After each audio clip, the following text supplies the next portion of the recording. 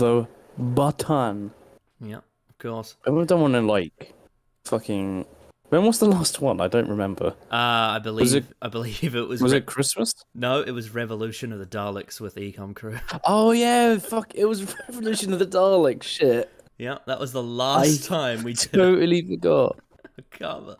That was the last time we did this, and that was God. in January. God, I forgot about that. That was so long ago. That was 6 months ago. Absolutely ridiculous. Right, let's share this one around. Hang on, let me see. Copy video URL. Yes.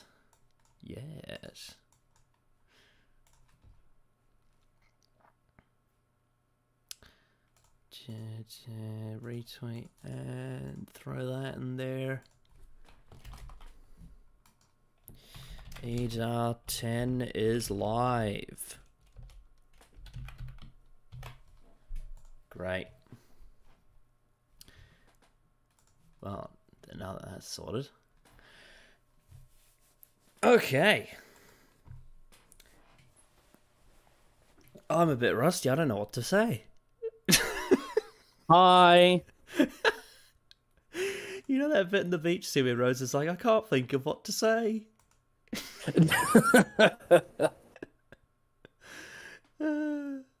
Good scene. Very good scene. Mm-hmm. Yeah. Yes. Crying on the beach is good. Yes, it is. It's yes. Rose will be a very big topic. Stream, I can tell. Well, I mean, if you don't like flowers, you're just genocidal. Yes. Flowers are good for you. Yeah. Well, they're good for the planet. Yeah. Rose Tyler, Defender of the Earth. In the TARDIS with Rose Tyler. It's a really well delivered line, but I also like the way he delivers it. Almost sounds like it sounds like a game show host. He's like, "That's the Doctor with Rose Tyler in the TARDIS."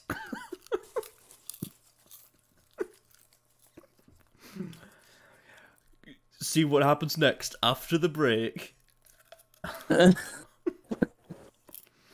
Yeah. Very good scene. Yeah. It's a very, very, very good scene. Also, the thumbnail for this video is one, like the thing on the right is that thing I designed, I can't remember how long ago it was, but it's that production photo of the Cyberman from Rise of the Cybermen. And I did like very neat. I did like a film noir edit of it in Photoshop, but like I'd say about half a year ago. And so I decided to use it for the thumbnail. I'm very happy about that. Very neat. It's a very, very neat design. Mm-hmm. Oh yeah. Very. Yeah. Azmat's just commented saying, "What the fuck is this?" No, I don't know. We haven't done this in so long, and I don't know if you can tell. Yeah. This is EDAR number 10. We're doing 10. We're in double digits. Yeah. We're old enough to go on the theme park rides now. Yay! Now this is what I call an inner conflict, is what that politician said. Yes. This is a pretty big inner conflict. Yeah. So I'm glad we very specifically said that so we can understand the sort of mindset of our characters. Of course, context is very important. We'd be lost if we didn't explicitly say there was a inner conflict between us and ourselves as people. Yeah, of and course. Our morals and sort of like our purpose. We got to make sure that people know that there is indeed an inner conflict. Yeah, I know, and that's why there are Classic Who fans out there that praise the Chibnall era for bringing subtlety back to the show that was sorely missed, right? Yes, very subtle, very, very subtle. Yeah, I think You're the best human. Yes. That's a scene that fucking exists. You know, A scene where Graham. if I was making a parody of that story, I would have had Yaz turn back and say, "Well, I think you're the worst." All you do is sit there and have cancer and do nothing about it. You lazy stupid old man. And also, this is the first EDAR we've done since Jay's videos come out. I was just going to add, it would be in character for Yaz because she always agrees with what the doctor says and the doctor doesn't want to fix Graham's cancer. Yes. No. Yes, my parody would be in character for these characters. Yeah, for what they clearly are from what we've seen so far of all of their runs. Well, the thing is it's kind of a sandbox because when you don't actually do anything with these characters, you can sort of just open the floodgates. When you jangle the keys of potential characters, but then don't go anywhere with it, but then think you have and present the scenes as if there's some big, like, character changes within all of them, it wouldn't be hard I still find it parody it. I still find it kind of funny how after 22 episodes, those three companions, they're still kind of sandboxes because they don't really have anything to them, and yet somehow they still Yaz especially, and yet somehow they still have contradictions despite being sandboxes. Like how the fuck? That it's quite. I mean, yeah, that is quite funny. Yeah. Like how do you have like a canvas? And then you turn the canvas around in a circle, and somehow it's still not the same canvas. Like, what? How does that happen? Got no clue. I don't know. Fair enough, Asma. It's a very long video, but it's brilliant. When it came out, I was at work at the time. I managed to listen to the whole thing while I was on shift. I've watched it twice. It got me through it. Yeah. I watched it twice over. I've watched a lot of like clips multiple times because it's a very good video. It's so well made. Start It's to finish. everything I wanted. It's everything I wanted. Yeah. It's probably a video shitting on the Chibnall era. It is probably the best written and best made Doctor Who video essay there's ever been, to be honest. Probably. I would be. There's nothing else I don't think that comes close to it in such a coherent way. Yeah. There's like very little. I don't think there's any. From my view of it, I don't think there's any real issues with it. Honestly, it's so good. It tops even some of MauLer's videos. It's that good. I'd say so. But yeah, it's also very funny. Oh, it is. it's very, very, very, very funny. Yeah, it's like Jay. She's so like endearingly smug. You know what I mean? Yeah, no, that's one of the. I think that's what I love about Jay. Just the very like smug sarcasm kind of humor is probably like what I'm drawn to the most. Yeah, I just love the. I love when she said, I think it was like near the beginning of the video or something. It was like, "Yo, you want to compare dicks, bro?" I think that's at the beginning, and I was just like, "Fucking hell, this is comedy." I love the way she builds up tension to her jokes as well. The way she like just slowly waits and then says, "It's bad." Yeah, it's bad. Yeah, big onion.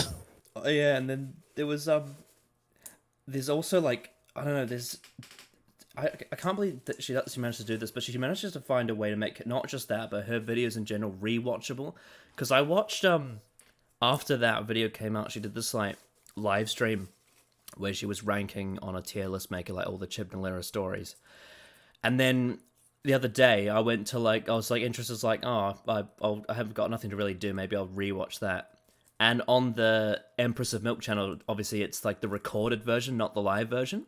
And there's this like there's a few minutes at the start that she recorded before it went live. and she was just like, hey, this is exclusive to people who are watching it on the other channel. And then she just started singing and then she did that. I can't remember what the song's called, but she redid the lyrics, and she was like, "Coom, coom, coom, I want you in my womb." Yeah, I know the song. Yeah, that's fucking great. She's just really funny. Yeah, and no, And that's actually like so speaking of like her other videos, I've recently like watched all first 4 seasons of Rick and Morty. Very good show. I'd highly recommend it. It's very, very good stuff. The latest season apparently isn't that good though. The last couple episodes, but oh well. I watched Jay's Rick and Morty video and I was like, oh, this is really good. I'm kind of upset have come quite late to the train of Rick and Morty. I think very good stuff. I think I may have tried the first 2 or 3 episodes in like 2017, 2018. I'd say around then. I definitely would say give it another watch now because I think it's out of everything that's coming out now. It's leagues above anything else. Things have definitely changed in terms of how I view things now, but like. Yeah. At the time, I wasn't vibing with it. It was very like oh, well, I was just kind of confused. I was just really confused. I was like, I think that. Well, yeah, for the first season, I can get like someone who's like not used to like what the show's going for. Like I get it, but it's a show that you don't think about it, but not in the sense that it doesn't make sense, but in the fact that if you really think about it, it's really fucked up. Right, yeah. It's just very good. It's very good stuff. There's like 3 episodes that I think are like some of the best episodes of television I've seen. All right. It's really good shit. I trust you. I've heard this before though. Like, I remember it was around the time I started. That's exactly when this was like getting popular, and I think it was probably around season 2 or 3. I was very hesitant to watch it because I would like find it really cringe, just in the way people were like describing it or just like referencing it. Yeah, the fan base around it wasn't very appealing from the outside, if you know what I mean. Yeah. So sometimes you get these really good things. I think, and the reason why I only started watching it was because I think it would have been the low-key Rick and Morty that was out a couple of weeks ago. They like talked about it, and I was like, okay. I watched the portion of when they covered the Rick and Morty video, and I was like, okay. I think I'd watched at least the first couple episodes a couple of weeks ago because I was getting into it. And then I just binged the rest within a week, and it was just like, God damn, this is really good. I had a point to make. I would highly recommend people go and watch it. Oh yeah, actually, I remember now. Like sometimes there are things that are really good, but the fan bases around them aren't. And I found a lot of the Rick and Morty fan base that I interacted with, having not seen the show, I wasn't very positive on that experience interacting with those people, if you know what I mean. It's the same thing with I'm a big fan of the band Tool. They're like one of my favorite rock bands, but I really don't like the fan base because they're just so purist about it. It's like they think that Tool are the only band that are like ever worthy to exist, if you know what I mean. Like they say that they treat every other band like shit because of Tool being that good, and I don't like that mentality. It's like that's really toxic. Yeah, and it's just like I didn't like how everyone around me just kept hammering down why Rick and Morty was better than every other show on the planet. I was just like, that's just really annoying. Don't tell me that over and over. And here's the thing. Obviously, I think the meme of like, oh, you have to have a higher IQ to understand the show. I would say to a certain extent, it's true, not in like the you'll never get. It's that kind of smug mentality. It's like there are a lot of jokes that are like you have to think about it, and it's like they're really good. You have to. It's really and it's very well set up. There's some really good payoffs. There's like 1 or 2 episodes. Like in terms of ratio of like episodes and like how much there is and how good it is, it's like 90% of it is like great. You know, and then they're that 10% before season 5, they're still good. They're just not as good. You know, like there's an episode, like I think my least favorite episode. There's an episode where like there are like dragons, and the joke is that they're very horny. Ah. Yeah, it's like, and it's like, it's not like cringe. It's just like not. It's like it's funny. It's just like it's just not. Bit too simple. There's not much meat to the joke. Yeah. But then you get like other like really high profile like episodes. Fucking like, I don't want to like spoil it, but there's one episode that's like it's kind of like it's one episode with like 5 different stories, but it all mixes in to one big like reveal at the end, and it's oh, this is actually really good shit. It's just a nice like side story to like the Rick and Morty main 2 like normal adventures, and it's just still very good shit, and it's just like it's very funny, very entertaining stuff. Yeah, I mean, there's a lot of good shit. Yeah, I mean, like that just reminded, when you were talking about like the bar of quality, it reminded me of when we reviewed the first 3 seasons of Game of Thrones. Obviously, it's not all out yet, but we have filmed it. Yeah, but I think like it's been a year since we last filmed it, so there's a spoiler for you. There was like I think like the low. I mean, not to spoil it for anyone, but it doesn't really matter anyway. But like the lowest score we gave for any episode was either like an 8 or a 7.5. Like it was that good consistently. That's if that's like for 3 seasons, that's your lowest rated episode from that's like ridiculous. The standard that we have. That is stupendous. That's really good. That is stupendous. And that's probably what I would have for Rick and Morty in terms of the first 4 seasons. Though I'd probably say one episode might be around a 6. Yeah. But then the other episodes are on the norm around an 8. Though I will say, when we finally get back to doing Game of Thrones, there is a point where it will go much lower than 8 for me. I'm we've got, like, from our perspective, obviously the audience haven't fucking even seen the end of season 1, but for us, we've got, from what I hear from a lot of people I trust when talking about Game of Thrones, we've got one very good season left, and then the decline starts. It's slow, but it starts. Yeah, So there is a very interesting specific episode where like you can pinpoint exactly when the impact happens. Like you know when like you can pinpoint like when a natural disaster hits like the epicenter, and then everything after that is a massive ripple effect of like dominoes falling over. Like there is a very specific episode where that happens. MauLer's talked about it. Wolf has talked about it. I've talked about it in real life. It's yeah. There is a very, very, very specific, and it's crazy because it all comes down to one change in the narrative that D&D did from the books, and it completely destroys the entire show. And then everything after that is just downhill. It's sad, but it's going to be great to watch. It's going to be great to like review. It's going to be very funny stuff. Like, if there's something I can say, like, that it'd be good, is like, even when Game of Thrones is bad, it's sensational to talk about. Like, it's a crazy show. It certainly looks it. Oh yeah, that'll be good when we eventually I'm get looking forward to it when we get to it. I needed to take a break after we finished season 3 because I was so burnt out by it. But I think... we did. Like, for everyone like listening, we did like we finished like season 3 like a month after like the first lockdown. Mm-hmm. Like very early 2020. Mm. It's all in the can, Yeah. and I'm 99% sure that you still have all of the things that you recorded. Hopefully, I certainly have all the things that I've recorded.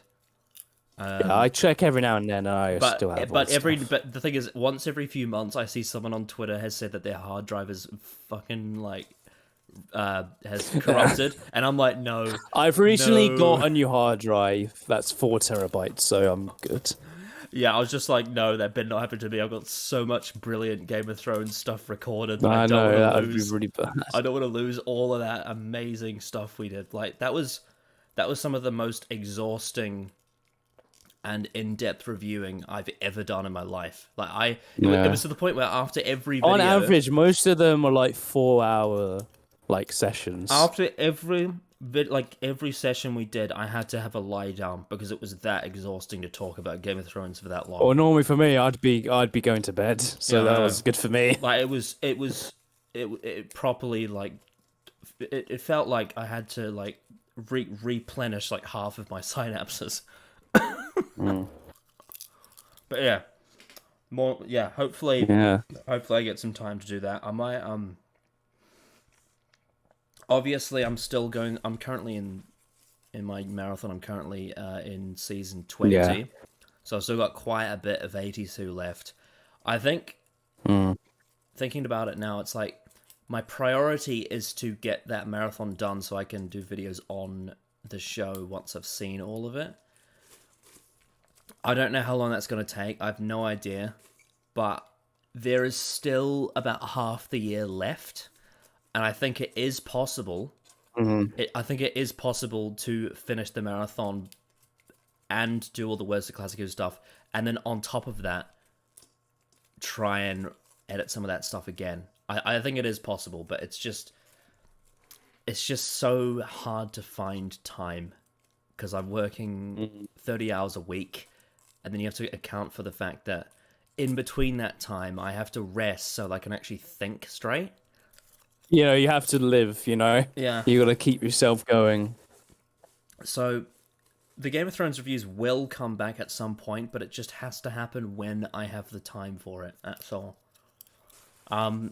But given that I've been thinking about it and I'm starting to like the last few months, I've been thinking like, because when I was burnt out, I just didn't want to think or talk about it. I was just so flatlined.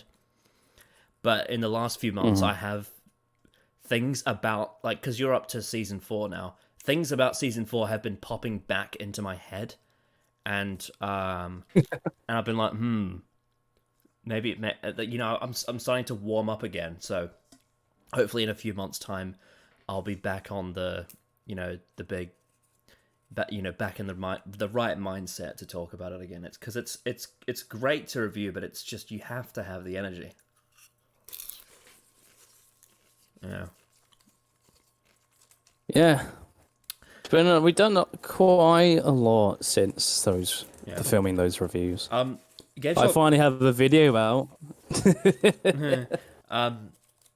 Game Troll Prime says, I wish I had such dedication, been 4 years of watching Classic Who and still have like 20, 30 stories to watch. Well, I think one of the biggest differences between me and you is that I actually like Classic Who. I actually enjoy watching it. Like, I mean, obviously I'm not saying Game Troll Prime that you don't like it. I'm just saying that I don't find it difficult to sit through like you do. I find it very entertaining. Like, yeah, I like from like the episodes, the stories that I've been watching. I haven't watched one in a little bit, but whenever I have, like, ever since I stopped doing the reactions, like every story I've watched, I've had no issue watching.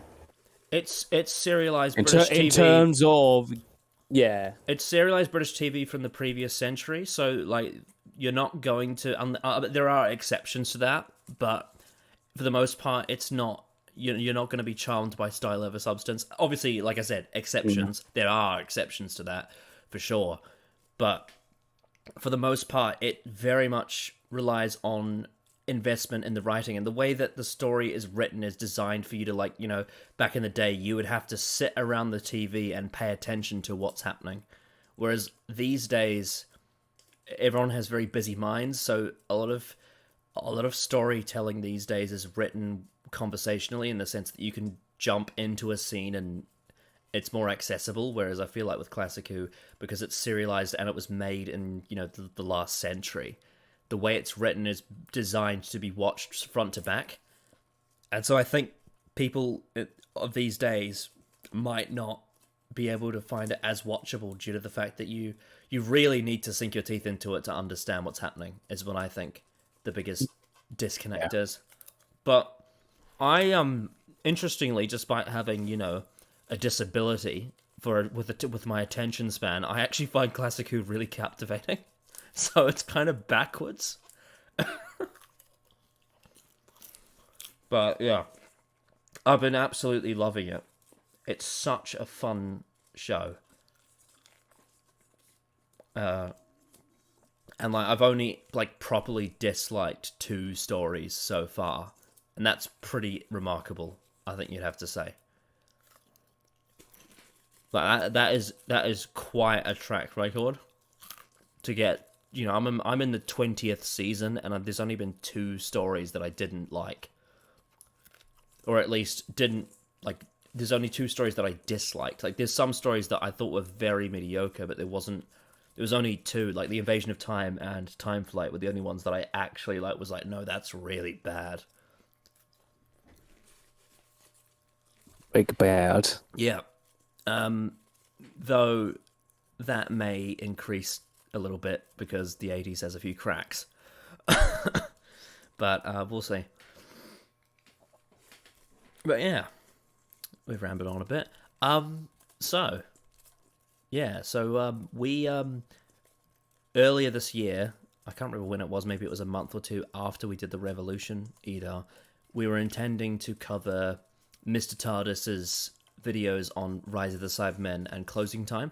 And the reason why was because we heard that he trashed on Rise of the Cybermen and he praised Closing Time.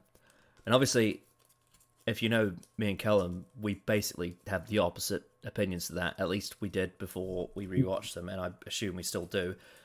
That Rise of the Cybermen is really good and Closing Time is really bad. So Yes. So we decided to, before the stream, rewatch those stories in prep for them. I forced Connor. I held him down.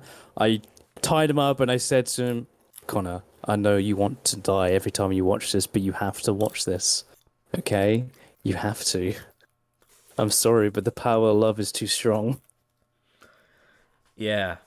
So I rewatched Closing Time. And it was and you had a great time, didn't you? You had such a lovely time having Craig back. I love that bit where Craig goes into the bra section and harasses that woman. That's so quirky, isn't it? It's so quirky and funny. Well, it's like I get he's not actually harassing, but it's like he's being really shit at what he's doing, and it's coming off so fucking weird. And it's just like, what is going on? It's like that doesn't really work because Craig has like the last story in the Lodger. All he ever talked to was a girl. It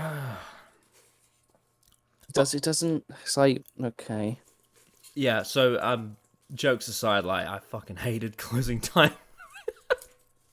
I mean, I wasn't. Yeah, Closing Time's not good. I mean, I wasn't expecting to like it, but like, I think the thing that surprised me the most is that there's more problems than just Craig. Like, I thought Craig was, because back before I rewatched it, I thought the meat of the issue was the Craig character and how he beats the Cybermen with the power of love, obviously, and that is still diabolical, but I had a lot more issues this time around than just that. I really, really didn't like.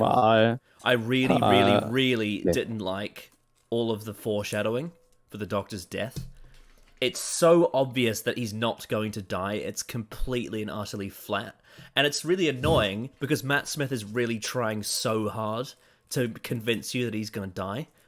Like you got that scene where Craig falls asleep on the couch, and like Smith is always really good with like the tender moments in terms of his acting, but it's like how can you not know what's going to happen? Like, it's just so blatantly obvious that none of this is going to lead to anything, and then surprise it didn't. When you watch The Wedding of River Song, nothing actually happens of consequence, and so it's not rewatchable at all. It's bullshit. Yeah, but Prime, like in Lodger, he can talk to her. He can talk to her. It's just about displaying his feelings for her. Well, no, in the Lodger, it's more about he's nervous because he's on that. It's not like the brink between just being like, flirty and actually being in love. Like, I think No, that's but they establish very well that they are like at the very least very good friends. So they're very close friends. yeah. Like they talk to each other every day. Yeah. I mean, I don't like the Lodger, but it's better than Closing Time. I know. Oh, it's way better. It's Lodger, like it's not its plot overall. I wouldn't say is great, but like the characters are fine. They're fine enough. There's a through line. There's stuff you can understand. There's some like decent stuff here and there, but like it's way better. But here's the thing. Hot take. I think there's some. This Closing Time could have been good. It actually could have been good. There is one moment, because Closing Time, obviously, for me, is known as like a really unfunny, cringe mess. But there was actually one moment I did chuckle. And it was the bit... When was that? Because I have one too. It was the bit where Rory was carrying the bags. Oh, that's true. Yeah, we'll talk about obviously that moment. I watched it. But that was pretty. And I was weird like, to watch. of course, Rory has to carry all the bags while Amy signs the autographs. The joke that I chuckled at for me was when Craig made the reference like, all right, I don't have to go because I don't know the names. Oh yeah, that was the only joke. I was like, oh, that was alright. That was a decent one. Yeah, I'm not bawling out laughing, but it's a chuckle. I think the most disappointing thing for me is that, like, obviously he's a controversial writer, but just speaking about like the actual craft he's made, like the Shakespeare Code and the Unicorn and the Wasp for me are some of the funniest episodes of Doctor Who, and somehow this writer went so downhill. You know what I mean? Yeah. He went from writing that to this. The comedy in this episode is not good. Like, he wrote the Harvey Wallbanger scene. Like, that is amazing. I love that scene. And the whole thing of, like, all of the Shakespeare dialogue as well. Like, oh, man. He's such a witty writer in those stories, but then you get Closing Time, where all of the comedy it's so weird, and I don't get it. It's really annoying because I tweeted this after it was just as I was like getting near the end. Like I tweeted like saying like this story actually could have been good because there's moments of like stuff that I'm like, man, if you just maybe expanded on that and had more focus on that instead of trying to be a bit more like comedy like this actually could have been a really neat at least character like. The character writing could have been really good because I think one thing I've really actually was like, I actually like that. Explore that is when the Doctor is leaving, like near the beginning, and he like gets to the TARDIS and he's like, "No, I'm done saving them. I'm like done," And it's like, that's something. Give me more of that. Like there's stuff that's like the thing is with the Doctor is it's kind of a mixed bag because. On one hand, all of the stuff that carried over from the God Complex is really good, but all of the stuff that's building up to the Wedding of River Song is bad. You know what I mean? Right. Like it goes from that, and then he's in the shop, and it's like, oh fuck! Oh my god! There's that scene where he's playing with like the helicopter and the dog, and it's just like the Doctor is not this stupid. No, he's not. He's not like. Who's he? What is this playing up to? The only thing why? The only thing I liked about that shop scene was there was that Lamborghini on the floor. I really like the Lamborghini on the floor. This is the standard I'm going to with Closing Time. And like the little like you know what's the weird the weirdest thing about it is that Gareth Roberts is gay. And yet, all of the gay stuff was really insensitive. Like I thought that was so weird. Oh, it was really bad. The partner joke was really shit. Yeah. It was really bad. Yeah, it was trying so hard to be the thing that the 10th Doctor and Donna have in Series 4, where they're like, "Oh no, we're not married," it was trying so hard to be like that, but it did it in the worst way. The joke is that the woman who works at the shop thinks they're together, and that's the joke. Yeah. It doesn't really go any further than that. They don't do anything like really clever with it. Fun fact: that actress plays a villain in Classic Who. She plays one of the Eternals in Enlightenment, so she's one of the those villains from Can You Hear Me? Like Zelen and what I can't remember the woman's name, but she plays one of the Eternals from the story they originate from, and she's excellent in it. But yeah. Real Chris says like there's obviously bad comedy, but I wouldn't say. I think for the most part the dialogues, but there's actually some neat dialogue here and there in the story. It's just overall it's just really shit.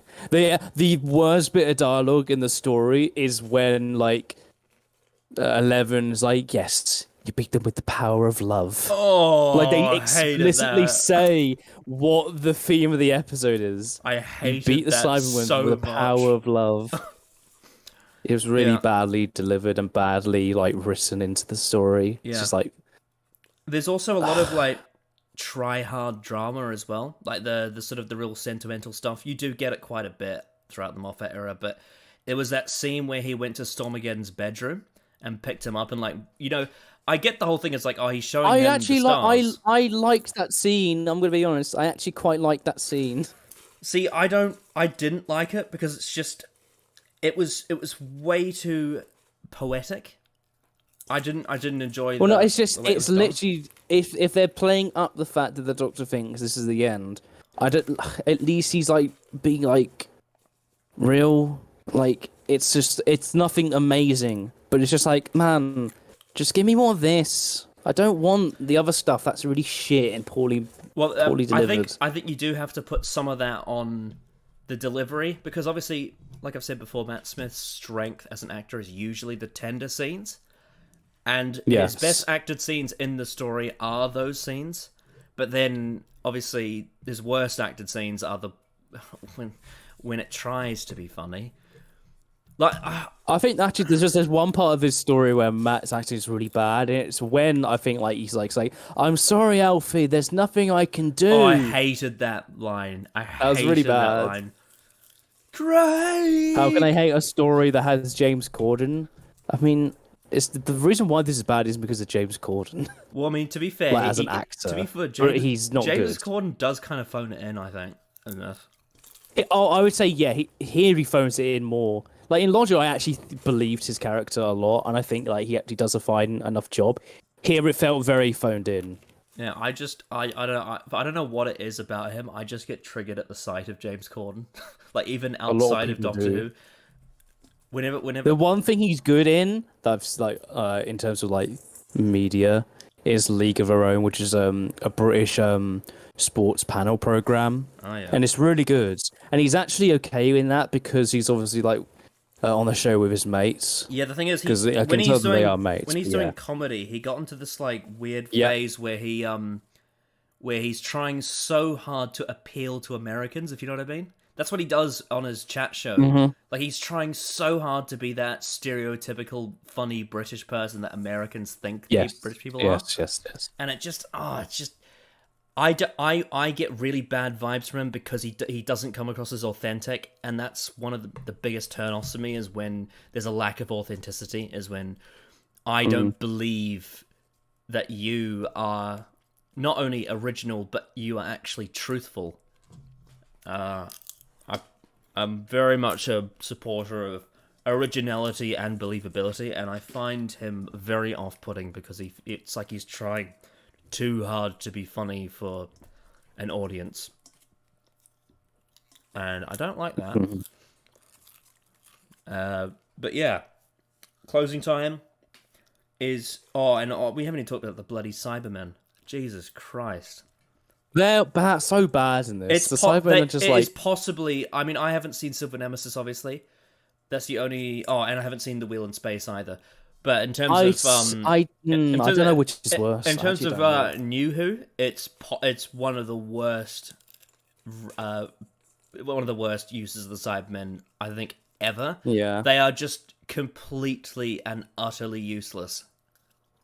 They're really they're poorly, so badly written. They're very shit. Yeah. You notice there's that bit where the Doctor gets whacked in the face and then it just walks away? Oh, but it's non-compatible. Yeah, I know. But then they're like, oh, we can use them for spare parts. Like, okay, then why didn't you take them the first time, you fucks? There's a Why very, would you just leave them there? there's a very easy fix for that scene. What is that called? Well, I mean, it still wouldn't work because, like you said, spare parts. But there is a very easy fix for that scene, and there's this thing that the Doctor does in Classic Who where he can stop his heart temporarily, so that someone else thinks he's dead and then they walk away. If they had that, wow. it would have tricked the Cybermen into thinking he was dead and useless. I mean, yeah, they still would have taken him though. That's the thing. I know. So you might have to. I would say just rewrite that whole scene, and you'd be fine. Yeah. Oh god. Yeah. There was also that cliffhanger at the end where like the kids see the Doctor and then Madame Kavarian... Oh, that was so weird. What so... the fuck was that scene? Oh, he just looks at... I think it's meant to be like Moffat sort of thematically being like, the Doctor is saying goodbye to the children.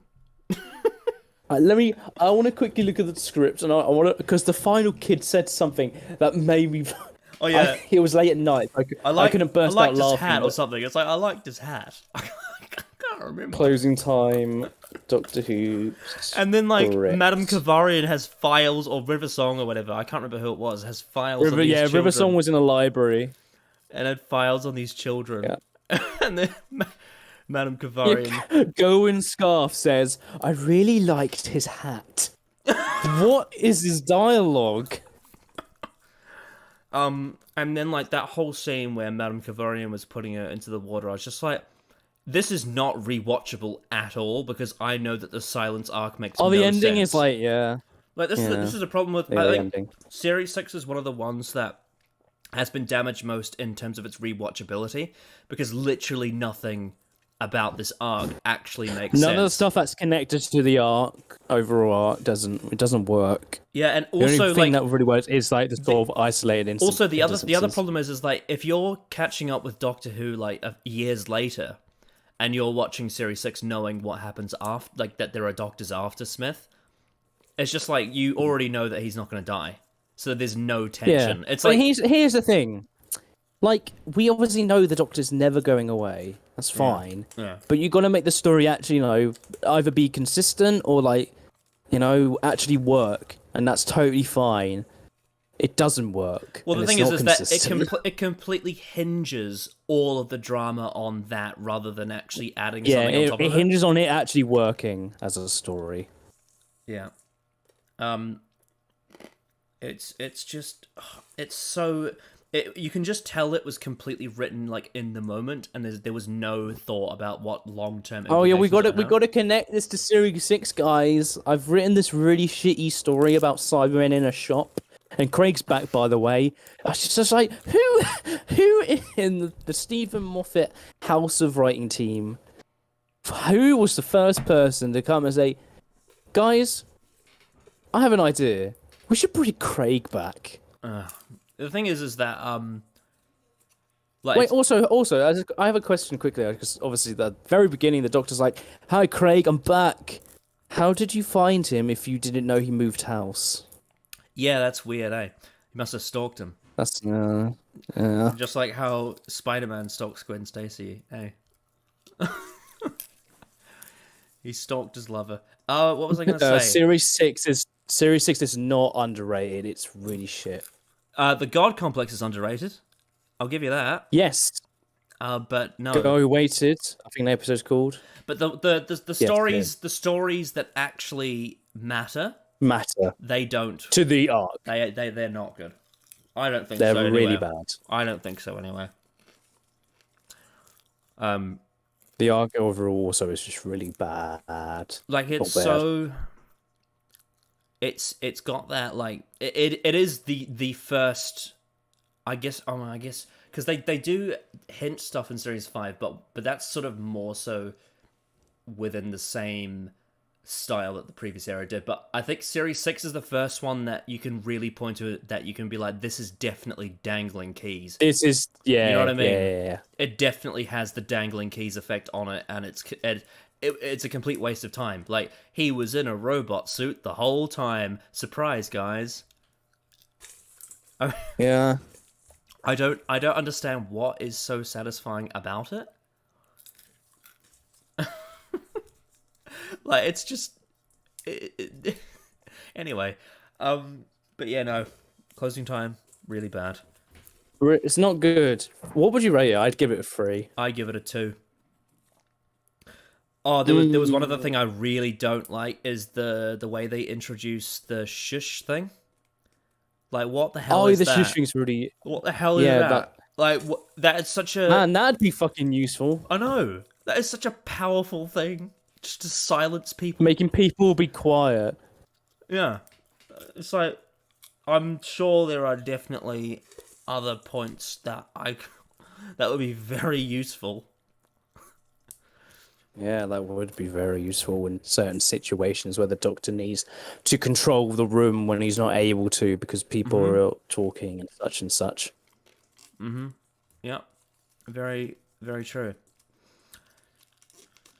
Yeah. Yeah, closing time's not good. So it's really bad. Yeah. Now, the other one we watched, obviously, was Rise of the Cybermen Age of Steel, which is, on contrast, is from the Russell era, which people who've seen this channel know. We are big fans of the Russell era. And it is from the thoroughly underrated Series 2 that gets so much undeserved hate, I think. Series 2 is very, very good, and y'all should stop hating on it because you don't like Rose Tyler. Oh, but she's so mean, though. Doesn't matter, she's a very well-written character. At the end of this story, there's so much depth that's been built up for the last season and a half. Man, it's good. It's so good. Like, obviously, we have things to say about the plot. Whether or not they degrade value is differing, I think. But in terms of the characters, absolutely phenomenal. Character writing is stellar. Absolutely stellar. There's nothing wrong with the characters. I was a bit like, I know this is the corner of the Russell era we tend to have more criticisms of than the rest, but I was absolutely like blown away. I was like, nope. The characters in this story, start to finish, absolutely brilliant. Yeah. All of them. Every single one. I absolutely agree. The Doctor, Mickey, and Rose. What was your rating for the story of both episodes overall? Rise of the Cybermen is a hard 9. Like, I'd say 8. I have almost nothing negative to say about it. It's just not as good as the 10 out of 10 stories, if you know what I mean. Age of Steel, I could be persuaded, but I don't know. I'm not 100% sure what I give it now. Because when I let me say what I'd give it. Yeah. I would say character stuff is great. The plot overall is about a 6 out of 10. Like, the plan that Rose and Pete have, I don't know what the end goal is there. That feels like a very strange way. I think it was meant to be to get them into I think the idea was that they were going to try and rescue Jackie, but then the twist is that she got converted. I get that, but like you're going head on into an area where it'd be impossible to get her out. Well, like if you go right into like the conversion center, it would be almost impossible to escape. I think it's possible that you have to know the layout to do something like that. Well, if you remember, there is that bit towards the end where they deactivate the earpieces, and it's possible that they may have been tying that together in the sense that like when they deactivate the earpieces, everyone will start running away. But I guess the issue there is that avoiding being converted or junked, that's where they were like at the conversion center and there was still a lot to do. Yeah. So if they kept going, they would have been turned into Cybermen, or at the very least they would have been captured because they would obviously would refuse. Yeah, I think it was more of a it was less for them. It would have been less about the danger and more about the end goal, like the sort of we have to rescue Jackie. No, yeah, you know what I mean. It's like I get that. Like but there would be better plans. And I think what I like about that in terms of character like we said, obviously the characters is the strength, really, of the story. Is that I really like how it shows that despite the differences and like the separation they've had, Pete still cares for her. He still cares for Jackie that much that he would go in there to want to save her. Yeah. And then also, no, I get that. The other thing is that Rose, her whole motivation in this story is she wants to piece that family together again. Is that she's desperate to have her mother and father be back together again. Of course, that comes crushing down, and then obviously add on top of that Mickey leaving as well. Yes. And it really ties into her character as a whole across Series 2, the fact that her family is being stripped away from her naturally in the sense that she can't really have both lives at the same time and she has to choose, but she doesn't want to choose, she wants both. No, yeah. She desires both, and, you know, if you pay attention to the story, you'll understand why. But some people don't, but you know what I mean. Yeah. But yeah, there's also a bit of other issues, like Mrs. Moore's death is really bad. It's not good. Yeah, they really should have, really contrived. One of the biggest problems with it is the fact that we don't hear the stomping, and the other issue is that you're asking yourself, well, why? It does teleport in. Yeah. The other issue is that you're asking, well, why did they kill her instead of convert her? That's weird. Yeah, why? And it's like, why don't they kill the Doctor? I feel like you could rewrite that same. I think they explain why they don't kill the Doctor after. But in terms of Miss Moore, you could rewrite that scene. Firstly, in terms of the stomping, you could have a sound cue in the background. Like, let's say they're focusing on the Sally thing, and you just hear the stomping faintly, and then it gets louder and louder, and then they turn around and she gets killed. That would have been one thing to fix it. The other thing that would have been good to fix it is you could have had a bit of dialogue from that Cyberman saying that he had orders from the cyber controller to bring you to him alone. And then that would make sense. It's like, the primary command would be to convert her and kill him, but because the cyber controller thinks differently, he would order the Cybermen to bring the Doctor to him alone. You know what I mean? Yeah. And that outside influence of John Lumick would justify that, I think. So yeah, I think there is a way to rewrite that scene and make it more sense. I think there's a bunch of ways to rewrite it. Yeah.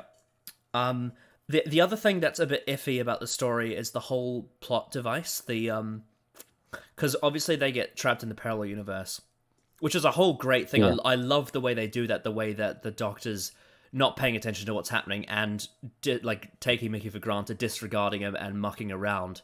And his arrogance basically causes them to fly into that parallel universe. That's great. Like we said, the character writing is great for the story.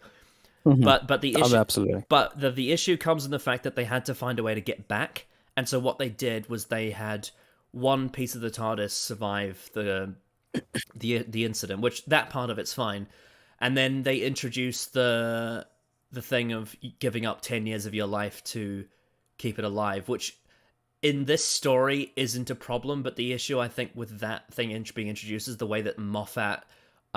Firstly, the way that Moffat used it again in stories like Let's Kill Hitler and Angels Take Manhattan, and which is familiar, where he had basically abused that power and made it a big problem. The other issue is that now that Chris Chibnall has retconned the Doctor's life, giving up 10 years doesn't actually make sense. Because he can't. What does it actually mean? Yeah. Yeah. So yeah, that's they introduce something that gets used poorly later, but it's not an issue in this story. However, where questions start to rise is firstly in... I actually want to pull up the script when I get to it in a minute, but it arises in that the Doctor estimates that it'll be 24 hours before it resets. Yeah. The first detail to go over is the fact that it's not.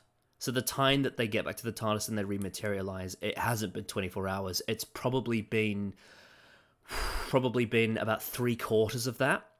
Like, it's definitely late at night. It's before sunrise for sure. We don't know exactly when it is, but we know that it's late at night and definitely before sunrise. And when they got there the previous day, it was definitely 11 a.m. because Rose's phone said 11:23 or something when she checked it. So it was definitely around about 11. So it doesn't take 24. I will pull up the script to see if he said it was definite or an estimate 24. But the other issue that comes with it is the cliffhanger when it gets resolved. he uses the device to basically melt the Cybermen around him. And he then, somehow manages to get it into his hand. Like, he doesn't have it in his. But I imagine if we looked back, it would be in his hands, but he somehow now has it. Yeah. He would have There's a lot of somehow shitty done things it. of that. He would have done something like that. But the point is that he uses it to get out of the situation, and then he says that it will take 4 hours to recalibrate. So you'd have to imagine that at some point when because the thing is that we never really actually get confirmed. Like, the thing is, in part 1, because Rose is constantly checking her phone, we actually know what the time is, so we can actually calculate things, whereas when it gets to part 2, we don't get that, so it's kind of hard to know how long it takes them to get into the cyber factory and everything. So I'm just going to hazard a guess and say that it recalibrated some point after they were in the tunnel, because if it didn't, then you'd have to imagine that he would have to use it again because they were in that tunnel in danger. So I'm going to have a guess and say that it recalibrated sometime after that point, because I can't come up with any other answer, because there's no real indication of what time it is other than the fact that it's dark. But the thing is, it was already dark when we were at the party, so you'd have to imagine it at some point really late at night. But we know that it recalibrates by the time they get back to the TARDIS. So that means that by the time they leave, at some point, like probably like 3 or 4 in the morning, something like that. I don't know. I don't know how long it takes to travel. If it's summertime, like if it was summertime, the sun would start rising. Like, you'd be able to see it, and it'd be pretty lit, well enough around 5. If it was like during winter, I don't think it is. It'd be around like 8. Yeah, it's hard to tell because this is like information that we don't really know. But yeah, it's just the visuals of like daytime and nighttime that we can only real grasp of the timeline. Yeah, so it's iffy. The plot device. I've always thought that though about that. Like even when I first watched the story when I was like 10 years old, I was always like, something about this doesn't seem right. There was also one other moment that I wasn't a fan of. It's the bit where he uses the sonic screwdriver by the bins. Don't like that. Man, that would be real helpful later on, wouldn't it? Mm-hmm. He could literally use that as he's being dragged away by the Cybermen after Mrs. Moore got killed. See, the thing is it's a really well, I guess the excuse for that is that the Cybermen didn't see them, and it's more so just a change of command. Whereas if they actually saw them, it would have been different. We don't know. But we don't really know. That's the thing, and that's the problem with the sonic Don't know screwdriver. how powerful it is. This is the problem with the sonic screwdriver, is when they make up new rules for it, we don't really know what they are. It's kind of unclear. The thing is, when it's used at other points in the story, it usually makes sense. Like when it's used for like the doors, or when it's used for the rope ladder thing, that's fine. It's just that one bit by the bins that I'm like, I don't know if I like that or not. It's never set right with me. So yeah, like, you know, obviously Age of Steel I have a lot of affection for, because it was the first ever Doctor Who episode I ever watched, you know, as a kid. So nostalgia does play a big role. But in terms of talking about the writing, there's a few things that I think are a bit iffy with the plot.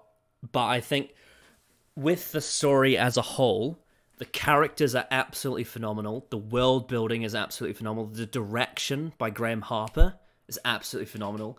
Murray Gould's music is absolutely phenomenal. Like every other element is pretty much on top form.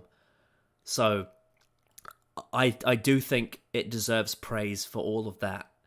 I just think maybe if you rewrote the script, you would polish it up and it could be even better.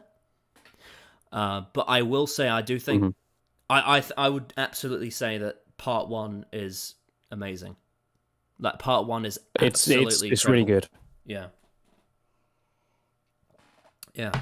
Definitely. Like, it does a lot of world building, considering this is a world we're only spending an episode in, or a story in. Oh, You know, I there's just, like a I lot just, of really good world I building. just noticed I'm seeing some Last of the Time Lords trashing in the comments. This is not poggers. No, that's cringe. Cringe takes. I've been noticing a lot of talk in the chat, and there's some really bad takes in the chat. I'm sorry. Last of the Time There's Lords was some decent great. ones, but I yeah. know that like this is kind of like the reverse Winter Soldier, because you know how like EFAP are the only people that think the Winter Soldier is shit, and then everyone like else like And loves it. and I'm not gonna lie, they kind of proved it so. But you know how like that's their like big unpopular hot take. I feel like for Yep. us, it's Oh, it's yeah. the reverse, where like everyone thinks Last of the Time Lords is shit and we love it. Yeah. Last of the Time Lords is like an 8 or 9. It's really fucking good. I absolutely fucking love Last of the Time Lords. Brilliant episode. If you think Last of the Time Lords is bad, you're gonna have to do a lot to convince anybody that sees for what it is that it's bad, because it's not. It's not even close. Yeah, even the bits that people say are bad are actually good. No, yeah, exactly. Yeah, the things like, oh, this. You gotta admit though, this thing is pretty bad. It's like, no, that's actually really good character. I find it writing. so funny That's how really... like someone, I think it was when I did the Series 3 podcast on Joey's channel, like Joey said the worst scene in the story is the bit where the Doctor cries over the Master's dead body. I'm like, that's like the best. That's like the best scene in the story. That's like the best. That's one of Tennant's best scenes in the show.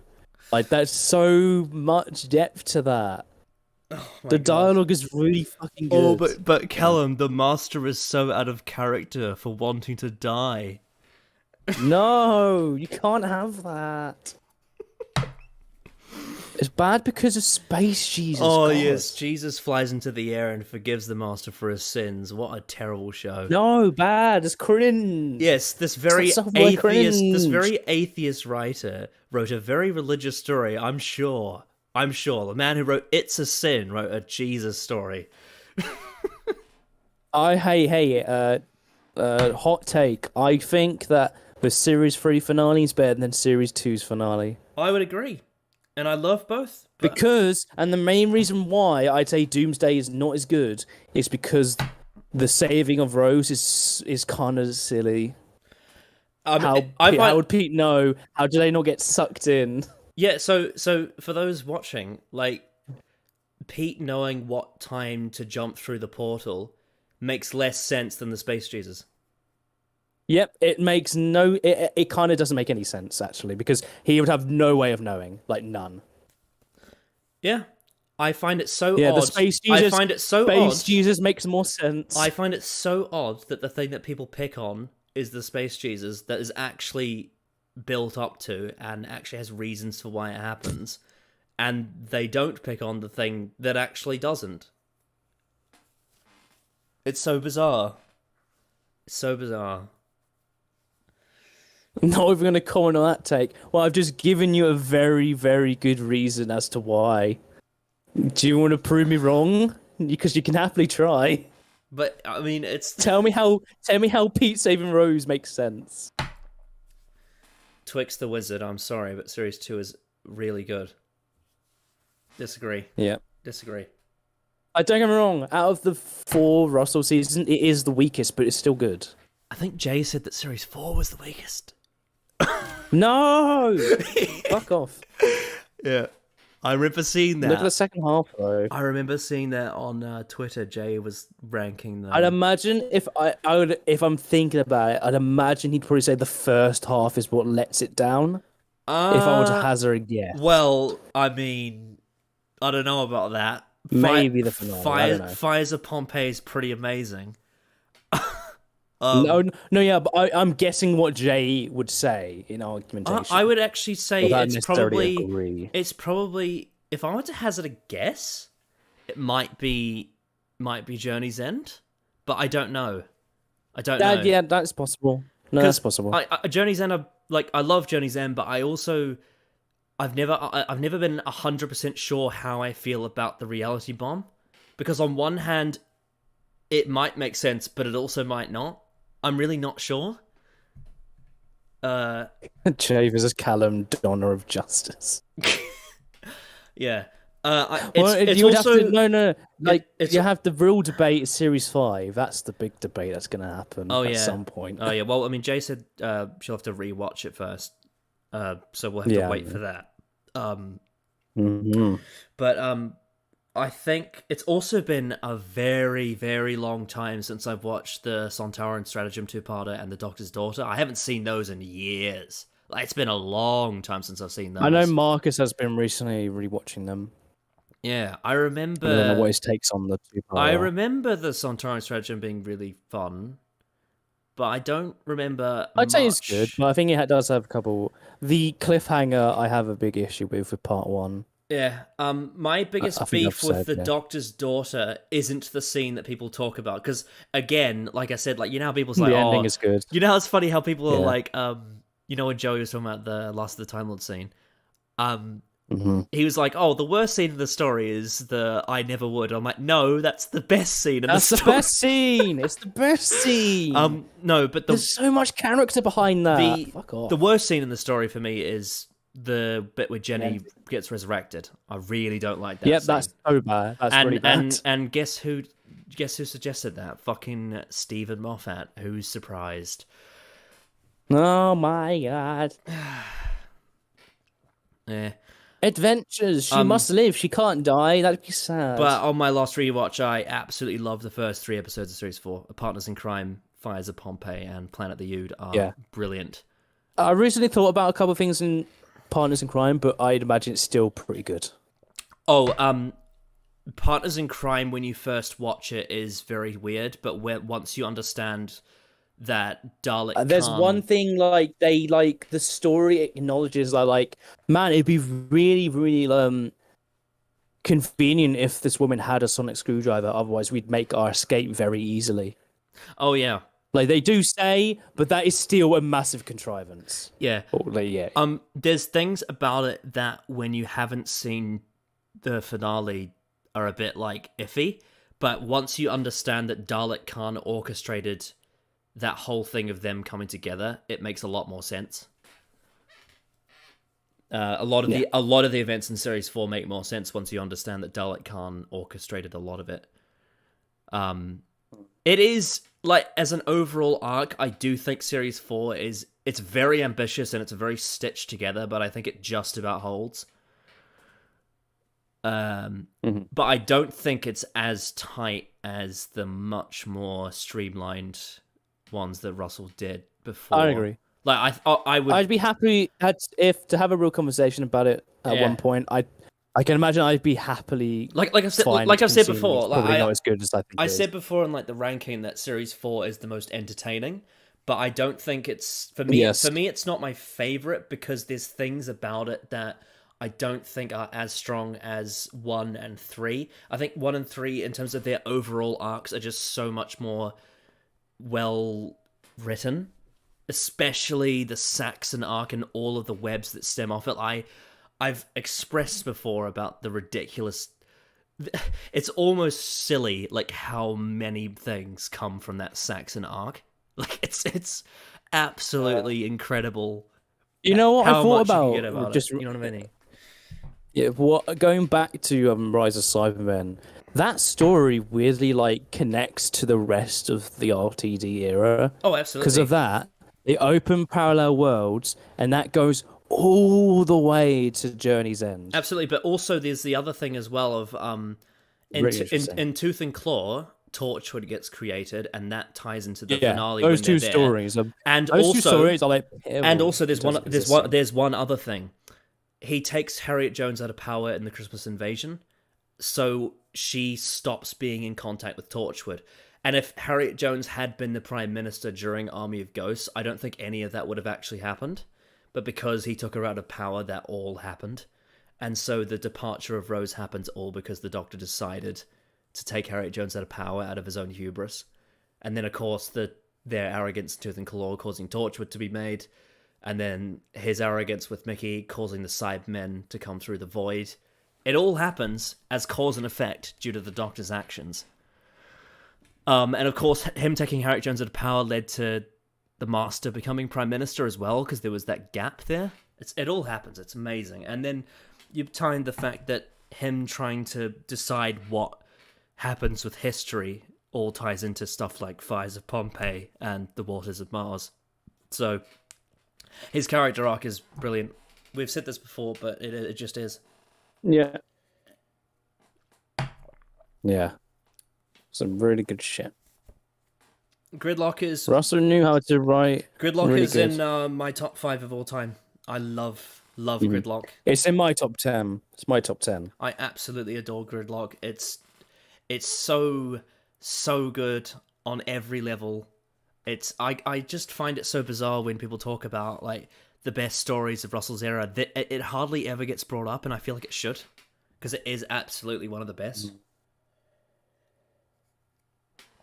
Amazing. Absolutely amazing. Right, so I think we've mucked around a bit. Should we crack on?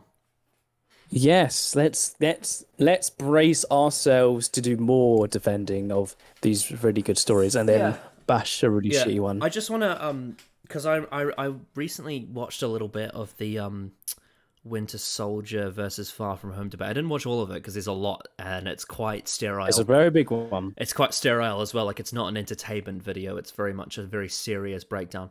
But there was one thing that they did in that I think was really good to establish from the beginning. So I think I'm going to do that, is that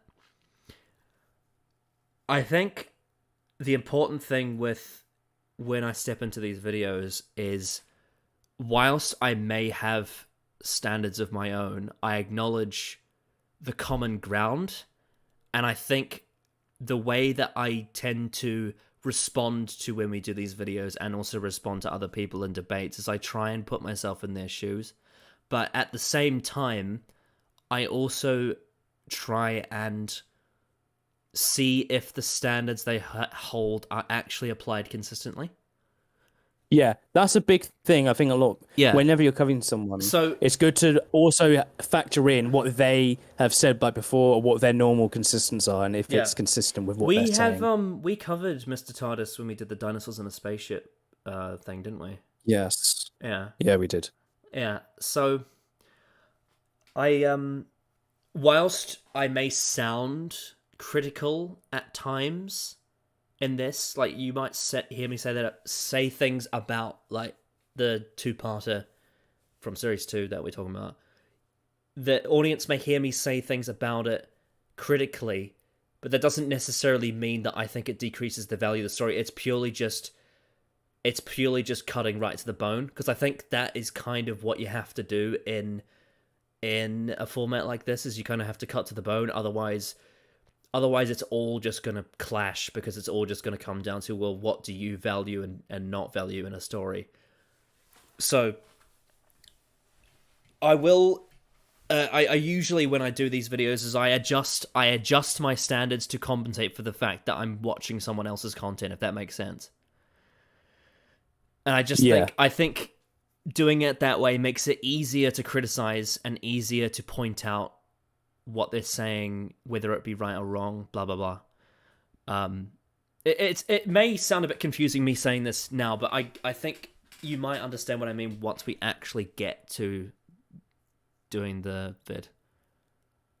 But that's just kind of a perspective that I put my mindset into when I do these breakdowns. Is I put aside my standards and sort of just see. I don't want to say the word that everyone hates and sighs and rolls their eyes at, but it's kind of, in a way, it's kind of like you're looking at it objectively, if you know what I mean.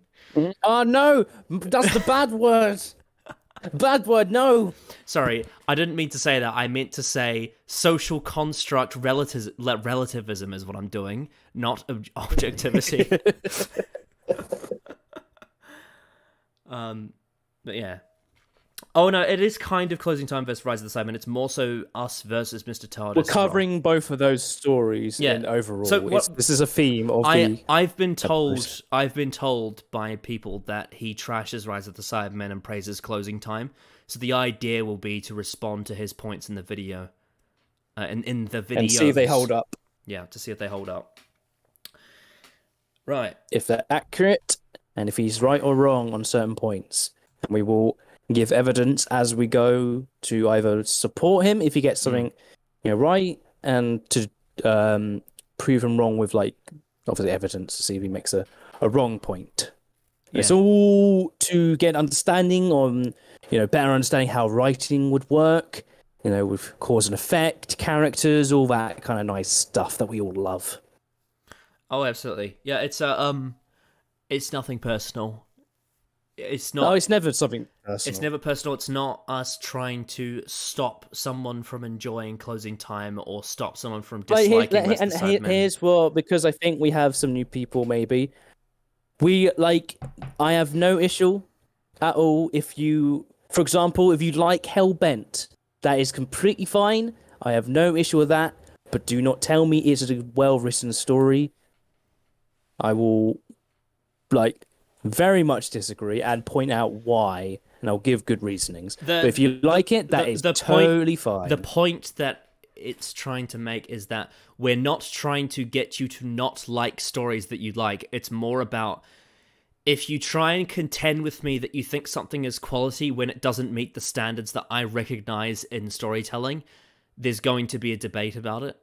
Like I will want to have a debate about it, because expect that. And it's not even necessarily about bragging rights or anything. It's not about wanting the other person to be wrong. Superior. It's more about curiosity and seeing whether or not someone else's points actually holds up or changes my mind or opens up things I didn't understand. It's all about information being traded and coming to the best possible conclusion, really. And if you're not into that, that's fine. You don't have to be a critic. But here's a big example of that for me personally. I love Spider-Man 2. Spider-Man 2 is not a well-written film. Yep. I used to think it was. I don't anymore. Yep. I love Revenge of the Sith. Revenge of the Sith is not a well-written film. No. And that's fine. That's not a personal vendetta against me. No. It's purely just understanding what standards are, keeping them consistent, and holding them for the purpose of wanting there to be a through line of quality.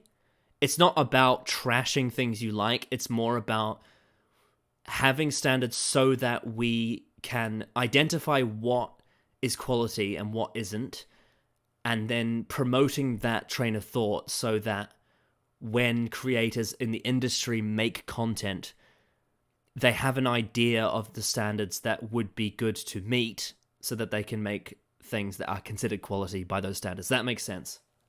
As what I'm saying, does that work? Yeah. So we are not sexist, racist, or bigots, or whatever that people like to throw out to certain people whenever they do this kind of thing. We are simply people who want to get things right and get our points across accurately. That's all it is. Yeah, and a lot of no hard feelings. And a lot of it for me just comes out of a pure interest in craft of storytelling, really. Yeah, it's purely just I like finding out what all the ins and outs are of the process of making stories. I think it's really interesting. And even just breaking down storytelling to all of its parts and talking about it it's really interesting to me, and I learn so much from it. Like, recently, ever since they covered the full fat stuff, I've been rewatching some EFAP stuff, and it's food for thought, really. Like, when you hear MauLer and all his friends talking about storytelling, it's just interesting to hear them speak about it in that way. Yep. And it really broadens your mind to all sorts of things that you yourself can apply in, storytelling. And it just kind of, I like that it takes things beyond just reacting. It's more than just how you feel about something. It's also identifying why you feel these way, how things happen. What is the cause and effect of events in a story? To me, it's a really deep and intricate way of viewing storytelling, and it's one that I am very passionate about. Whether or not something I like or dislike holds up isn't really what it's about. It's more about just deconstructing storytelling to its core and seeing what it's all about. So yeah, we're not out to bully people. That's what I just wanted to... Yeah. I just want people to realize that when I say I think something is bad, it doesn't mean I think you are bad for liking it.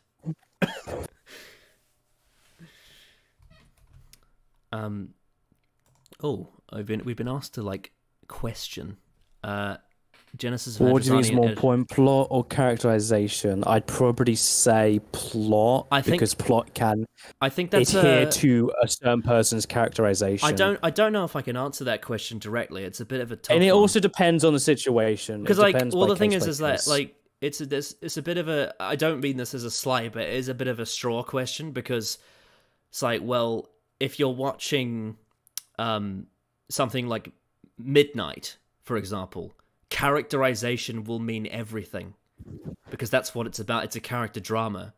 Whereas if you're watching something like, I don't know, what's something that's like very plot heavy?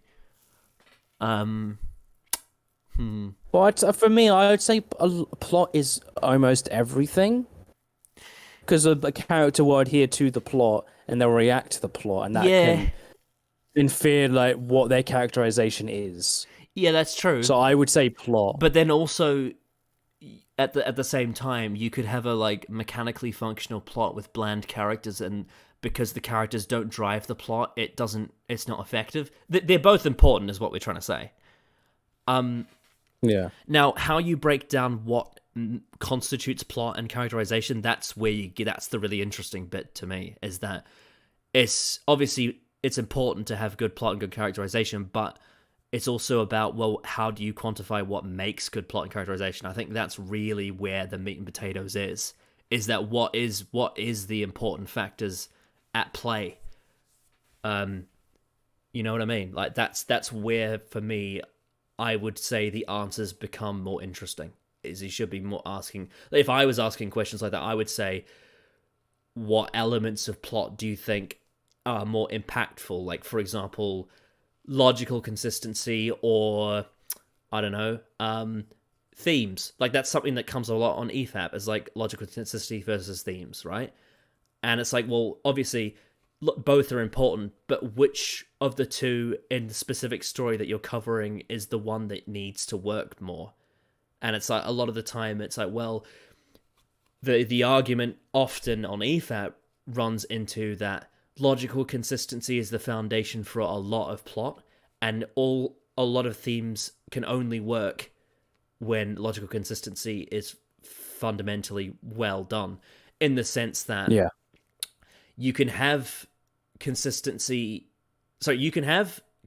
without themes, but you can't have themes without consistency. Does that make sense? Where it's like, themes is always something that comes as a result of, like, Closing effect, Time has themes. It does have themes. Yeah, it's like when you... It's not very good. Like, it's like when you have icing on a plate as opposed to a cake with no icing, you know what I mean? You can't just have icing on a plate. Like, I mean, I'm sure some people like that, but it doesn't work. It's just icing on a plate. Whereas if you have a cake that's well made with icing on it, the icing actually adds so much to the cake. And that's kind of the analogy that I would use for themes, is that themes are great when they are on a great structure. And that's kind of the main thing I have to say about that. Yeah. It's very... There's a lot you could get into with all of that, but I think we probably should move on, because we probably don't have time to get really into the nitty-gritty of storytelling, but there's a lot. There's a lot you could really get into with all that, but... It's an interesting conversation to have. But yeah, I reckon it's about time we crack right into Mr. TARDIS's review of Rise of the Cybermen and The Age of Steel. The only thing is we may have to pause a few times, because last time we did a Mr. TARDIS video, we got issues with copyright, so we may have to... That was a very old video, though. True. I'd imagine he's a lot better at editing. True. I'm hoping in the closing time one he doesn't do that Matt Smith funny moment of the week like he did last time. Oh god, no. We'll have to wait and see. What do you think he'd pick? What do you think he'd pick if he is going to do that? Maybe the bit where he wants to make out with Craig, but he doesn't. Which that scene is so dumb because how does Craig not know that like his surroundings have changed? So anyway, we'll talk about closing Like time later. Yeah. Yes. We've got more important yes. matters to get to, much better matters to talk about. Yes. Let's talk about a good plot. Yeah, obviously, like I said, everyone's entitled to their opinion, as Adam would say, the famous Adam quote. But like, it really baffles me if someone thinks Closing Time's better than Rise of the Cybermen. Like that, honestly, is such a bizarre opinion. Such a really weird take. Yeah. Also, the Strange Folk thinks that Rise of the Cybermen is one of the worst Doctor Who stories ever. It's not. And then I just say to them, that's just wrong. Just take a screenshot of Jay's response saying, "Stop it, Michelle."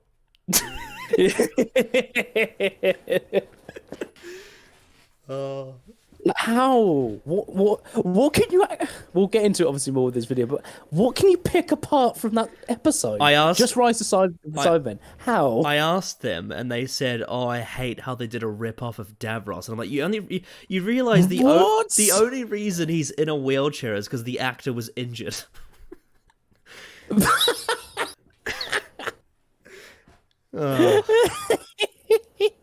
Strange Folk is like Bad Take City, but they are quite funny sometimes. But Jesus Christ, they've got some really whack opinions. Wacky. Very wacky, much like 11 in bad seasons. Hello, Craig, I'm back. Oh, you're redecorated. I don't like it. Oh, no. That's probably the worst. That is probably the worst version of that joke. Oh my god, they really did it. They did the Second Doctor with the Cybermen, and they did that line. That just makes me painful inside. That line, that line in the Three Doctors is like legendary. When he goes into John Pertwee's TARDIS and he's just like, "I see you've done the place up a bit. I don't like it." And you can just very clearly see the Third Doctor is very pissed off, but that's the Patrick Troughton is in his TARDIS stealing his spotlight. And he's like, "Oh, you don't mind if I use it, do you? Oh, be my guest." Classic Who's great. Closing Time shit. Yeah. Anyway. Yeah. Let's get on with the video. This video was made possible through the support of my patrons. The most precious thing on this earth is the human brain, and yet we allow it to die. It is quite It's a pretty cool intro, actually. Resist as we are stronger and more efficient than your Earth people. You belong to us. You will be like us. You've seen that story now, haven't you? Ascension shall be. Jim Cybermen? Yeah. And might of the cyber race will be confirmed. Oh, and Earthshock as well. Oh, I didn't even have the cold. And the... Oh, yes. That was the other thing I loved, is going back to this title sequence.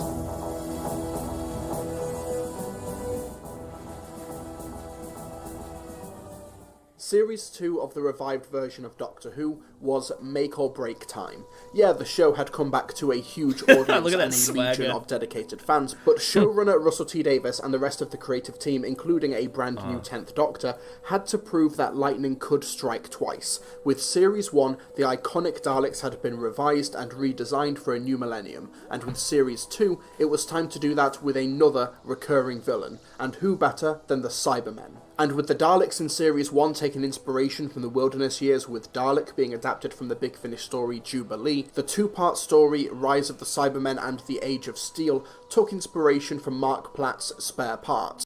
I just want to say, I've heard both stories. They're great. The adaptation isn't verbatim.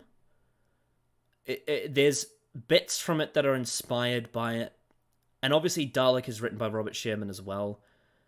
But they are not the same story. Not in the slightest. No. They have some of the horror in the Rise of the Cybermen. There are some similarities to Spare Parts. I would say Spare Parts is actually probably more similar to World Enough in Time than Rise of the Cybermen, actually. But they are different stories. Like, they are very different stories. But, yeah, they're great. Spare Parts and Jubilee are great stories. Lovely. Though not quite as overtly, even though Platt does get a thank you credit at the end of the story. The Cybermen weren't the only returning elements, as behind the camera, we also have director Graham Harper, who directed the classic era stories The Caves of Androzani and Revelation of the Daleks. And this story sees the return of characters like Pete Tyler, but before we can move on to all of that stuff, let me I love that the moment. 10th Doctor I love played by that moment when Rose and her dad talk to each other in the house. I Yeah, love really that good scene. scene. So good. And then there's that bit where he looks at it, he's just like, something just feels right. Oh, Good stuff. I love how really Pete, good stuff. Like, Pete doesn't quite, he's kind of in denial, but he just can feel that something's right, and then Jackie, like, rejects her straight away. She's just like, who are you to comment on my marriage? Your staff. Are you commenting on my... You're Yeah. certainly not getting paid. Don't you dare talk to me. It is like fun to see Jackie snap like that, but it's also like really brutal for Rose that her own mother is saying that to her. You know what I mean? Like, and also from her perspective, this random waiter, just like, hey, you should give your marriage another chance. Like, who the fuck are you? Yeah, honestly, like, it's a shame that the wedding of River Song kind of ruined this trend, because parallel universes in Doctor Who were always a great thing. Like, Inferno, obviously, is highly regarded as one of the best Doctor Who stories, and that's in a parallel universe. And this one as well, like, it just uses parallel universes so well. But then, obviously, Wedding of River Song kind of fucked all that up. Like, literally, Madame Kavarian is still out there, because the one that got trapped was in the parallel universe. No, shush. Shush. And She's fine. Shh. I'm doing what the Doctor does in closing time. Shh. Apparently, to find out what happens to her, you have to listen to Big Finish. You have to listen to Diary of River Song. Oh, fuck off. Why do I have to listen to third-party content to understand what the fuck happened to this person? You're going to piss some people off. That's like what Marvel, or that's what Star Wars does. And it doesn't shit. Yes. Jay says it's canon, though, so it's canon. No. Because Paul McGann is in it, so it has to be canon. It has to be canon. I hope it is canon, because my God, the Eighth Doctor I'd era. love it to be clear. The Eighth Doctor era in Big Finish. Oh boy. Be nice David if it Tennant was. is happily travelling through time and space with companions Rose Tyler, played by Billie Piper, and her boyfriend Mickey Smith, played by Noel Clarke. They're not. When I don't suddenly think they are the together time at this vortex point, just really. disappears, and they plunge into a parallel world. They land in. Yeah, at the end of the story, she said, Mickey says to her, "We had something a very long time ago, but not anymore." Yeah. They basically break up in Boomtown, is when it happens. Yeah. I'd say the break. Oh, yeah. They established that they're not together in Boomtown. Yeah. Because Mickey's been seeing someone else, so they're not together. Yeah, that is basically the point. So I think to call them boyfriend and girlfriend at this point, I'd say no, not really. Yeah, and him wanting to come on the TARDIS, a lot of it is motivated by him wanting to do something with his life. Yeah, it's his choice because of what he thinks of himself. And the reason why he leaves is not just about, like, a lot of people just interpret it as he sees the Doctor and Rose together and is jealous of them and their relationship. But it's a lot more than just that. It's also the fact that, like, there's more to it. It's more to the fact that he realizes that he can't travel with them because they're too exclusive. Mm-hmm. Like, it wouldn't actually benefit him sticking around because he feels like a spare. There's also this in the parallel world. This ties into the themes as well, because he feels like a spare part, which is actually a really nice, like, nod to that title. Because the Cybermen use spare parts, but, like, he does feel like a spare part, and he feels like the Tin Dog, and he refuses to be like that. And then in the parallel universe, he finds a purpose. He finds, his grandmother reborn, obviously, a different version of her, but he finds another version of his grandmother, and he finds Jake, and he finds the Cybermen thing that he has to do, you know, shutting down all the factories.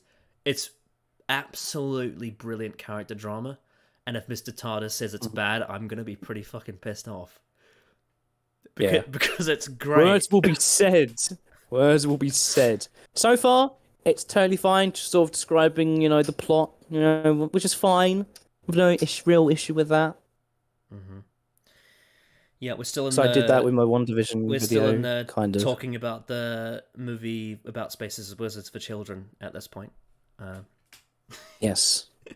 Anyway. It's for In kids. present-day alternative London, which has still living relatives of Rose and Mickey, as well as a different communications infrastructure. Oh, I love that shot. God, Graham Cyberspace Harper's is direction is just run absolutely by the terminally spotless. ill John I love Lumick, played by Roger Lloyd Pack. However, Lumick has bigger plans for England. But how will you do that from beyond the grave? On.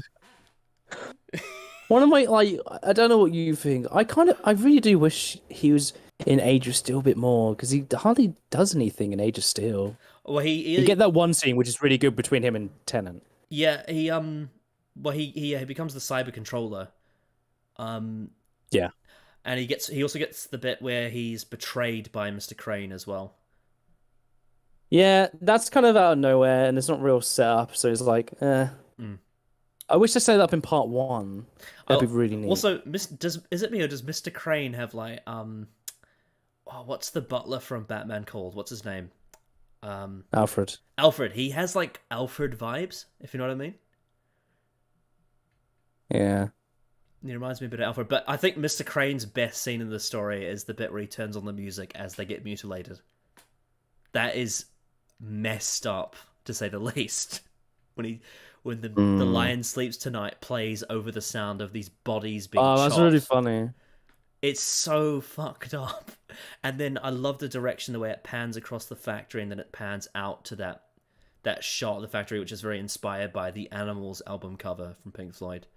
And that whole album is about what this sort of industry thing is doing, and like the politics behind it. It's such good direction. I love the way this story looks. Anyway. England, and his company is kidnapping homeless people off the streets to be given the ultimate upgrade, removing the brain, ridding it of all emotions and pain, and implanting it into a suit of armour. The Cybermen. Now, when talking about Rise of the Cybermen and the Age of Steel, I need to be fair and consider that this story does not just exist as a standalone story. I wouldn't be surprised if there were a lot of mandates in place for writer Tom McRae, as this two-parter needed to set up the parallel world to set up for the series finale. Yeah, it's interesting how both Tom McRae's stories are very mandated. Like, you got this one, and then you got The Girl Who Waited. They very much tie into what all the characters are doing. Yeah. They're not very standalone. I mean, technically, The Girl Who Waited, you could say, is a standalone story, but it means so much for those characters. Yeah. It's a bit like how, you know, Paul Cornell did Father's Day, and that's very tied into those characters, those lead characters. Yeah. Yeah. I definitely Pete Tyler, agree. the Cybermen, the temporary departure of Mickey, establishing supporting characters, and more. There's a lot of setup that this story needs to do, and in terms of the logistics and balancing those plot points and everything it needs to for the series finale... Oh, this scene here. A line that people never talk about when Rose says, "Mickey, we take him for granted." What? No, she didn't say that. Yeah, I know. Crazy. Man, it's almost as if Rose does kind an of admirable reflects job. on her However, actions in from the setting first up all of season. those Also, there is one convenience with the story, but it's such a minor detail that it doesn't matter. The fact that the 10th Doctor decided to wear black Converse, and he ends up at a party where black Converse suits the rest of the attire he's wearing.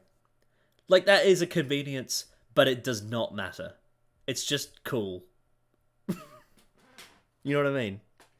Like, they deliberately dressed him in black Converse before he got to the party so that when he got dressed into that suit, it would be the same color. But I think to criticize that would be that would be, you know, you're really going deep into, like, the bone marrow, you know? Like, imagine if someone said that Rise of the Cybermen was a bad story because it's convenient that his Converse was black.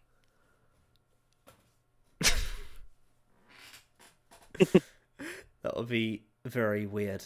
Pieces, I think it ends up making this story feel a bit neglected. The reason I feel this way is because the Cybermen themselves are absolutely terrific. Now, there is absolutely an argument to be made that making them look the way they do eliminates any sort of human characteristics. However, we need to remember that these are not desperate, surviving Mondasians. He's got this These right. guys were created in a well-stocked and well-equipped factory, Absolutely. and the ends here justify The biggest difference between the classic Who Cybermen and the new Who Cybermen here is that in the classic Who Cybermen is they were made for survival, so people that are dying that need parts to repair themselves to survive on. The difference here is that the people in these suits don't need them. They are designed for the people to consume them, to want to purchase the upgrade. It's more like technology that you desire, and the propaganda causes the people to want it, especially with the earpieces as well. It's more of a being convinced to want to be in the suit rather than having to wear it to survive. It's a very different take. The means. The Cybermen have truly arrived in the 21st century. The days of tripping downstairs and the shouting of excellent are long gone, replaced with silver, metal marching monstrosities. Yeah, they're very different, actually. These Cybermen are very different from the ones in the 80s, aren't they? Like, they are so Yes, they are. incredibly different. But I think that was a good thing, because it actually represents the time. I think it represents 2006 very well. Yeah. And it's an interesting concept to explore in these kind of Cybermen. I think it's a really neat idea, and I think it's done really well. You get the scene of with Sally in part 2, which I think is really, really cool. I think it's a really nice scene. That's one of my favorite scenes in the story. Not only great for character drama, but also setting up the stakes for the climax in the sense that they find out about the emotional inhibitor, and that sets it up where the Doctor questions, well, the only way I can stop the Cybermen is by showing them what they are and having let them to suffer before they die. And he asks the question, can I do that? And obviously, Mrs. Moore, also known as Angela Price, says, well, you have to. You don't have a choice. It's the only way. And you get that brilliant shot where the Cyberman is looking into the mirror and you have the Doctor's face and half of it is warped. Yeah. And he says, I'm so sorry, because he knows what he's done to them. It's a really complex moral ending, and I think that makes it so much more interesting. It's very good stuff. Very well set up and very well paid off. Yeah. Because it shows that the Doctor cares about the people inside the suits. Yeah, because of course he does. And he knows that it wasn't their fault for being manipulated into being in the suits. Exactly. Yeah. Because these used to be people. Absolutely. And these used to be people, and they've been stripped of everything. Yeah. And also, Cybermen stories just have a habit of presenting the Doctor with opportunities to make great speeches. You've got, William Hartnell with the whole emotions, love, pride, hate, fear. Have you no emotions, sir? Have you no emotions, sir? And then you get, Peter Davison, where it's just it also enhances life. Smell of a flower, watching a sunset, eating a well-prepared meal. And then, obviously, you get one in this story with Tennant, where he's just people! Make us so alive! People! Yeah. And he says, and you are proud of that? Yes. Oh, yes. I'm pretty sure it's the first time he does that line. Oh, yes. I'm pretty sure it's this story. Oh, yes. Well, good way to start off, then. Absolutely. That scene is very iconic. Good scene. I love it. That's the scene that, as a kid, I remember the most, is the bit where he's even an idiot could figure it out. And Mickey's oh, of course. Yes, I love that. Find the right numbers, get firewalls and passcodes. Oh, I love it. It's amazing. So good. It's that, as a kid, I was that's so cool. You know what I mean? I was that guy is such a funny maths man. My personal favourite, Send. Yeah. Dude, Tennant's so fucking good. I love him. Oh, mate. It's so weird how, charisma. Maddox said to me that when he watched this marathon, this is the episode where he's the worst characterized. I'm are you fucking serious? He's so good in this story. Throughout the whole thing. The emotional humor isn't a thing in Classic Who, isn't it? It's not a thing in Classic Who. The what? The emotional inhibitor. No, it's not. It's not a thing. Yeah, yeah. In So Classic they're Who, different kind of Cybermen. So in Classic Who, the parts being put on their body takes away their emotions. So they're drained of their emotions because their humanity is stripped away slowly. And that's what ties into the Ashad Cybermen and Haunting, like the fact that he's halfway converted, so he's on the brink between losing them and keeping them. But the emotional inhibitor is by design, and it's something that is exclusive to the Lumic Cybermen. It's a production choice by them. Of course, in the plot, it gives the Doctor an alleyway into being able to resolve the plot, but the consequence of doing so means he'll have to kill a whole bunch of people, and they'll have to see themselves suffer and have their heads explode. Yeah, it's great. It's a great thing. Feel heavy and powerful. The stomping in unison is so effective, so scary, Gave and Adam immediately nightmares sells the idea of this was a mass kid. uniform army. Also, it's pure Oh yeah, and like play- I said to you in chat like a few days ago, the teardrop on these Cybermen is the best teardrop of any design. Like it's done in a way where it's very similar to the teardrop tattoos that prisoners have, where it kind of represents them being stuck inside those suits like it's a prison. It just hot take. I think this is the best Cybermen design. Hot take. Jay thinks it's the worst. How? Like, maybe it's a bit chunky at the back of the head, sure, but I don't see anything else really wrong with it, especially for what the story is wanting. I And don't they're know, a brand, but it's also nice design. I don't know which one's my favorite. A lot of them have very different purposes, but this is definitely one of the best ones. I really like the Mondasian Cybermen. The Mondasian Cybermen from the 10th planet specifically are absolutely horrifying. I also really like the ones from 2, and I really like the ones from the ones they use like the Invasion and Earthshock and all of those stories. Those are really good looking. They're kind of like the army Cybermen. The worst ones I would probably say are the ones from Nightmare and Silver. They just look ridiculous. Yeah, that's the worst one. They look that is the worst one. Like not only is it like an Iron Man ripoff, but it's so weird how luxurious they are. It's like what? What? And why do they fly? Yeah. There's I never forget that shot of Danny Pink Cyberman flying into the sky. God, Series 8. And also Cyber Brig as well. That design is tied to Cyber Brig. Well, it sucks how shit the Cybermen are on a ratio in New Who. In New Who, yeah. There's only 2 good stories. They're really good in Series 2, and they're really good in Series 10, and that's about it. Yeah, that's it. Like I know you probably wouldn't agree, but they appear in Series 5, but they don't do anything. It's not important that they're there. They're not very good in it. In terms of them being Cybermen. The Ashad is good in The Haunting of Villa Darcy, but he's absolutely terrible in the next 2 stories. So there you go. Yeah, and then he's yeeted out forever because Oh, that seems so shit in Timeless Children. I don't even really count the Cybermen for Series 5 because they're not really in it, are they? No, I don't either. Yeah. It's like they're not. It's not a Cyberman story. Nah, it's not. And like the next Doctor is kind of iffy, isn't it? Like it's not bad, but the Cyberman stuff I would is say a bit it's weird. way better than Closing Time. I'll tell you that. I'd say it's just okay with the Cybermen. But the Cybermen part of Next Doctor is pretty shit. Especially like how they go the whole Michael Bay thing with like the big Transformer Cybermen. God, that's so shit. Yeah. I'm just strange because I feel the idea. I can't remember what the woman's name is, but there could have been a decent story there. They maybe developed the Jackson Lake side of it's great for the most part. Beautiful. The stuff. only thing I don't like is the bit where the Doctor saves his kid. I think it should have been Jackson Lake that did that. Yeah. Because then it would have proved that he didn't need to be the Doctor to save people. You know, he didn't need to be the Doctor to be the hero. He could be his own person. I think that would have been a really good way to do it, but they had the Doctor do it instead, and it's like, okay, whatever.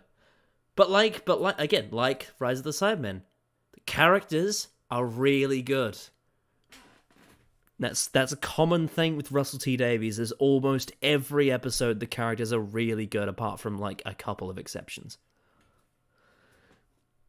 like the story that comes after the Age of Steel. Unfortunately, Callum, are you there? Yeah. Okay, thought you dropped out for a second. Anyway, we're rambling. Ground fodder. You can imagine kids at school the Monday after this episode just stomping around, threatening to upgrade their teachers. Design-wise, I love them. Behaviour-wise, I love them as well. They're gorgeously shot, amazingly presented. The Cybermen they are have in this story specifically. They have they've just been made. They have like a really pristine look, whereas I think later on they get a bit battered.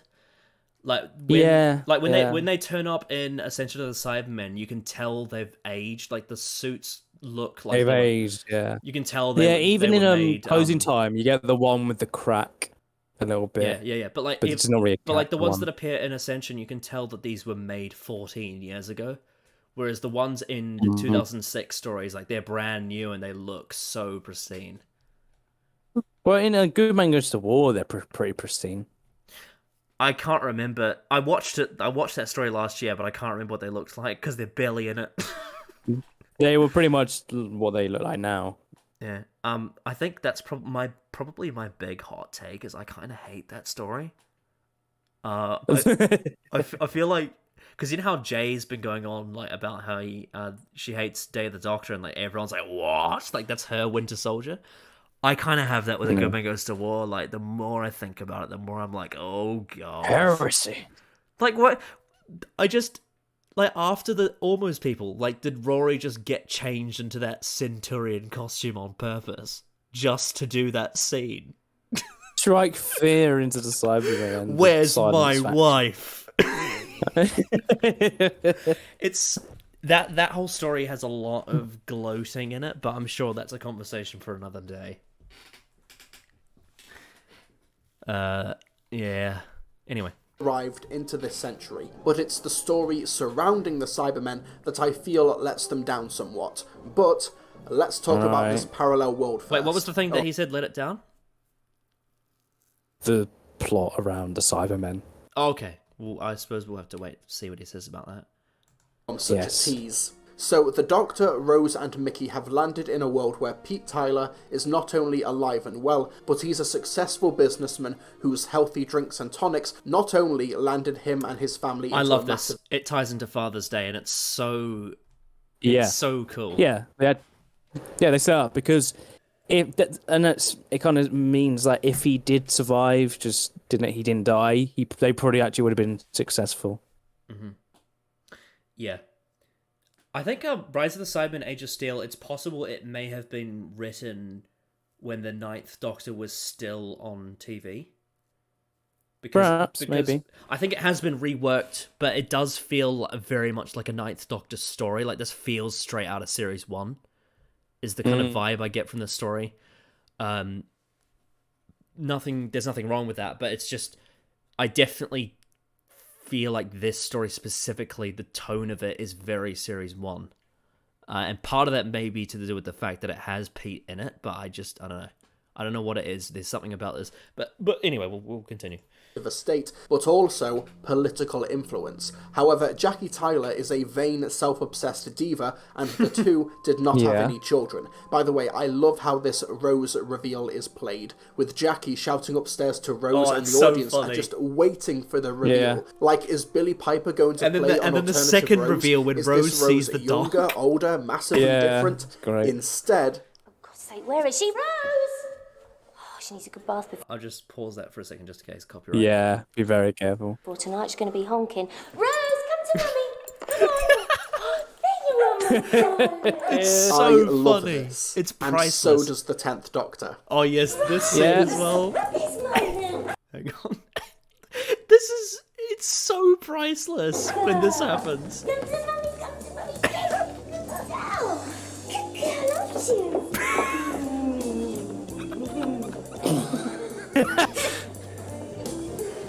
I love you. Although that is it's so good. It's so funny. that it's like, what is Rose going to be in this parallel universe? Oh, she's Jackie's dog. Yeah, that's such a good one. The acting, the comedic acting, the Billie Piper, her lack of reaction makes it so funny. I know. The way she just looks down and looks right up at him. She's just not impressed. Oh. Yeah, just so good. God, I miss when Doctor Who was funny, when it had a sense of humour. I suppose we have to have a conversation. God, that's so cringe. I can't think of a single like joke in the Chibnall era that is as funny as that. No. Oh man, this is the thing I love about Russell's era, though, is about tone. Is that how, despite the fact that this is an episode that has like people dying and being botched and mutilated and ripped apart, you have moments like this that add that bit of levity, and it's just so good. It's just so good to have a good Doctor Who. It comes at the right time. I know. It's never like mixed in random places. It's all fits well. It's never like, it's not like the part in Spyfall where Graham makes a joke. Like I don't know what he's referencing, but he's making a joke right after like he clearly cared about a woman who was on her deathbed. You know, that's like, if this was a Chibnall era story, like Pete and Rose would have gone into that Cyberman factory with laser shoes on, and it would have been so stupid. Don't make me do soft shoe shuffle. Oh, that's so fucking trash. I haven't even got into that part of the video that I'm doing. Oh dear. I've got into the part where they fucking somehow escape all of Casavan. Yeah. But we just cut away. I can imagine Jodie in this story being like, "Oh, champagne, that's French, isn't it?" That seems pretty French. No, not that expensive though. It's just and like even though that's probably better than weird stuff. And then, like, I can imagine like Ryan meeting, you know, his grandmother in this parallel universe, and like the conversations between them would just be really wooden and stating the obvious, and it's just like, so, whoa, what you been up to? Yeah, I know. Oh god. Oh, I know. I've just been travelling. So there we get the Mickey scene, which is fucking amazing. Mm-hmm. Such good dialogue. I love it. Oh. Yeah. I know my own grandson's name. It's Ricky. It's Ricky. I love it. Oh, the characters in this era are just... Oh, they're amazing. Absolutely so amazing. Well defined. That's the thing, is like, no matter what story it is, no matter what like the quality of the plot is, the characters are always great. And then you can just... That's what I really appreciate about the last 5 minutes of Age of Steel. Mm-hmm. Like, the story of Age of Steel, it's not perfect. There's quite a few issues, but that 5 minutes is what makes it all worth it. Absolutely. For me personally. Well, I think this is what makes... That really hooks me. This is part of what makes the Russell era work long-term, is the things that carry over are always the best even parts. In stories that aren't great overall, there's still parts that overall in the bigger picture of the show. Like I think the prime example... good. I think the prime example of this is the Lazarus experiment, where like the self-contained plot doesn't work, but everything that ties into the finale is absolutely brilliant. Like the characters and the laser screwdriver and all of that is so good. And like all of the Saxon stuff and Francine and Tish and Martha and the Doctor. Oh, it's phenomenal. And that's, I think, for me, is what makes the Russell era so great, is that all of the things that carry over from episode to episode, like the characters and all the plot threads that run through the episodes, are amazing, despite whatever varying quality the guest writers have for how they write the plot. It's always great characters, and that really is what makes it so easy to invest in, I think. Yeah. Speaking of the Doctor, I don't like how immediately confrontational he is about how Rose views this world. Well, because he knows how Rose is going to react. He knows exactly how Rose is going to react. Yeah, I've had like, a debate it's with just understandable. I've had a debate with Azmat Mahmood about this one. I disagree with Azmat about this. I think the Doctor's reaction is completely justified. I think him understanding. Absolutely. Look at her right now. Look at what she's doing right now. Understanding that her temptation at a chance of having her father will cause her to want it, but he is worried about firstly the dangers of the parallel world, but also the fact that he knows that no matter what she wants, it's not the same Pete that is her father, and it's not the same Jackie. Yeah, exactly. Yeah, it's completely justified. Ted's reaction to what Rose is doing, and he's in a sense of panic because everything's going wrong, and obviously it is all his fault. Yeah, like they have no way back home right now. Yeah, and it is his fault. Like obviously he caused it to happen. Yeah, but he is panicking. Yeah. He is worried about what the consequences might be of what happens in the parallel universe. They need to stay together and try and work this out. And I think him reacting suddenly and being very careful and wanting, because look at him, he's very worried about Rose. She puts her hand on the poster. It's like, wow, that's my dad. She gets sort of like she kind of gets like, oh my god, is it like, and sort of like talks about, oh man, I remember. Well, the thing is that because I remember that. Well, the thing is that she doesn't understand how parallel universes work. All she's doing is she's seeing an image of a man who's exactly like her father and feeling like, wow, I want to see him because I want to see my father, and he's seeing. He's seeing the falsehood behind it, and he's worried about what might happen as a result of it. You know what I mean? Prime said that he knows Rose would react to this stupidly. It's not stupid. What she's doing is like, it's completely understandable why. We would all do the same thing. Yeah. It's completely understandable why Rose reacts this way, because this is like, on the face value, it is Pete. But obviously there's context to it. But her reaction is like, completely like justified. It's not stupid. It's just emotional, is what it is. It's very acting on your emotions, which is what a lot of people that are that age do. A lot of people that are 19 or 20 She's years still old. Like what? 19 or 20? 20. 19 or 20, yeah. Yeah, around that age, yeah. She's very impressionable, and it's been established that Rose is a very impulsive character. She acts very much based on how she feels. Like 10 says, this is like a gingerbread house. Exactly. So I would say to justify it. I think to say that her reaction is stupid is insulting to the character. I don't think it's stupid at all. Yeah. I think it's actually very justified. And I think the drama that's created in this scene by the situation they're in is so well done. Yeah. It's justified how 10 is reacting, and it's justified how Rose is reacting. Mm-hmm. And Mickey as well. Yeah.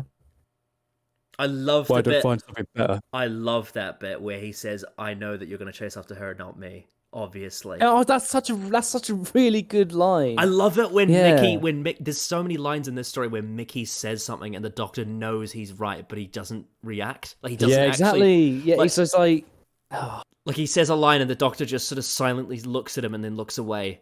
I love those, and also the bit at the end where he says, "Oh, it's just you and her now, isn't it?" And the Doctor can't even look him in the eyes. I love the way that Mickey just kind of exposes that the Doctor knows that this is a vulnerable spot for him. He doesn't want to talk about it because he knows it's vulnerable, but he can't obviously can't help himself with the feelings he's grown due to the connection he's had with this person. Yeah. Mm-hmm. But the way that Mickey just kind of chase after one of us, never going to be me, is it? Yeah. Yeah, and then the Doctor's like, "Oh, meet back here in 24 hours." 24 hours, but not really. Yeah, not really, but you know, wow. Wow. Yeah. Could you come up with the caveat that maybe the Doctor doesn't actually know the answer and he just guesses 24 hours? I don't know. It's a good question. I mean, from 10's perspective, it's stupid. He calls her stupid on Father's Day when she's too impulsive. Not only was that 9 who reacts to things a little bit differently than 10. That was still early in their relationship. He also apologizes for it as well later on. Exactly. He says yeah. And I don't think Rose is stupid, because I think she's, again, young and doesn't know a lot about... She's still very new at that point, quite new.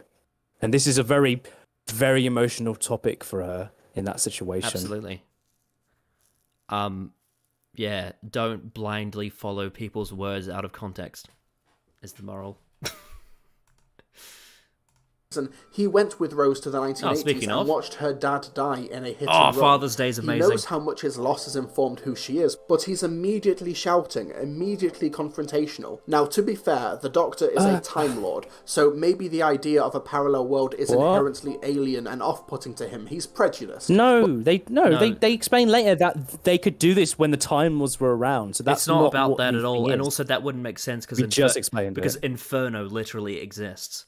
So no, Yes. that's not how it works. It's not But about. even from what we see in this episode, he explains that this is not alien to him, but yeah. It's not about him being a Time Lord. It's more about him understanding the temptations that she has and how Rose. dangerous they are. Yeah. Like, he knows Rose very well at this point. And it's not that he doesn't blame her, but he gives her the reality of the situation. This is just reality. You can't, because that isn't your dad. Exactly. In all the ways that kind of matter, it's not her dad. Anyway. It is Pete But they Tyler, landed but that is not 30 her dad. seconds ago, and the Doctor has gone from 0 to 10 in a way that makes him very unlikable. He seems very... Oh, here we No, go. Here that's we go. not- Ugh, I hate it when people do this. When they're like, 10 is mean to a person, therefore he is unlikable. 10 is completely justified. 10 in this gets moment. angry at a woman. How dare he get angry at a woman? God's sake. But like, tell me, is 10 wrong? No, he's not. He's justified. worried about her. He's worried about what might happen to her if she gets sucked in. But even he just said they just landed. They don't know what kind of universe they're in. God. For all they know, this could be a universe where if you're blonde, you can't live. That's obviously an Mr. extreme, TARDIS, but- if you're watching this, he's not disciplining her. He's worried about her safety if she goes down this path. He wants to lay down the reality of the situation. He's being honest with her. Don't think that's belittling her. God's sake. controlling. It also makes the supposed difference between how the Doctor Oh, treats he's so Rose and controlling. Mickey not He's so controlling. He's stop. possessive. He's deciding. He's deciding a woman's bodily autonomy. Callum. Man, imagine caring about someone. Yeah, imagine worrying about someone's safety and them falling Yeah, down and a path, well-being and you know. Emotional state and all these factors. Yeah, and understanding how playing into people's this temptations situation. can cause them to make poor decisions. Like, you know, it's like, imagine if your partner is an ex-alcoholic and they walk past a liquor store and they look inside. You would Yeah, want to... I know. Well, they sort of just glaze at a bottle of whiskey, just a bit too long for your liking. That you kind of know what they're thinking. You're worried It's- about what's you going to know? happen. They might go back down that path that they were on, and it's... He cares about her. He cares about Rose. What Rose does is understandable, but she obviously shouldn't do it. But it's completely understandable, and that's where the character drama really shines. It's justified. It's completely justified. Series 2 is good. not hit as hard. Yes. Maybe the Doctor could have been understanding and reasonable towards Rose, but later, when Mickey's No, gingerbread... he does understand, but there's reality. Reality is important. Why would you be reasonable in a situation like that? You can't just make compromises when there's danger. That's ridiculous. Yeah. It's just like, Again, what if you called they've emergency? just What if you called emergency services asking for help, and they're like, we'll send some people. It'll be alright. Like, that's not. You can't compromise danger. That's ridiculous. Yeah. They have no idea what this world is. All they know is Pete Tyler is alive. And that's it. He's afraid of what might happen. There's so much unknown. He's anxious about the results of being in this parallel universe, the consequences. As someone who's constantly thinking about the laws of time, which ties into his character arc, he is concerned about what might happen, especially considering that she's seeing an image of her father who's died. Like, Yep. it's so justified. in front of her. She was there when he died. Mm-hmm. Not long ago. Like, it probably was pretty recent. Like, not like, I would imagine, like, it wasn't like a week ago, but I imagine, because she's still very young, this is still very fresh for her. A lot of the, I think a lot of the novels in Big Finish takes place, like, between New Earth and Tooth and Claw and, like, School Reunion. Mm-hmm. Yeah. Anyway. Still very recent to her. Yeah, it is recent, though. Like, she's not any older than 20. It's maximum a year, I would say. Bread house gets ignored, it can mean something. I told you to keep an eye on her. She's all right. She goes wandering off. Parallel worlds, Yeah. like a gingerbread house. All those temptations calling her. Oh, so it's just Rose then? Nothing out there to tempt me?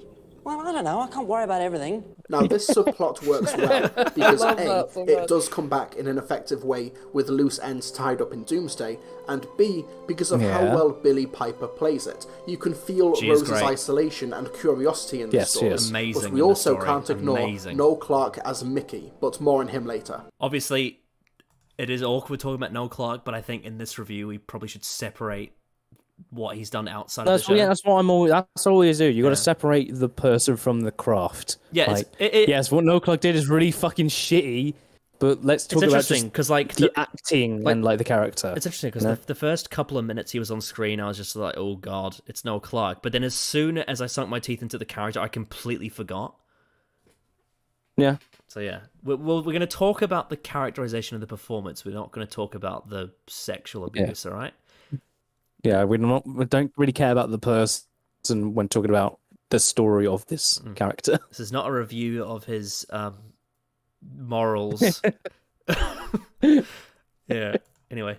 Sorry to be so annoying and pushing things further back, but there is a reason why I'm holding back on all of these subjects. Trust me on this. Trust me on this. Yeah, funny. Trust me on this. The subplot also gets a pretty powerful resolution when Jackie Tyler ends up getting converted off screen into a Cyberman.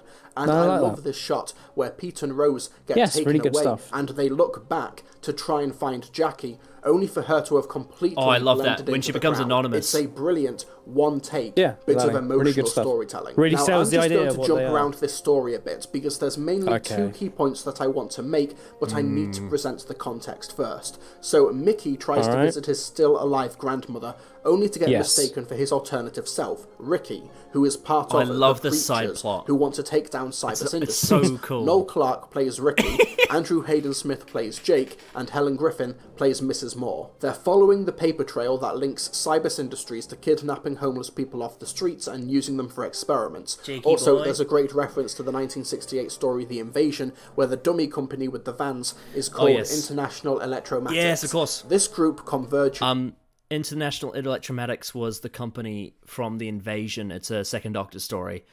Nice. And they were... there's a Cyberman story as well. And there is a character called Tobias Vaughan who has some similarities to John Lumick. It's weird how people call him a rip-off Davros. He's nothing like Davros. He's a lot more He's like... not really that close to Davros. He's a lot more like Tobias Vaughan than Davros. But I would still say they are very different. The very obvious Tobias Vaughan ripoff that's absolute garbage is Daniel Barton in Spyfall. That is the ripoff Tobias Vaughan that I dislike. Yeah, Tobias Vaughan is absolutely one of my favorite villains in Classic Who. He's so awesome, and Kevin Stoney's performance is incredible. Find a Pecker! Find him! And there's this one scene that Troughton has with him that is just... it's so good. The Invasion's great. Lovely story. Anyway.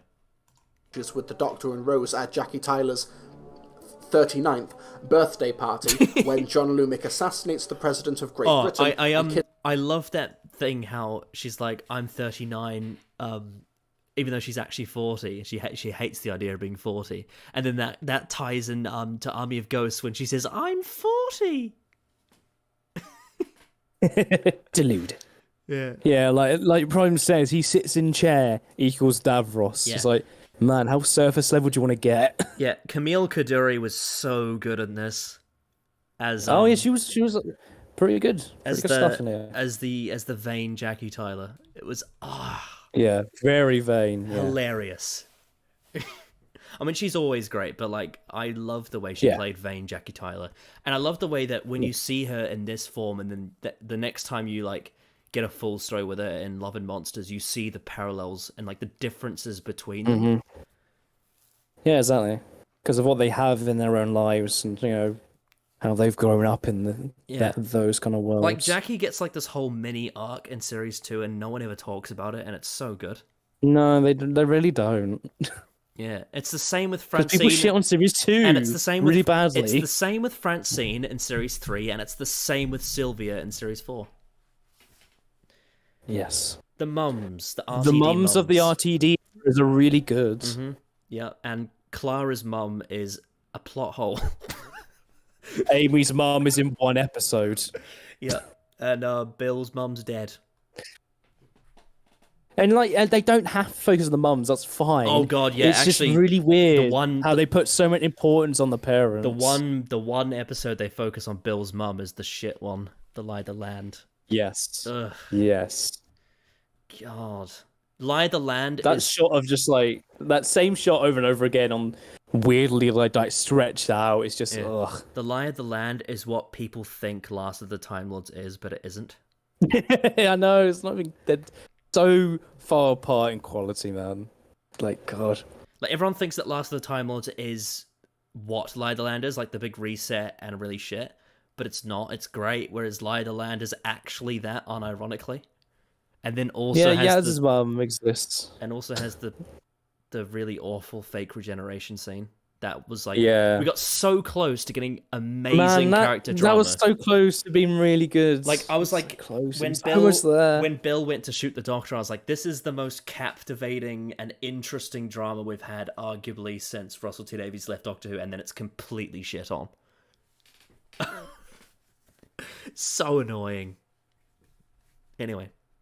Kidnaps all of the people at the party to be converted, but our heroes do escape, except for Ricky, who gets killed, and they all plan to take down Cybers Industries from the inside. The Doctor and Mrs. Moore sneak in underground, the colour grading kidnapped and story. confront a converted So John good. Lumic, who is now the Cyber Controller. Pete and Rose are unsuccessful in saving Jackie and are also taken to Lumic, while Mickey and Jake manage to take... Like, it has that thing that, you know, the train Dementor scene in Prisoner of Azkaban?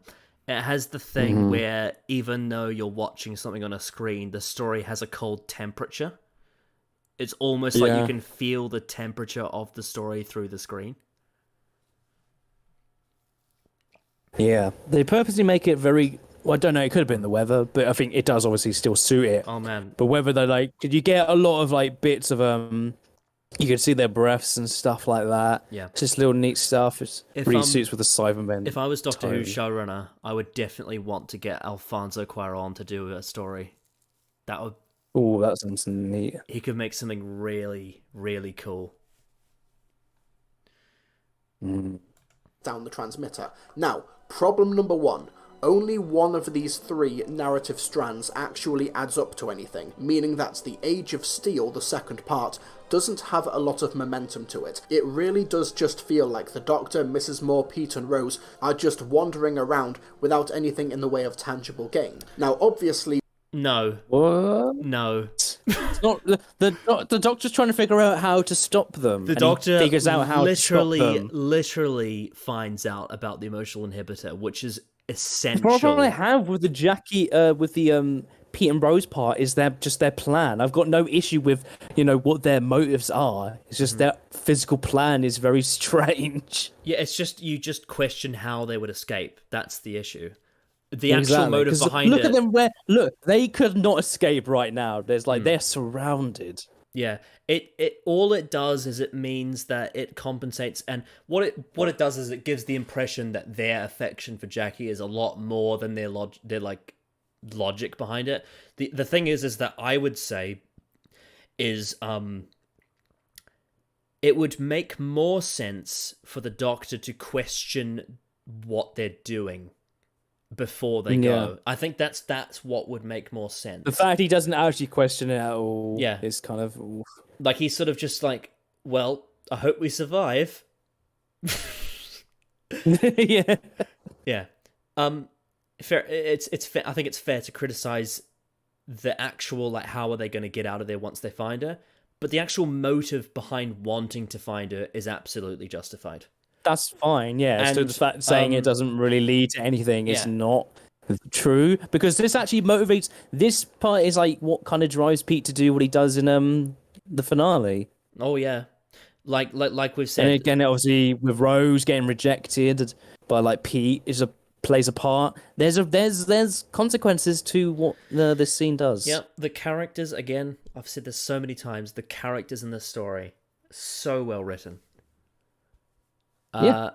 And like got no issue with the character writing at all. And like we said with the Doctor and Mrs. Moore subplot, he finds out about the emotional inhibitor. He has that great scene with the Sally Cybermen. Yep. And it's really nice scene. It adds so much complexity to the climax when he has to kill them all. Mm-hmm. Yeah, because it's a moral dilemma he has to deal with. Oh, and also, like, the banter they have is really good. And I like how when they're in the tunnels... really neat stuff. I like how when we're in the tunnels, we find out more about Mrs. Moore. Like, her name is actually... what did they say it was? It was like Alice Sherwood or something? I can't remember what it was, actually. Angela Price or Angela something. Price, that's the one. So I don't know what I was thinking. Angela Price is her name, and we find out about her background and everything. It's really neat character building. You find out about her, and you can. I think it's a lot of it is done intentionally because they know that they're about to kill her off. But I like that we find out more about her before she's killed off, and also when we get the scene where she has the conversation with the Doctor about whether or not they need to execute the plan and kill the Cybermen. Because you have all that build-up, finding out who she is and her backstory, you know enough about her to where that conversation actually holds weight. So when you find out more about her, you have more trust in her suggestions, if that makes sense, because we know more about her, rather than if we didn't. Chibnall, take notes. Your characters in Ascension of the Cybermen... Take any notes, that'd be neat. Your characters in Ascension of the Cybermen could have really done with some of this before they got killed off. Yeah. Yeah. That'd be neat. That would be really nice to see. Yeah. So yeah. Boo. Characters are great. We discover what happens to Jackie, and the Doctor also discovers the emotional inhibitor is the weakness, essentially giving the Doctor a big red button to press to win. The Doctor is given that's a really 7-digit simplifying code, it, I'd say. which destroys... He's completely not... He's not mentioning the what happens when you press... when you disarm the emotional inhibitor.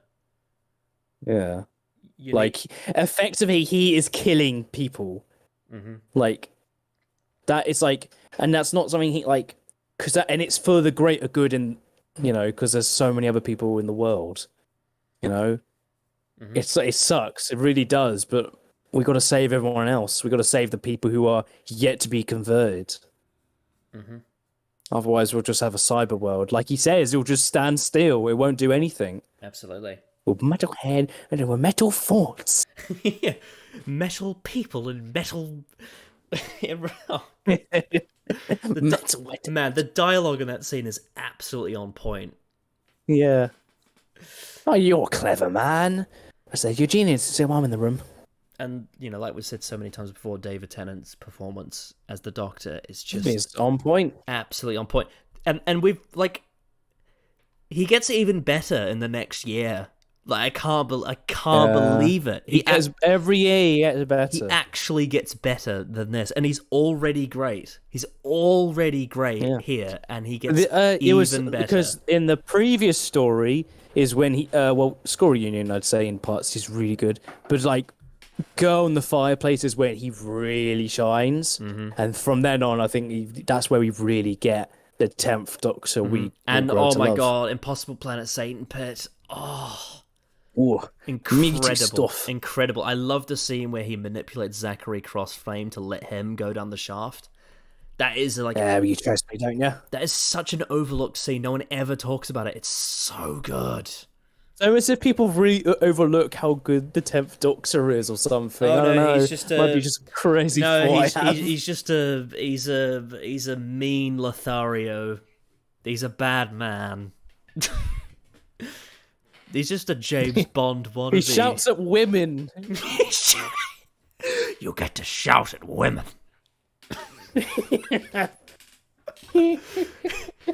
God. He hates women. He hates women. Oh. He hates Rosie. He hates Martha. Treats her like shit. Yeah. He gets slapped into place by Donna, as he should. The bastard. Yas, Queen. God. People don't it's so weird to me, those people that say that, and they don't even acknowledge that Martha and Donna also make mistakes. Yeah. No, but they're queens. I know, but they also make mistakes. Like, Martha literally lies to him about whether or not she's in the first interested. episode. And then Donna... No, he shouldn't say what he says in the next episode. And then Shut in up. Pfizer Pompeii, Donna's compassion towards people's lives and those people she met causes her to indulge in the danger of meddling with time. Due to the events of Runaway Bride. Mm-hmm. Oh, man. 10th Doctor good. Is all of the Cybermen. However, that 7-digit code cop-out does not feel cheap. Why is that? Well, for one reason, and it's because it's not a cop-out. It's not a cop-out. They set it up. Because it's set up. It's set up with the Gemini stuff. It's set up, it's cause and effect, it's not a cop-out, and it's complex. And it has implications, and it's emotionally resonant because of what he has to do. It's not a cop-out. It's really good. Yeah, like it's set up with how they get into it with the Gemini stuff. And then obviously Mickey gets them the code. And obviously it's all compatible because they are brand to allow everyone in the world to be able to access it very easily. All those factors leads to their destruction. Mm-hmm. So as if it's been set up properly. Yep. Oh dear. Blowing on the 10th Doctor Geo in Editron content in a nutshell. What? I mean, are we You're wrong? acting as if... But yeah, you're acting as if we're wrong. People just watch Jessica Jones and assume that David Tennant always plays a misogynist. That's what Game Troller Prime said. Well, I don't know if Mr. TARDIS has seen Jessica Jones, so, but like people, all the people that don't like 10, I doubt they have watched Jessica Jones, and they're still wrong on the 10th Doctor. Well, I mean, Game Troller Prime has seen Jessica Jones, but doesn't like that. So I know he has, and he's wrong. Jessica Jones is really good. I remember specifically in the Discord, Gentril of Prime said something like, I can't remember if Series 2 or Jessica Jones is the worst thing David Tennant's ever done in his career. I'm like, but they're good. What? No. They're good. They're both good. They're good, though. Like, I'd say Series 2... Well, I don't know. I don't know which is better, but it's not about which is worse. That's the issue I'm having with that. The way he's characterized in The Idiot's Lantern isn't good. But, that's 1 out of 13 episodes, 14 if you include Christmas Invasion. Most of the time, he's fantastic. Especially this story, so shut the fuck up. You whore. He's great in Jessica Jones, though. Like, David Tennant is brilliant. Everybody fold. Yeah. Jessica! That makes Rise of the Cybermen and the Age of Steel stand out beyond it being a Cyberman story. Mickey Smith. Mickey is the one to give the Doctor the code. When the Deus in your Deus Ex Machina is Mickey in this story, it feels... I don't think Mr. TARDIS quite understands how the word Deus Ex Machina works. This isn't... Neither do a lot of people. It's not a Deus Ex Machina. The Space Jesus is not a Deus Ex Machina. No, it's not. Neither is the Bad Wolf. Neither is Rose. No, that isn't. No. Yeah. I think one that would be interesting to discuss would be the I don't think it is, but a lot of people think the Meta Crisis is a Deus Ex Machina. I would have to rewatch it. I think it's probably the get all the variables. I haven't seen Journey's End in like 3 years, but from memory, I remember it being the iffiest, but it was still strung together pretty well. Yeah. But it is definitely the iffiest one in terms of resolution. Yeah. But Parting of the Ways and Last of the Time Lords, brilliant. Not Deus Ex Machinas, set up and paid off. Apparently, people, when I tweeted those out about a month ago or so, and people got a bit didn't like that. No, they didn't. I remember when I did even though I was right. I remember when I did a tier list of the finales, and I put Last of the Time Lords in S tier, and like Joey squirmed and screamed. Yeah. But, you know, he thinks Spyfall's better but it's bad. He thinks Spyfall's better than The Waters of Mars, so he's wrong. Well, he's wrong. It's as simple as that. We don't have to really explain it because people here should know the reputations and the quality of those episodes. It's not hard to differ. Wars of Mars is one of the best episodes of TV. No, but it's cringe, though. The Doctor being cringe. Where's the cringe? Remember that bit? Please help me locate the cringe. Remember that bit in the debate where Dylan and Joey said, they were like, "Oh, the climax is confusing because they play all the strange creatures." It's heroic music, but he's not being heroic. I mean, in the most technical sense, he is being heroic. Like, he's saving people.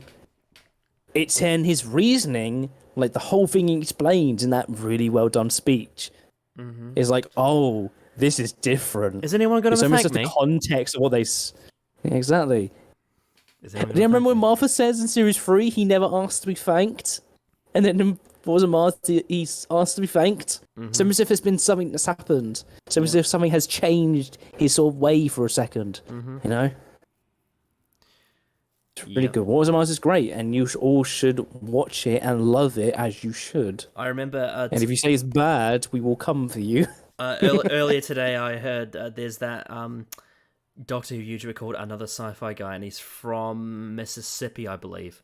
And he said that The Waters of Mars was the only of the specials that he didn't like, and I was like, what the fuck? What?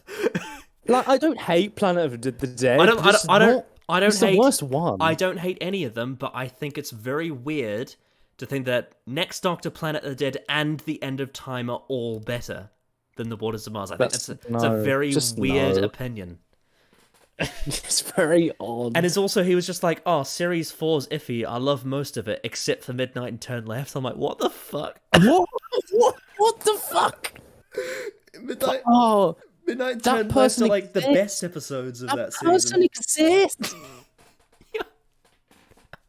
I've never heard that ever. I know. Because I don't think there would be people that stupid. Yep. And he's like, oh, I love all of Series 5, except for Vincent the Doctor and Amy's Choice. I'm like, what the fuck?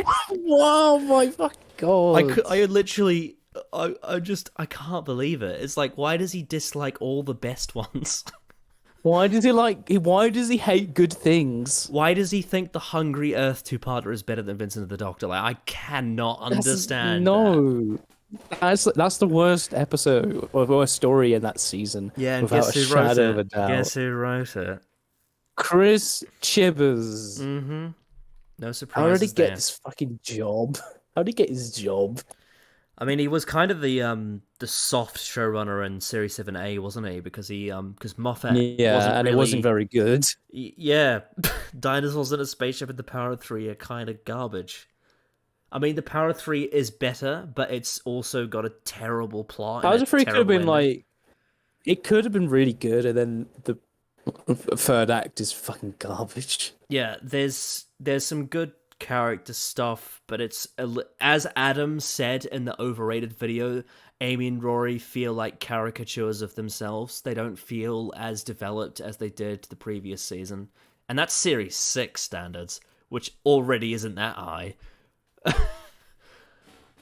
Anyway, effective, and this has been set up very effectively from the beginning, where Mickey is separated from the Doctor and Rose. Firstly, Mickey knows full well he's right, that the but it's Doctor will not a not Deus Ex run Machina. after him, but will instead go for Rose. Not only does this make Mickey feel like a more independent character due to his knowledge and self-awareness of this dynamic as the Tin Dog, and the but story this is narrative self-aware of sleight it. of hand means that while the Doctor and Rose are able to see how the other half live at the Tyler party, Mickey gets a view from the ground level. This, believe it or not, That's is in actually- my opinion that's the quite most neat. important scene of the story. Mickey is so good in the story. Superlative. Wait, did he just say this is the most important scene in the story? Well, I guess we'll find out. Am I right to get boss? Yeah. I might just pause that, just in case. Yeah, I we think need to be maybe it has something to do with the curfews, I don't know. Oh, curfew doesn't start till 10. There's a curfew. Of course there is. Where you been living, mate? Up there with the tops. Oh, yeah, okay. I wish. You know what I love about that dialogue is it establishes two very distinct things. Firstly, it establishes the political scenario where there's curfews on the ground and then there's people living in the blimps at the top who are privileged. And then on top of that, you have Mickey acknowledging what he wishes to strive for. How did they accomplish that literally in 2 lines? That is how you do world building. That is how you do world building, guys.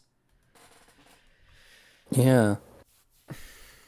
There's a distinct This isn't important between the two. necessarily because of the information being given, but because of Mickey's place in this story, where he gets to see how the average person lives. Going back very briefly to Spare Parts, that audio adventure is significantly less effective if you don't have the Hartley family in the middle of it. That story loses its emotional anchor point, and in this subplot, Mickey learns of the curfew imposed on the that is a citizens, similarity they joins have. with the preachers, and maybe most importantly... But again, it's like, it's a similarity only in that having really well-developed characters is important. This is, it's not to the same extent, but I'm kind of getting Full Fat vibes from this. Where it's, you know how he was trying to compare Loki and Doctor Who, it's like, yes, there are similarities, but they aren't... I wouldn't say this is the most important part of the story. I would actually say, well, it's kind of debatable what's the most important part. I reckon the emotional inhibitor scene is pretty damn important. I also think the scenes that Rose has with her parents in the house are very important. I think the scene at the very end of the story is very important. Yeah. I think the scene the Doctor has where he confronts the Cyber Controller about the Cybermen is very important. And obviously, the John Lumick memes are very important. It'd be an appropriate time to say I've crashed the party. I love that. I love Roger Pack's performance because you can just tell there's just something odd about this man. Like, he's clearly a psychopath, but he's just so bizarre. Some of us have work to do. And I love the sort of the way his motives are dual-handed in the sense that he envies the Cybermen for their immortality, but he also wants to hang on to life for as long as possible. And so when Mr. Crane betrays him, he's just like, no, not until my last breath. I've actually heard people on Twitter, like Strangefolk and a bunch of others, say that this means he's got a contradicted character, but it's not true. What? No, no, that's not what It's so, like, the criticism is so simplistic. It's like, he said he wants to be a Cyberman and then doesn't want to be a Cyberman. It's like, no, that's not He what said happened. he's not ready. He said he wants to live to his last breath. Yeah. Or in his own flesh. You can envy their immortality and not want to be a Cyberman yet. It is possible. It's almost as if I want to revel in this till I am ready. Like, there's no rush.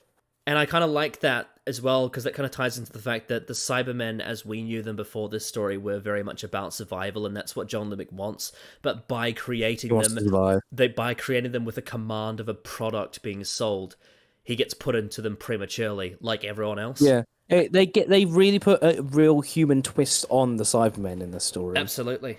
Like you like with John Lumick. Someone just said The Lie of the Land is still good. It's not. It's not. La La Land is really bad. It's not the worst episode ever. There's redeeming qualities to it, but on the whole, no. Bad. Yeah. It's such a shame because the setup in Extremis is absolutely phenomenal. I love that episode.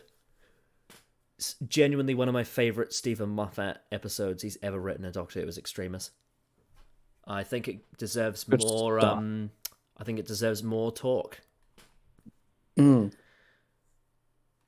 Meets his grandmother, who immediately upon opening the door thinks that someone is either trying to rob her or that she might be taken away, which says a hell of a lot about the state of mind of the average citizen. The world building. And this scene gives me a lump in my throat every time. Oh, it's amazing. Noel Clarke is outstanding here.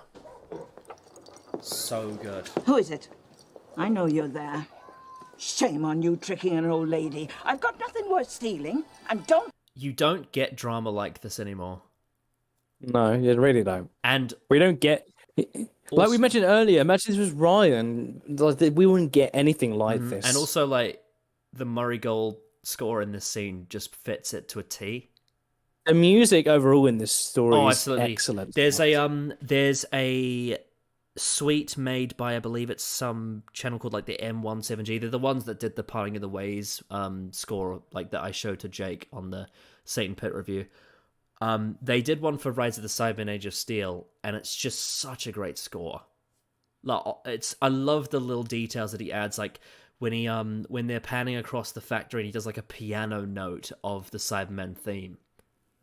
And then all of the emotional beats, it's just, the music in the story is amazing. Like, when we're talking like on a production level, in terms of acting, direction, and score, it is absolutely brilliant. Yeah, top notch. For its time, wow, just like, how? Oh yeah, easily one of the best produced. Because nowadays, that's kind of the norm. Like, let's be honest. Nowadays, I expect this kind of stuff. But like when with stuff like, especially Doctor Who, a BBC show in 2006, man, how is this production this good? Oh, it's amazing, absolutely amazing. And it's not just about like having good production values either. It's also about like the narrative focus. Like a lot of the shots that Graham Harper did actually supports the narrative. A lot of the shots that Graham Harper did actually had a purpose to the narrative, and they tell you things in a certain order and from a certain angle. And then you get like the music by Murray Gold. A lot of the emotional beats are really significant because of the way he scores the episode. Oh, it's delicious. Think I'm going to disappear. You're not going to take me. Hi. Oh, just one simple line. Yeah. Is that you? It changes the whole thing, and it's so good. It's me, I came home. Ricky? It's Mickey. I know my own grandson's name. It's Ricky. Now come here. This is a kind of drama that you didn't get much of before this era, and you really don't get much of after it. This is for me what really seals the deal with Russell T Davies' Doctor Who is this kind of drama. It's what puts it just a slight. Characters. It's what puts it. We always say it. Yeah, it's the notch that it takes above the rest for me. It's this extra detail that just really, really moves Characters me. you can completely understand who they are as people, as if they were real people. You understand the hardships they face. You understand the motivations they go through, why they do what they do, and how they do it, and how that is impactful for them as people.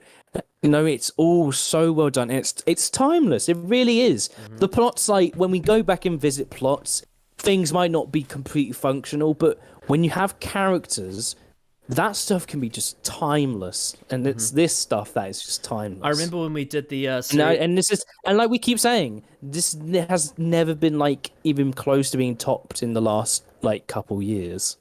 I just want to respond to someone in the comments that dissed Gadget. Screw you. Gadget is great.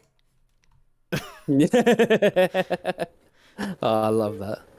Anyway, so great. What was I going to say? Oh yeah, so like you said about timeless, like when you rewatched series 1 on your channel, there was a bit of speculation of, well, it's quite old, maybe it'll age. No, not at all. Completely and utterly timeless. Like, obviously, some of the CGI has aged, some of the green screens aged. Yeah, production-wise. But in terms of the storytelling, absolutely timeless. Nothing's aged. It's masterpiece of a season. Absolutely brilliant. Okay, I'm Ricky. I love that Of course line. I am Ricky. It's just like, yeah, fucking great stuff. Oh, she used to slap him. I know, that's such a great payoff Which we get in the previous scene. because we hear Rose say that, and then we actually see it. Yeah. Oh, there's more character in this scene than the entire Chibnall era. And it kind of shows like it being the same. You get like when we meet Ricky, it's like, man, he like probably has some, because he acts very different. But you'd think maybe what before all this? What was he like before this? Was he like Mickey? Maybe a bit more like confident in himself throughout, but he obviously still had that thing that made him who he was. That like the Mickey, Ricky, whatever. Yeah, given that same person. Given that her response to him, it's a little bit like she can tell he seems a little bit different to what she is expecting, but it's not out of the ordinary that he's doing some of the things he's doing. What it tells me is that Ricky obviously acts very staunch around, the people he's with. Oh yeah, because in Age of Steel, and it's actually great setup for Mickey to stay because in this episode they say, "Well, he's London's most wanted." Is it? Oh, so yeah, but we find he's out like the next most wanted for parking tickets. Yeah, I know, and I really like. I think it's a good joke and a good payoff. And I think setup. I think this scene indicates if Ricky saw her, he would be a lot softer than. I think he would be, yeah. From what we get, yeah. This again, like they don't question. They like Jake never says like, or like why being sentimental or whatever, something of like that nature. See, and just like, there's never any for, question of that. Just some of the people watching, this is how interpretation works. When you actually have information to add up together to create a result. This is what interpretation is. It's not contradictive. It's not contradictive. This is information that we have gathered from the story to make an answer that actually works and actually could happen. Yeah. Yeah. I keep hearing all these stories, people disappearing off the streets. There's nothing official on the download, but there are all these rumors and whispers. I thought they'd gone and disappeared. Oh, I love that. That's a great bit of direction. I can't get on the stairs. I told you to get it fixed. You're gonna fall and break your neck. Well, you get it fixed. The voice crack there. Should have just done a way little. back. It's really I good guess stuff. I'm just kind of useless. Now, I never said that. I am no. And I'm sorry, Gran. I'm so sorry. Don't talk like that. And when Ricky comes, good stuff. Oh, it's almost hard to watch that scene because it's so emotional. Yeah, it's so relatable. Oh, I love it. It's very relatable. Also, this scene is hilarious. It's weird. It's so weird. Like, it looks kind of real. Like I'm looking at Mickey. Yeah. Like there's little bits you can like maybe it's not real, but like for the most part, it's like it looks so like that's actually what they filmed. I think it comes down to how brilliant Graham Harper directed it. Like he directed it. Yeah, like look at Ricky. Look at Ricky. He's like looking right at him. And also the way that Noel Clarke expresses almost makes them look like they're a bit different. Like I think even their hair, like the cut on their hair looks slightly different, if you know what I mean. That might be the lighting. Might be the lighting. But I don't know. The expression on the face, like you can tell they're different people. Mm-hmm. And Good stuff. I love how Ricky, you can just tell he's such a tryhard. I know. He's like, I'm where London's most wanted. And we are going to bring him down from your kitchen. It's so funny because there's films that come out now where this is like unironically what they act like, and it's so cringe. But because Ricky is trying hard to be cool, but isn't, it's so fucking funny. Oh, comes into the picture. While he may talk a big game, Ricky isn't even that big of a deal in his own universe. He wears the badge of London's Most Wanted, but it turns out it's just for parking tickets. But he has a boldness and a confidence that Mickey admires and starts adapting to over the course of the two-parter, though I will never quite understand why Ricky interrogates Mickey in just his underwear. You can even pinpoint... Well, they got to scan him. They got to scan him. They scan him. Yeah. Like, he probably... I don't know if he probably has the tattoo. I don't know. We never know. But he's literally exactly the same. Like, that's what they point out. Yeah, they wanted to check if he was like an android or something. Yeah, and that's what they probably think at first. Yeah. Makes sense. The second this change occurs, when Ricky I remember the scene so vividly. Like, I remember where I was when I saw it on broadcast. Over a metal chain in 2006. And once he's I caught, remember it.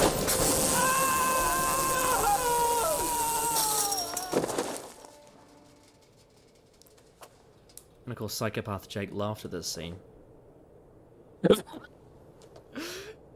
No, that second shot is what really sells it for me. I think the first shot looks a bit iffy because one of them is like kind of moving. God, but the second shot is what really sells it. It's such a great distillation of what makes the Cybermen different from so many other monologuing and shouting villains. So Mickey tries to step up and help just the Jake, silence while also and just trying like to the be a positive blank influence by expressions is convincing what really him to not sells kill it. the human guards protecting the Zeppelin above the factory, making sure the Doctor and Rose and Pete don't... So yeah, in any other era, this Jake character would be very forgettable, but because it's the Russell era, he has a whole character of his own.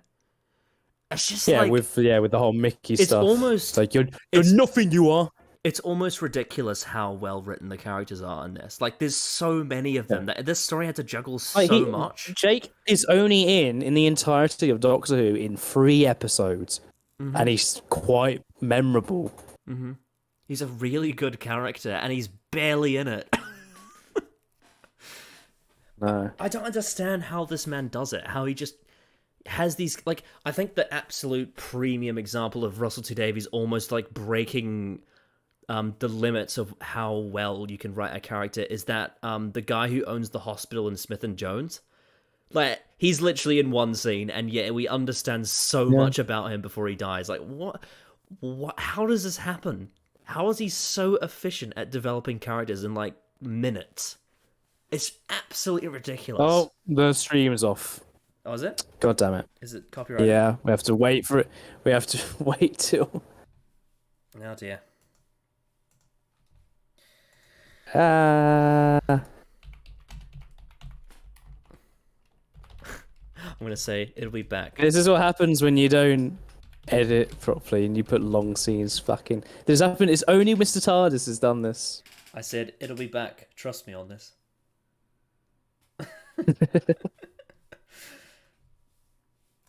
How long do we have to wait before it comes back? I can't remember. I have no idea. So you probably might have to take it off screen for now. Okay. What we might have to do is probably put something in front of it, just to be safe. Let me just have a look at filters. I could do opacity, if that's an option. Color key, render delay, luma key, image mask. I can't remember how to do opacity on this. Let me look. Properties. No. Oh, transform. Thank you, BBC. You're nothing, you are.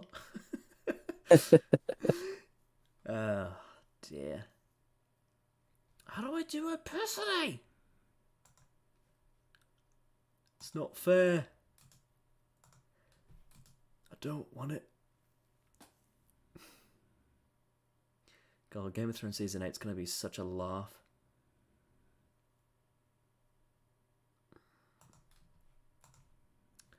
Opacity.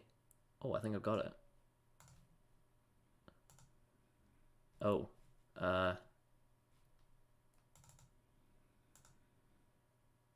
Yeah, we're back. Are we back?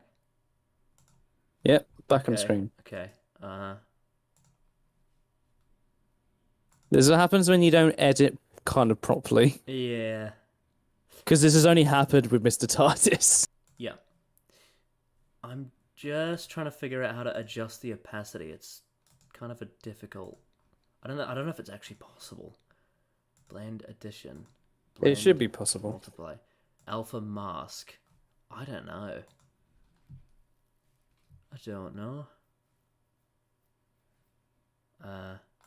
Yeah. If someone knows how to do opacity in bloody OBS, that would be really helpful. The other option is I could duplicate the background and put it on top of it. Yeah, but then crop it out to just the I might actually do that. EDAR part and just then blend it. Media source 7. Wait, no. Which one's on? This one. Oh, this one. Okay, it's that one. Yeah, all right. Duplicate. Where is that? Copy. And, no. What? It's not going to let me. What? It's on. There should be duplicate. Yeah. Well, it says reference. Does that mean? Okay. Yeah. No, it's all good. I got it. But the thing is that how am I supposed to? I want to turn the opacity down. Dude, you hold opacity. That should be. I want to know how to like. Oh fuck! Actually, no. That's not gonna. There's not gonna be much point because if I find out that, I might as well do it with the other one. Yeah. How do I do opacity? That's the question.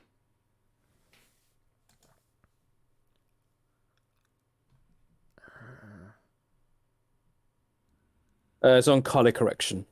Okay. Filters, color correction, opacity. 75. Let's see what happens. Oh, yeah, there we go. That worked. Right, I think we can get back to it. Let's just see on screen. It's not up yet. Just we'll give it a minute or two. So yeah. Make sure it's not. Yeah, we're 14 minutes into this 26-minute video. I wonder how... I'll actually look up how long the closing time one is. Closing time.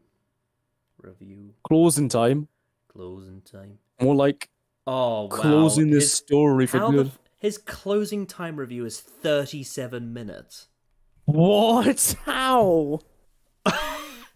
What the fuck? I mean, we're already halfway through this one, so we'll be fine. How is his closing time review? Because to be fair with this one, the bad points he's made have been pretty bad, but he's mostly been fine, on point with the good stuff. How is his closing time review like almost double the length of his Rise of the Cybermen? If he likes it, he thinks there's a lot more to it than there seems to be, Connor. More than meets the eye. Okay. Yeah. So can you see it on screen? Sure. Yes. Yeah. And yeah, that should be fine. Yeah, that'll do, Donkey. That'll do. That'll do. Anyway. All right. Left behind, and also one of the key moments, actually goading a Cyberman into attacking him, tricking it into destroying the transmitter control. Hey, Cyberman, over it. Come when your brain is done with that. Come and have a go.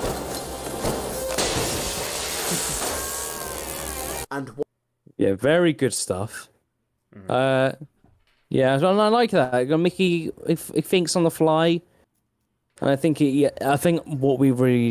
really like about Mickey, especially in this story, is just what he's learned a lot from like previous stories. Well, this is something that we see. This is something that we see Rose do in stories like The Long Game and The Parting of the Ways, where she and Boomtown actually, where she uses things that she's learned and applies them.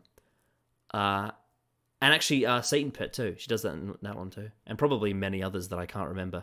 But like you said, Mickey is the same, where he applies things that he's learned, and it's great. Yeah, it's very fun to watch.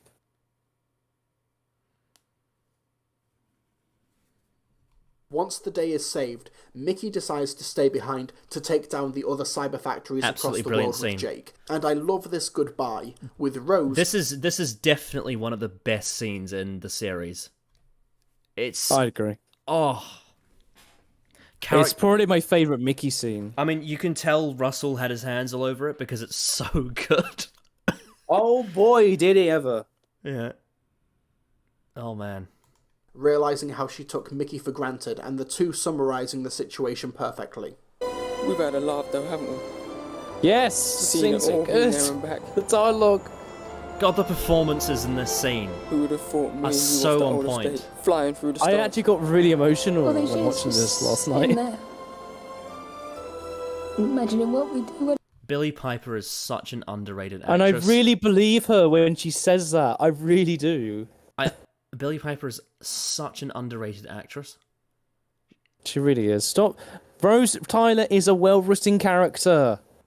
Yeah. Preaching to the choir. But like genuinely, when people talk about like great actors in this show, I hardly ever hear her name mentioned, and she absolutely should be mentioned. She is such a good actress.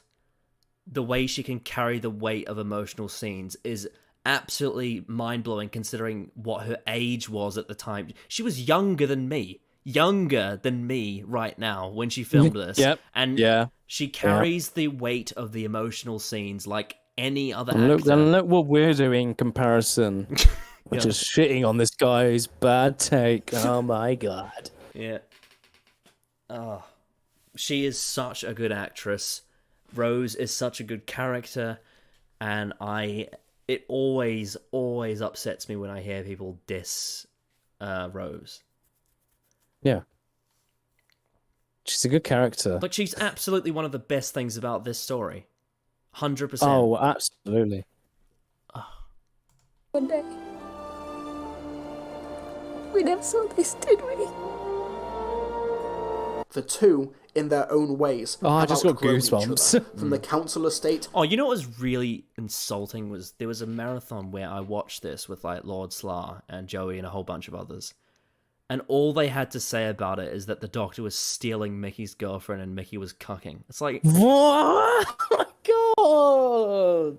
Like, it just blew me away. It blew me away how little they had to say. Do they just ignore the dialogue of what just happened? It's like... We had a laugh, didn't we? Who'd have thought me and you from that old estate? Like, look at where they were and what they've done now, man. I know. And the line, like, we never saw this, did we? They never expected something like this. Like, them, like, separated in this way. They always thought... Because I think when they were probably younger, I think we get a lot of references. Yeah, they're probably just like... To support it. They're probably just like, here, Murray They've Goulds. known each other since they were kids. They've known each other since they've been kids. Exactly. But the thing is, these people probably... A lot of people forget that. These people probably just hear Rose's theme and like, cringe emotion. Rose, steer, bad person, boo. It's such a shame. There's so much... much... Like, there's a detail of, like, Father's Day does so much because they have known each other since they were kids. They grew up in the same neighborhood together. They dated. They've experienced this together. Life and death together. There's a real connection here, and the dialogue really sells that. Tension as well. There's tension between them because of what's happened and how they had. Look at what Mickey does at the end of series 1. Exactly, and how they clashed and clashed in hell. Boomtown, and how the Doctor has taken Rose on those adventures, and Mickey lost her, and obviously there was that whole year where people thought that he murdered her, and there's so much history to these characters, and yet people just forget about that, and they go, "Oh, ooh, cringe emotion." It's like, are you even human? How do you not see all of the brilliant character drama in this writing? It's so good. I genuinely, it baffles me how people don't pick up on this stuff. It's such, like, essential information. Because they focus on the parts where it seems that Rose is being an asshole. And they display that as that's all she is. But the impulses are justified! Yeah, exactly. Like, even in this episode, there's a reason why she makes these decisions. We know why. Why? Yeah. Oh my god, the how and the why. Why do people not think about the how and the why? It makes me sad how people really just give this whole series a bad rap. for like really misunderstood reasons, I think. It's just... My God. All of this beautiful writing on the screen and people just like, nope, can't see it. Nah. It's like that line in World War III where he's just like, aliens have all... you believe gods and demons and hoaxes, but aliens actually invade. Nope, can't see it. Yeah.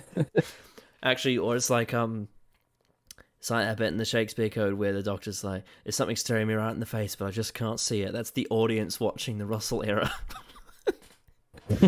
Or in Gridlock where they can't see the truth. Oh. Nah. Russell T Davies is an atheist, by the way. I'm sure people should know that. He's an atheist. Not a space Jesus apologist. He's an atheist. Okay? No, all praise to Space Jesus. It's why he wrote a show called It's a Sin. Because that's what... it doesn't matter. Why am I trying to explain why it's good? They should... fed up with this shit. Fed up. To time and space, and I love how at the end the story does take a moment for Rose to come back home I love to this take dialogue. stock and to hug her mum. Yeah. I love this Okay, dialogue so now where it's he time says for me he's gone to home. pay up and to talk about and explain all those aspects that I've pushed further back into this review.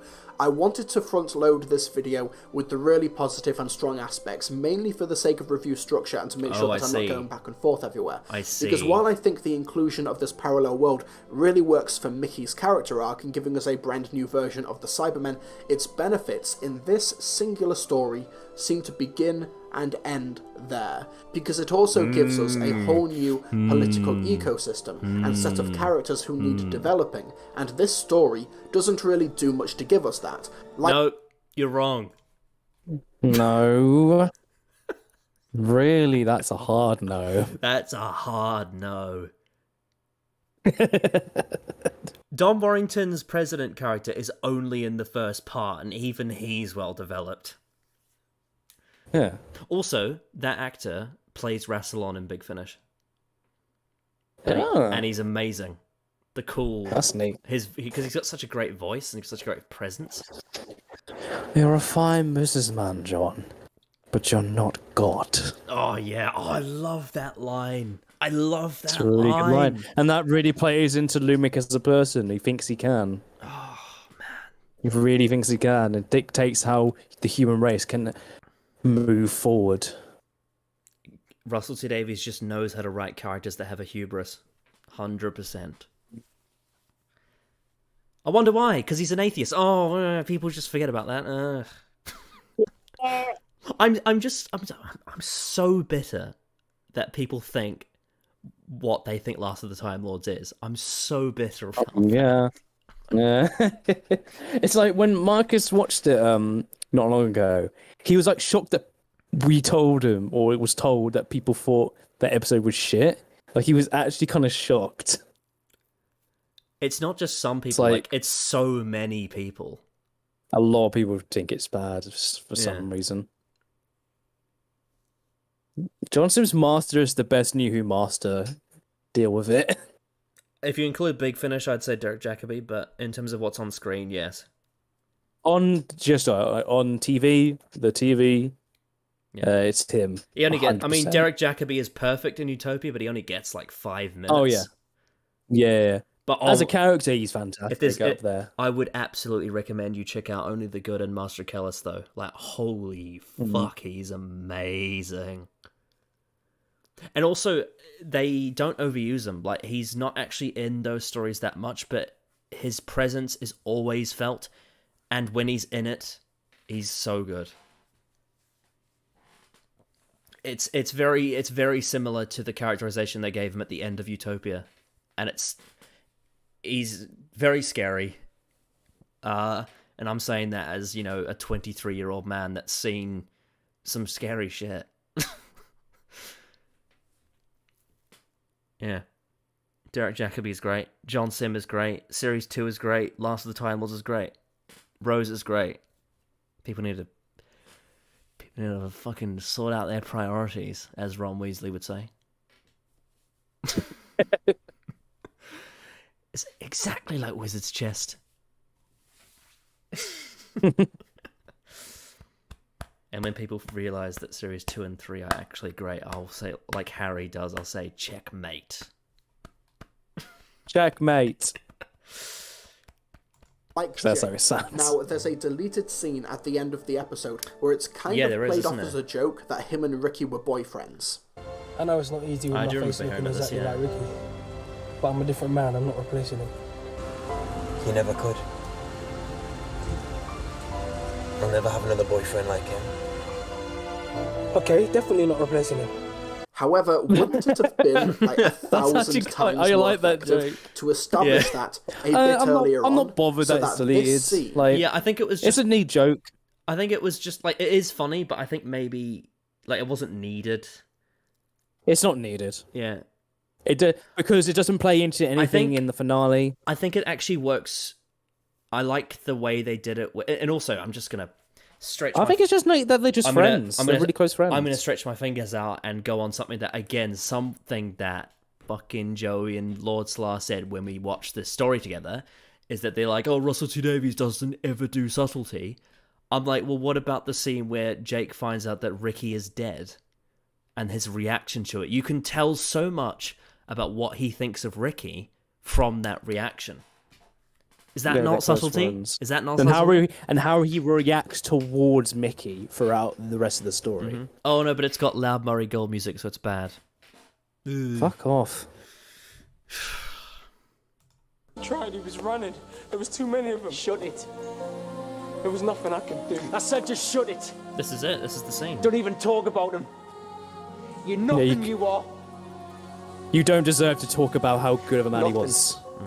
Can hit significantly harder. Yeah, like, we also non-subtlety would be something like, you don't get to talk about how good a man that was. That man saved my life. He fought this war, whatever, like that kind of stuff. That would be blasting it in your face. He's like, no, you don't even talk about him. You don't deserve to talk about him. You're nothing compared to Ricky. Mm-hmm. Like, it's just like, nah.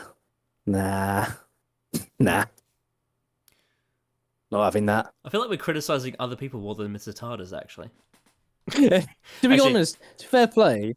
Like, he's not wrong. He's been wrong on a couple occasions, like, really bafflingly. But like, the good of this story, he is for the most part getting right. I think the thing is, he did say he's front loading it with all the positives, so I think we may get to the tism soon. That is very true. Yeah, we've still got so far so good. Look, listen, we've still got 10 minutes. There's a lot that can happen in 10 minutes. It could get real bad soon. Yeah. Characters like Mrs. Moore, who seem like she would be really great companion material, but ideally, you'd have more for her to do in the story. The moment she starts reeling off backstory in the tunnels, you can tell that she's destined for death. Her number's up. Now, I know it's a massive rabbit hole that the story wisely chooses to ignore, but bear with me. In this parallel world, what is the system that has allowed this single company to control so much of the population? I only ask this because Rise of the Cybermen and the Age of Steel... He invents things. He also does it in a different country before he goes to Great Britain. Yeah, but they established that this is just a company and he has invented stuff. Mm-hmm. He's an independent company. He's made his money. Yeah, exactly. Yeah, and also it's establishing that and this is somewhat parallel to real life too. But the big corporations and the higher-ups in the places that make a lot of money and produce a lot of technology have very direct access to politicians, especially ones in power. Yeah. So I don't think that's contrived. I think that's very possible, and I think it happens all the time. They set up. I think this shit happens all the time. Like, it would not surprise me if, Jeff Bezos had a conversation with the President of the United States talking about selling a product that would benefit the economy. Like, that is very normal. Not saying that I agree with it, not saying that I necessarily think it's a good thing, but I'm saying that is what happens. Well, that's just reality that happens. Yeah, it is reality that, unfortunately, corporations and capitalism, they often come together. And that's the reality. Has one massive gaping plot hole in the centre of it. Okay. And it's a question that, once asked, you cannot remove yourself from. Okay. So, I'm giving you folks the rare opportunity to back out now if you Alright, don't want me to alright. permanently No, we're here spoil for the this. whole ride. This is exactly what this podcast is for. So good luck, Mr. Yeah. TARDIS. You've got... That he knows, because he commented on the last one we did, didn't he? Yeah, you got tough customers here. So he knows. Story for you. Okay, you ready? 3, Yep. 2, 1. Why does John Lumick want to convert the population? Now, yeah, he's insane, and while Roger Lloyd Pack is going over the top, I remember his performance getting quite a lot of flack in 2006, but looking... Boo those people. His performance is fantastic. Yeah. He plays a very he's kind of a character he's playing. It's designed, obviously there is the hammy element, which is funny, but it's designed to feel very inhuman, despite the fact that he is human. You're meant to get the vibe that he is odd, that he doesn't function, he doesn't have compassion or empathy, and that he thinks more like a computer. He thinks very logically and he is bordering on he thinks more like a Cyberman. And he is very psychopathic. And the whole point of the performance is to make you feel like this guy is just off. He's just very strange. He thinks he can control things. Like the president says, you will find businessmen, but you're not God. Yeah. Yeah. And he loves he loves the whole concept of the Cybermen. And they're a life eternal, body that will never age. Yeah.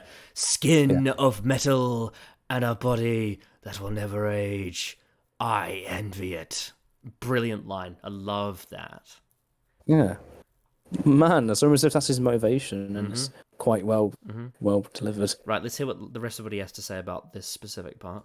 Looking back from the perspective of the wasteland that is 2020, Lumick's obvious insanity looks positively quaint. I shall have to inform them. And how will you do that from beyond the grave? Yeah, he's obviously insane behind closed doors, but I've seen politicians and pretend tech geniuses actually talk and act like this in real life. Look at Elon Musk's Twitter feed sometime, or rather don't. Now, Lumick wanted to convert himself... I feel like That's really odd. I feel like we're getting a bit sidetracked. So, back to the point. He's asking, why does John Lumick want the people to be converted? Because he thinks it's the ultimate life form, in a sense. He thinks it's also... This is the pinnacle of the human race. And success for his company. Yeah, there's multiple reasons. It's very simple. As it should be. He thinks this is the next, line in humans. This is the evolution. And also, it's not about whether or not you would do it, it's about whether or not he would do it. And to him... It's not whether you believe this is a good idea, it's whether you believe this is what he thinks is a good idea. And the very... It's that classic thing that MauLer said, I think, in a video when he talked about art. It's like, it's not whether you think Thanos' plan makes sense, it's whether you think Thanos thinks his plan makes sense.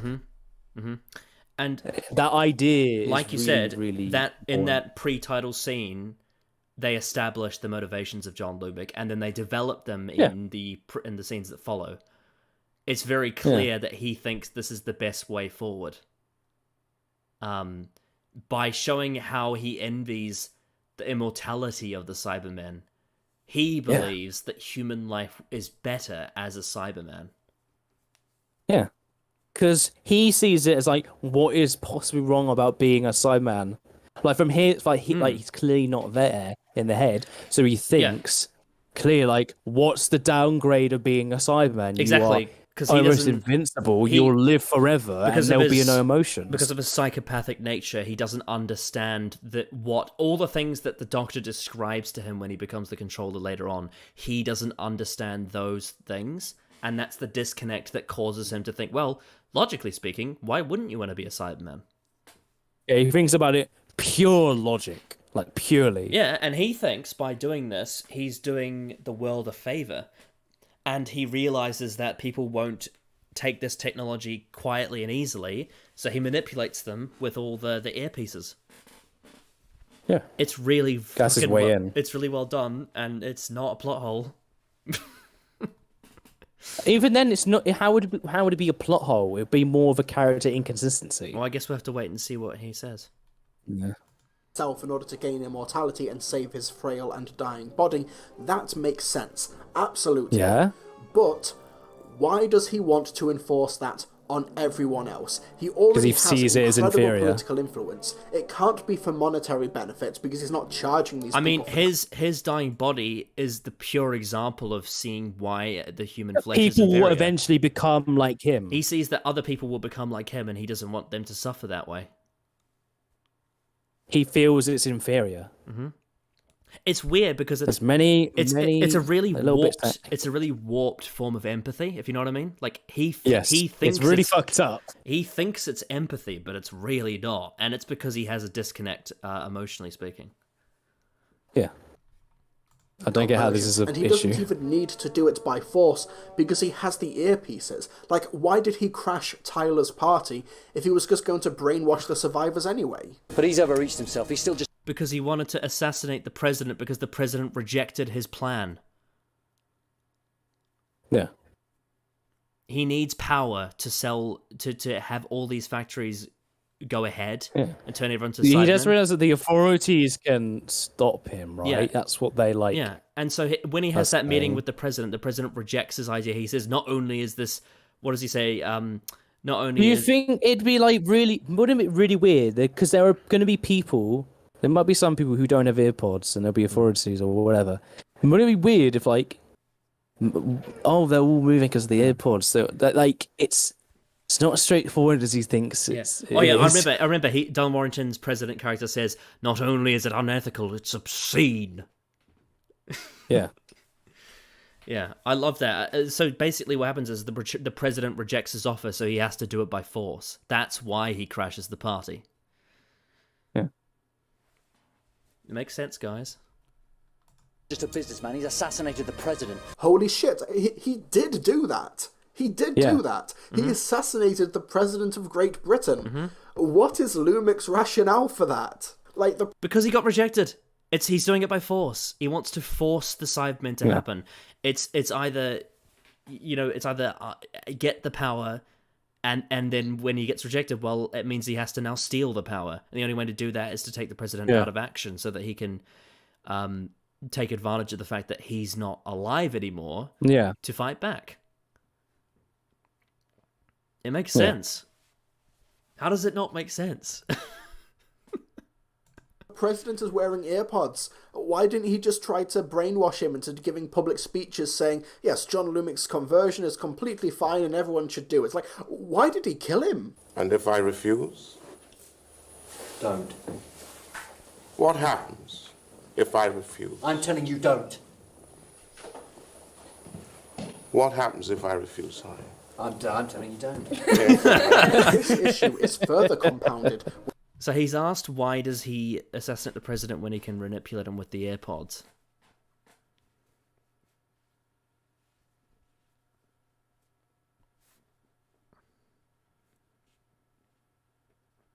I don't think he wants to. I don't know.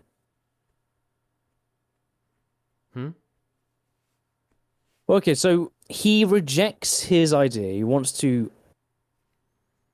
because he probably wants to do it the easy way, just like have it done naturally. Mm-hmm. He gets rejected. Yeah. He then gets invaded. And he's making a point because he takes the people who are homeless and converts them.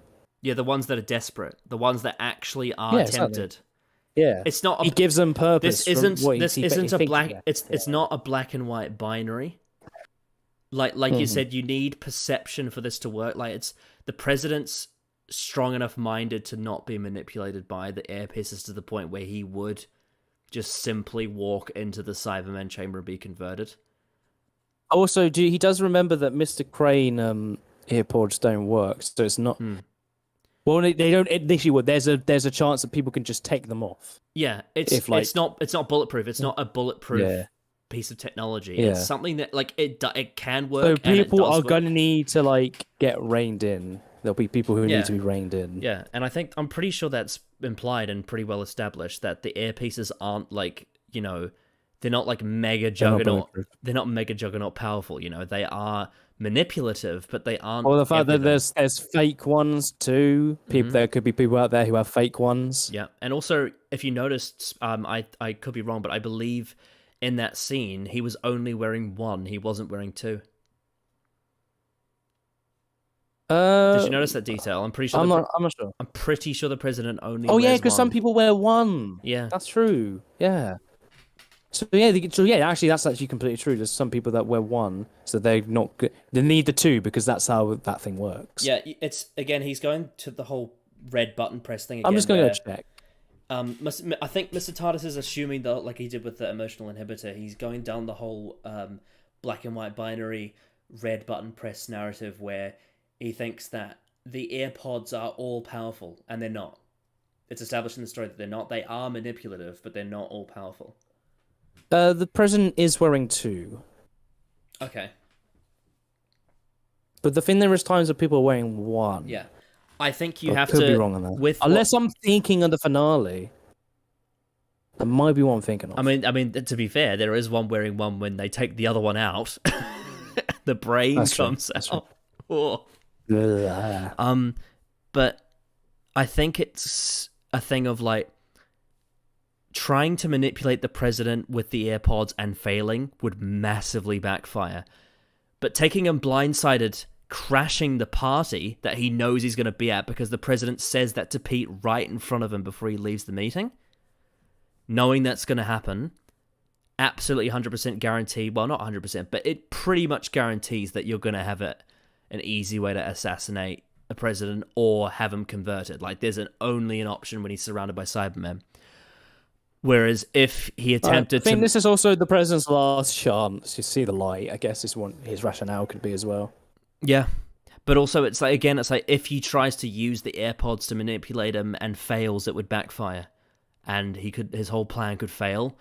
But like I said, if he has him cornered, it makes it so much better because it means that if the president rejects him, he can just kill him. Yeah, makes sense. When you consider the perspective of his friend and colleague, Mr. Crane, played by Colin Spall, who you may remember from Revelation of the Daleks. So Mr. Crane is absolutely okay with kidnapping homeless people, going on... You know who's another actor who's in Revelation of the Daleks? Is that old guy from Voyage of the Damned. You know, the guy who gets to, Oh, yeah, I think he mentioned it once. Yeah. He's great in that story. He's so edgy. All of his humor is really edgy and it's hilarious. I don't want to spoil what the best joke is. I want you to see it for yourself. But oh my god, there's one line he gets in that story which is absolutely fucking hilarious. Recruitment drives, quote-unquote, toying with the homeless people to make them obey his instructions. He's positively flippant about the process and the horrible things he's doing. They've grafted on a treat, these have. Given a little persuasion. If you care to observe, sir. And turn to the right. Well, they're making sure this is all tested. Are you having fun, Mr. Crane? Oh, no, not at all, sir. No, it's just, it's irresistible. And even lightly dances to music. So, Mr. Crane, obviously, like you said, tests, but he also enjoys the control of, having control of people. He likes that. And obviously, John Lumick picks up on that and says, why don't you just get on with it? We need to reach the end goal here. And him dancing the music, and we'll hear what he has to say. When they're being converted and tortured. Let's cover up that noise. Well, he doesn't want to listen to people dying. It's almost like he's sick and twisted. It's quite possible. It's quite possible. You know what I mean? That might be the reason why. That might be the reason why he's happy to listen to that music, to block out that sound. You ever thought of that?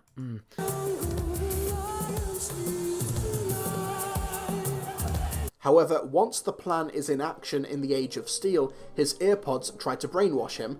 Okay, why did he even have them in the first place? He knows what's going to happen. Then his next and final scene is him What do we think about that bit? Where his AirPods tried to brainwash which part? So he said that his AirPods tried to brainwash him. Mr. TARDIS is asking why does he have them in his ears if they were going to do that? I think it's required, isn't it? Yeah, pretty sure. It's like if he didn't have them Like, in... all staff have them in. Yeah, like imagine if John Lumick saw him not wearing them. Like in this scene, he'd be like, what the fuck are you doing? Why aren't you wearing them? Why have you not been convinced? Yeah, like he would think that he's deceiving him. Which is actually what he ends up doing. So... Yeah. tricking Lumick into letting him get close so he can try and destroy his life support system. Like, what was the issue he had here? Crane was not only No, an I accomplice, agree that I but think it should have been explored more. Yeah, it's a bit. I think It's a that's bit I undercooked. mentioned that. This twist is a bit undercooked. That's one thing I will say. It is, yeah. But I And don't. and it's used a way to get him into the chair. Yeah. Or the become a Cyberman. But it's not. It's not like it doesn't make sense. It just needs more development. That's all. Like it's just we didn't see enough cues from Mr. Crane before this to get that he was gonna do it. I suppose maybe the twist is a twist, but I would have liked more development behind the... I would have liked to have seen scenes of Mr. Crane not being happy about Lumick. We don't really get much setup for it, if that makes sense. But I don't see how it doesn't... Like, hang on, I'm just going to roll it back, because he says something about him getting close. See, he knows what's going to happen. Then his next and final scene is him tricking Lumick into letting him get close so he can try and destroy his life support system. Like, what was the issue he had here? Crane was not only an accomplice, but a willing one, until he just wasn't anymore. Basically, Lumick just wants to turn and that's the thing everyone I think to I can agree with in terms of an issue that probably needs to be explained more. Yeah, I would have liked to I think have that's known... I think that's what Age of Steel kind of suffers from in some aspects. I would have liked to have known along the other parts. more about his motivations. I would have liked that to have been a bit more clear. It seems like Mr. Crane ultimately just doesn't...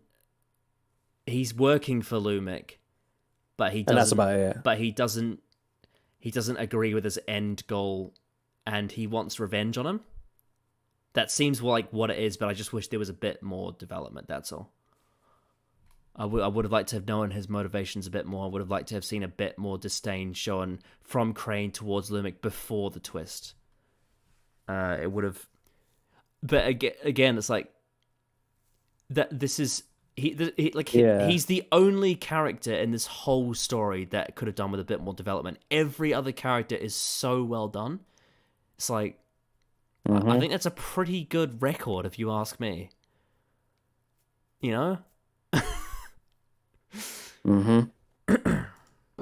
Because the story mandated Cybermen, and he also needed to become the controller so we can do a hierarchy callback to the classic series. And do you want to know the most frustrating thing here? With just some slight adjusting to the story, you can have Lumick still work in the story and have it make sense. So, let's do a rewrite. Lumick wants to become a Cyberman to give him eternal life, but he needs test subjects, so him and Mr. Crane steal homeless people right off the street and convert them. The first groups go wrong, but after some fine-tuning and adjustments, he perfects the conversion process. Great stuff. Lumick will now do it to himself. However, the Cybermen he's already converted, they've got other plans. They do not want to stop at just Lumick. They are fully logical now. They think about all the pain they no longer feel and want everyone else to be free of those restraints. So, those Cybermen, I feel like that's an emotional they take aspect control of it. Cybersyn. Don't you think? That would actually make the Cybermen out of character. And you need Lumick to have that motivation for it to make sense. So no, I disagree. Exactly. I disagree. Also, I love the way that the Cybermen have a command in their programming to do that thing with the branding. It would, like, if you had Cybermen on ads, you would totally have them doing that. I really like that take. But no, Lumic wanting people to be Cybermen, as we explained, makes sense. Mm-hmm. Industries, the rejects, the dispossessed, the abused and stolen, they take over, and now the Doctor and the Preachers aren't fighting Lumic anymore, they're fighting the system. A system with such a warped sense of morality in the face of logic that they deify their creator as the controller. Change the dynamic around so the Cybermen themselves become the main villain instead of Lumic, and this singularity, this black hole of a plot hole, this black hole of an issue... It's not a plot hole. It's not a plot hole. It's not. It's just it's a plot issue, but it's not a plot hole. You're using it. You need to use a different term. Well, and because also it makes it seem like. And also, the issue is only to do with Mr. Crane betrayal, really. Apart from that, it actually works. It's not a hole. It's a missing piece. Yeah. Well, I was trying to think of the right term. It's an underdeveloped twist. That's all it is. Everything else works. Yes. Underdeveloped. It could. All the stuff before can work. It was a bit underdeveloped. Yeah. Goes away in an instant, and this is why I think the story... Oh, and also, you know how he's doing like a rewrite? Bloody Samuel Davis did a rewrite of Last of the Time Lords, and it was absolutely diabolical. It was just so like, this is exactly what someone who doesn't understand the story thinks should have happened. And it's just so... I was like, oh no. You're literally tearing apart all the bits that make the story good. And he replaced it with something that was so simplistic. And it was just like, oh no. Samuel, what are you doing? My name's Mickey. Mickey Smith. Defending the Earth. Anyway. Feels so sluggish in its second part, The Age of Steel, and why it lacks the emotional heft... What? No. Age of Steel is not sluggish. It's pretty filled to the brim, I'd say. In terms of character. Yeah, in terms of character. No. And emotional heft.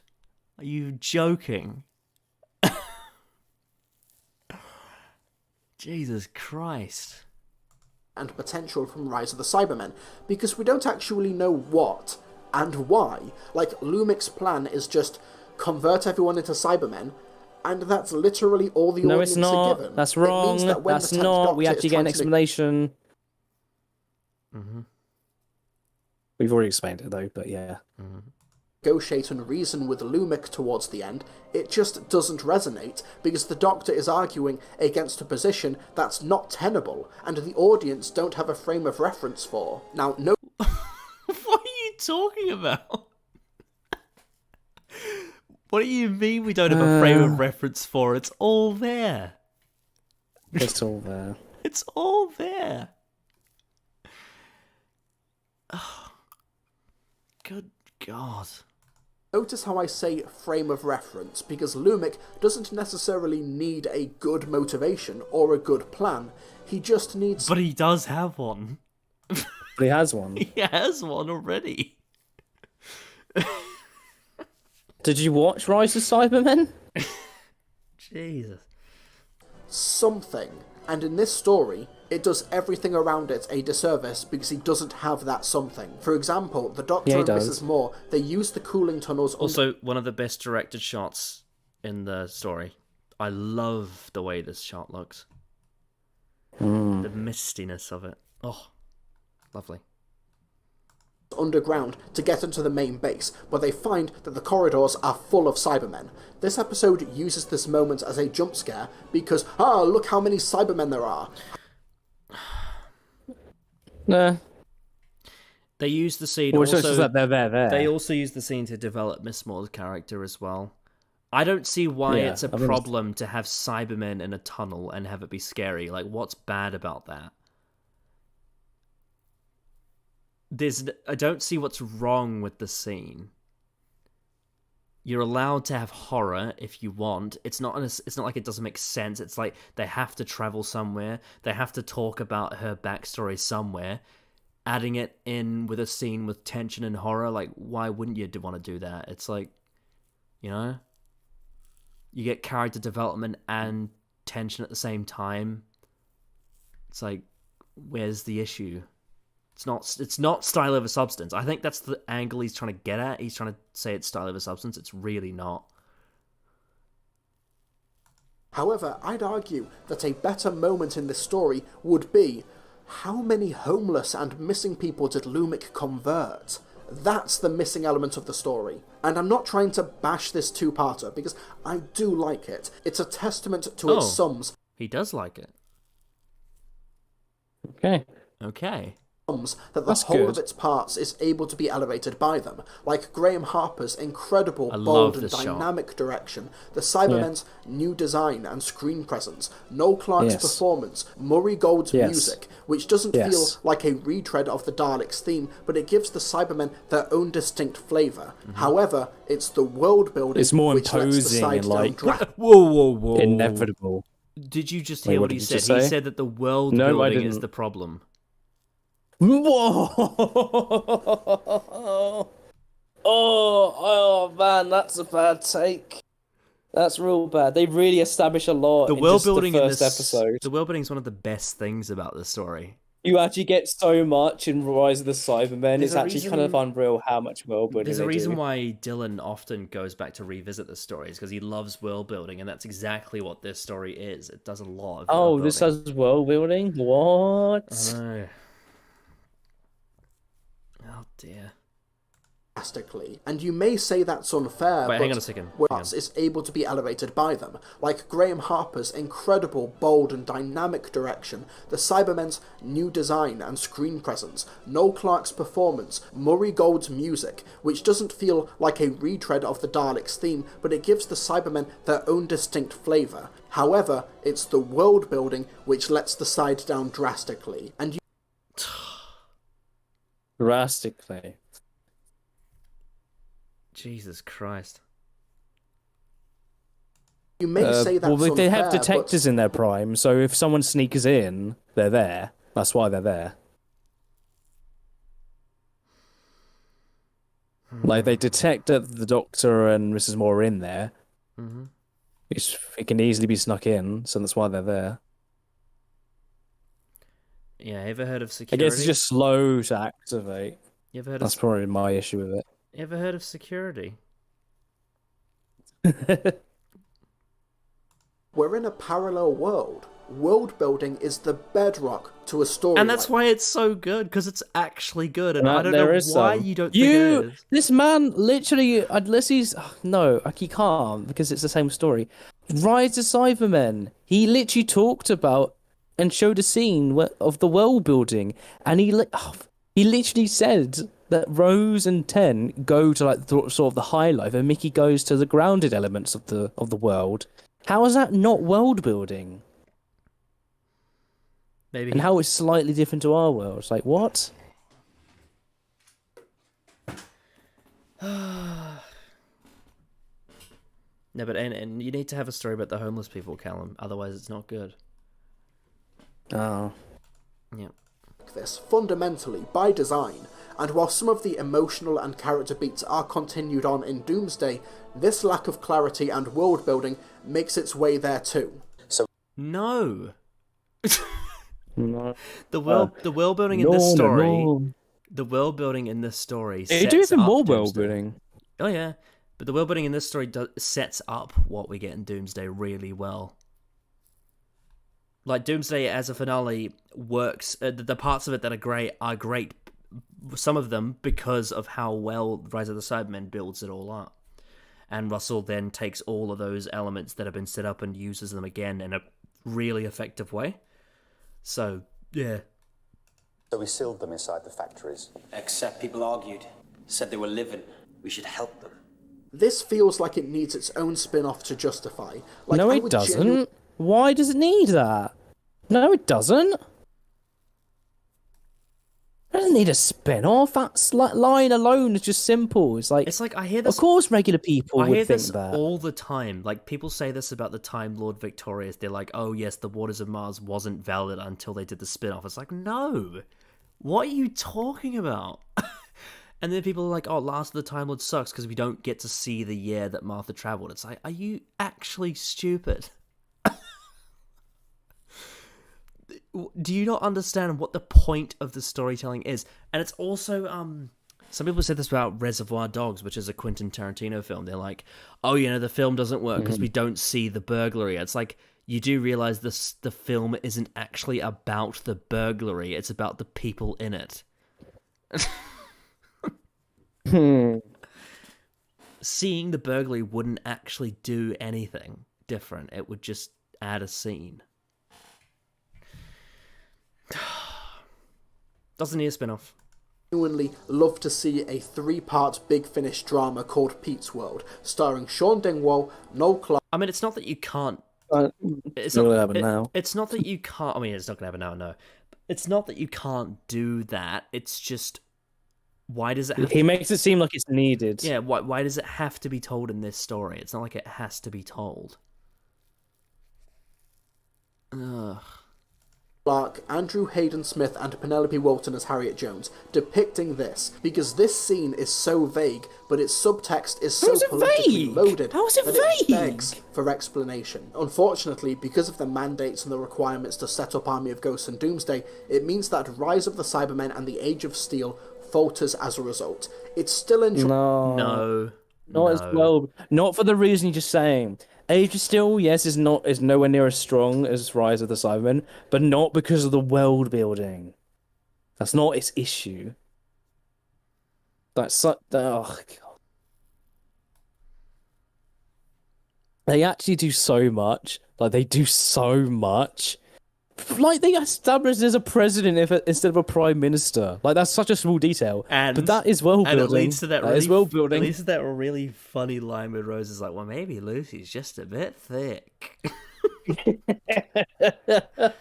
Rose is a good character. No, but she's a bitch. Oh, she's such a bitch. Rude. And she's jealous because the doctor's with another woman. That makes her a bad person. Why wouldn't Rose question about someone she doesn't know?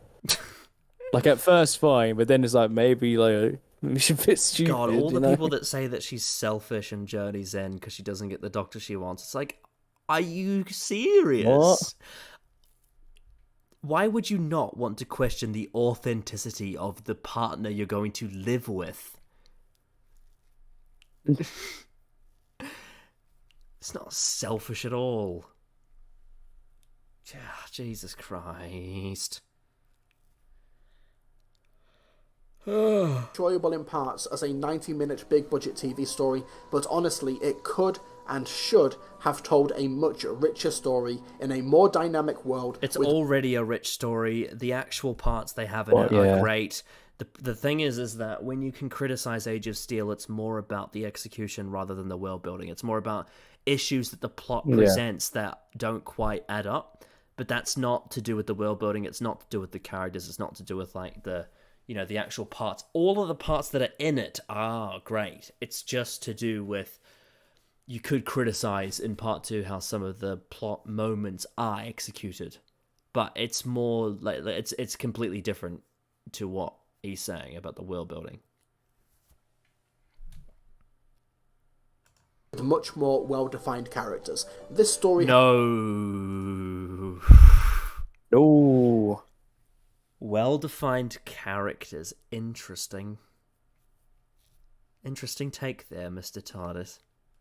Had the capacity to be a 10, but instead is coasting along at a 6. And while that's not bad, it is disappointing. Well, the whole story. Now, the Cybermen do return in Series 2, but I covered that story last year on Dalek-sember. Quite fitting, really, because the Cybermen do basically get shafted by the Daleks in that story. I also hate this take as well. Why would you say that? Everyone always is like, oh, but it's not fair. The Daleks are more powerful. I'm like, they take over London pretty easily. I like how Russell T Davies wrote what would actually make sense, and people are like, oh, but it's not fair.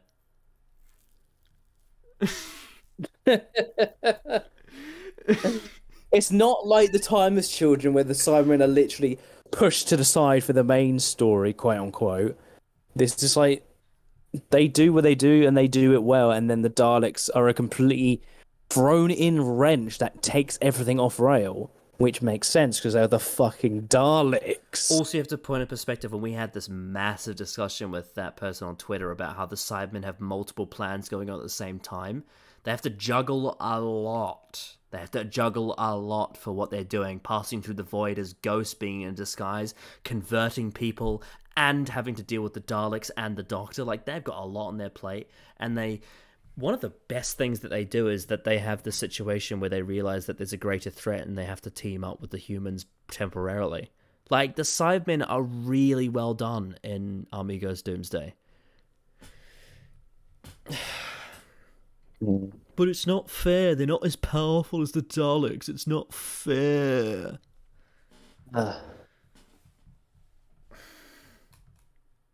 Story in every single way. But believe it or not, we do have another follow-up story that we can talk about in its place. Ladies and gentlemen, for one day only, we're leaving London, and I'm taking you to Cardiff. Because tomorrow, on Cybersember, we're leaving the world of Doctor Who, and going where only the grown-ups belong. I'll see you folks then, for Cybersember After Dark. I know exactly what he's talking about. Well,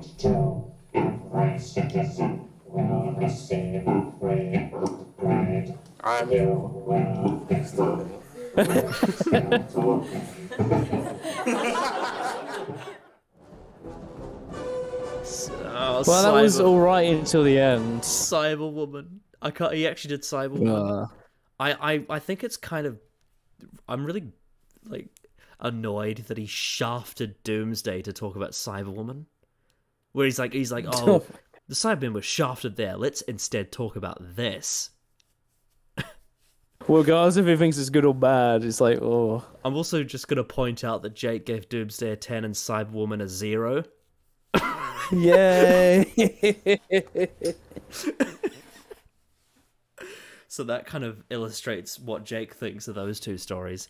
Yeah, that was a.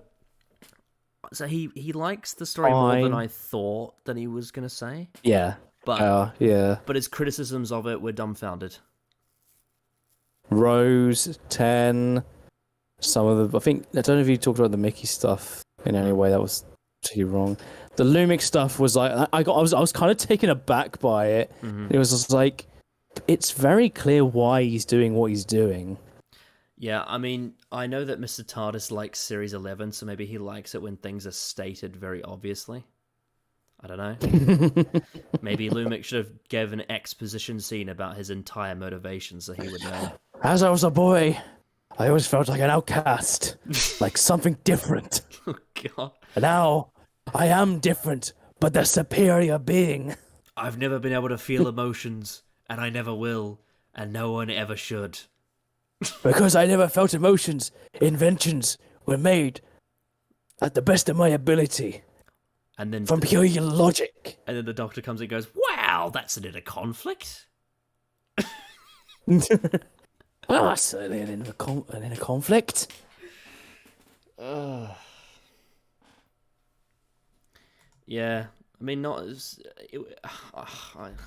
it wasn't as tismy as dinosaurs in a spaceship video. I guess we could say that's an improvement since Yeah. So I thumbs up, thumbs in the middle. I'd say for this video, it's kind of He recognizes some of its strengths, but he also doesn't. The things that aren't weaknesses are massive weaknesses. Yeah. I was wondering if he was going to bring up some of the issues that you pointed out, and he didn't really, did he? And he didn't. He really didn't. So he didn't cut to the bone. Not really, no. No. Yeah. He didn't talk about the plot device at the beginning of Age of Steel at all. Yeah, that's that's like one of the biggest issues, and Mrs. Moore's death. Yeah, those are like the two things. And their plan those going are like in, the two things in the story that ask the most questions. I think is the plot device and her death. Yeah. And he didn't even mention Eva. Nope. I wonder what he's got to say about closing time. Oh god. Oh guys. Let's have a quick gaze at the comments. I'm just gonna scroll up a bit because I missed quite a lot as I was watching the video. Wow, there's a lot here. I haven't seen. I don't even know if I can actually get through all of these comments because there's so many of them.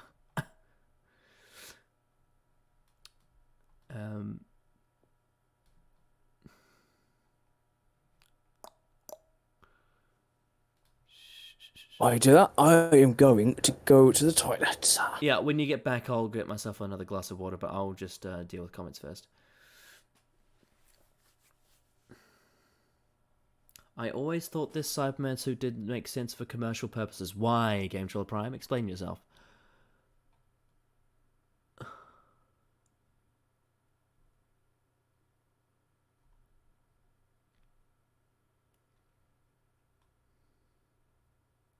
Good Man Goes to War is a pretty nothing story, especially the twist. Yeah, it's crap. Hate that story. It's my favorite thing about it is that meme that Will Maddox did before he left Twitter, where he said that Amy's baby looked like cum. That was hilarious. Like when it turned to flesh, and then he got like cancelled for it. That was just ridiculous. But no, A Good Man Goes to War is pretentious tripe. I cannot stand that story. I hate Matt Smith's performance in it. I hate when he tries to portray anger and fury. It's really false and really poorly done. And very, very try-hard. I mean, the whole story is very try-hard.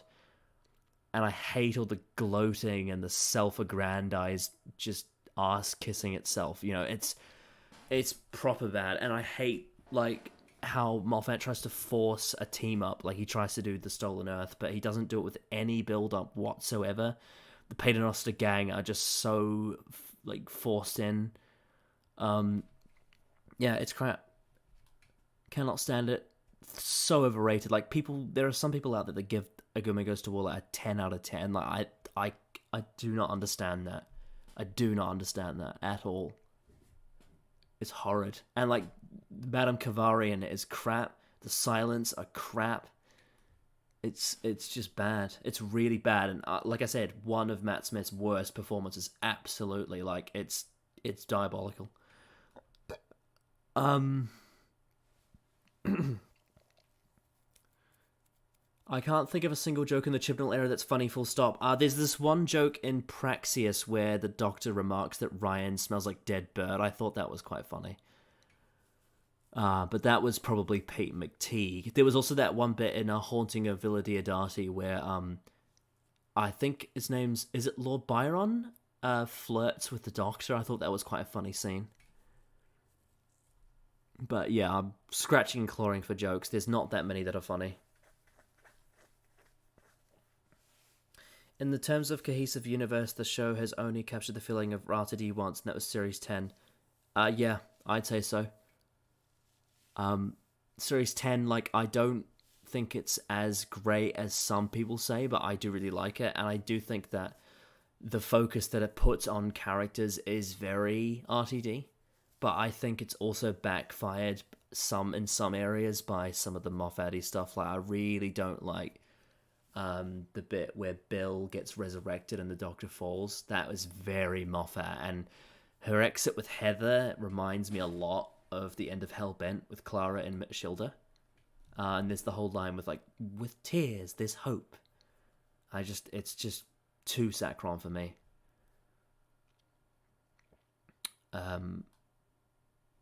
Yeah. Right, I am back. You are back? I am back. I utilised that time to shit all over A Good Man Goes to War, so there you go. I heard. Oh, you heard? Oh, well, there you go. Yeah, because I got wireless headphones. Oh, I see. You were listening to me on the loo. That's weird.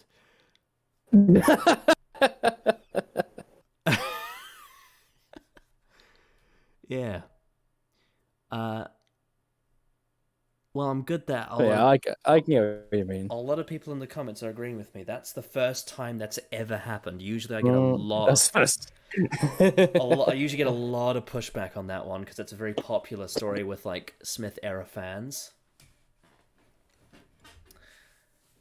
But no, I really don't. I think that one could be an EDAR like at some point, or maybe even I could make a video on it. Like it's cannot stand that story. I'm gonna go fill up my water, and I'll be back. Yes. You entertain them. No, I can't entertain. I'm not good at entertaining. So how was that? What did you guys think of that video? Because I thought it was okay, but he didn't say a lot of things that are actually wrong with the story, other than one or two things. And the biggest thing I'm shocked. I say I'm shocked, but like the Rose and 10 thing at the beginning of the story, I was like, why are you yelling? Like, okay.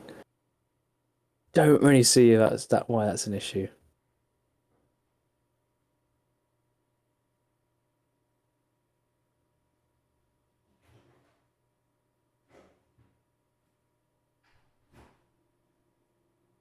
So yeah, we got the closing time one next, and that's going to be something. It's going to be real fun covering that one. I feel like there's a lot more that's going to be said.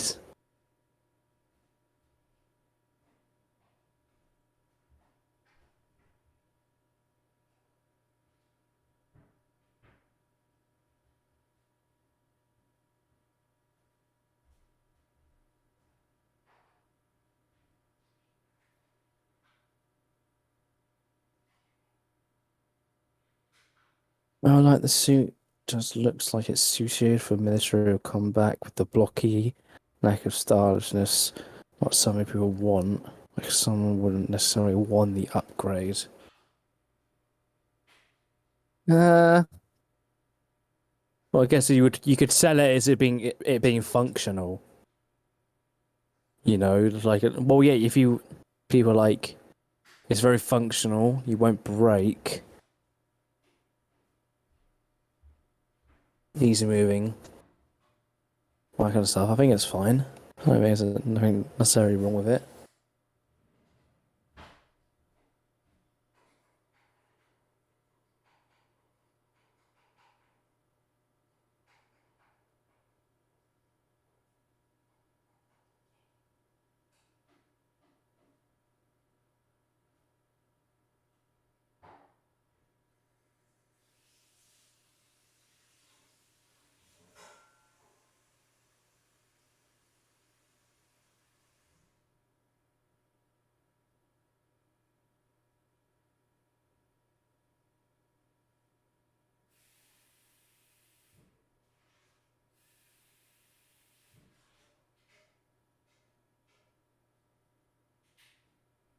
I guess something in terms of something like Cyberpunk where people get cybernetics not just for the function but also because it looks cool and trendy type of thing.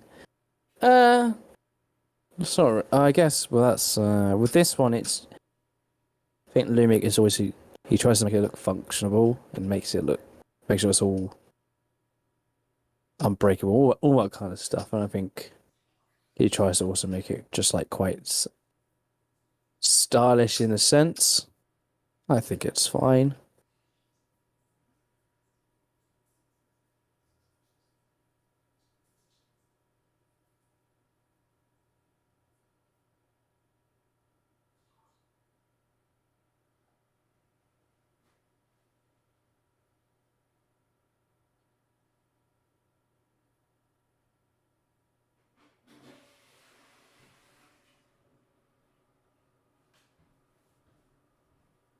Ah. Oh, there's been a long one. This has been a very long stream. I think Connor's coming back.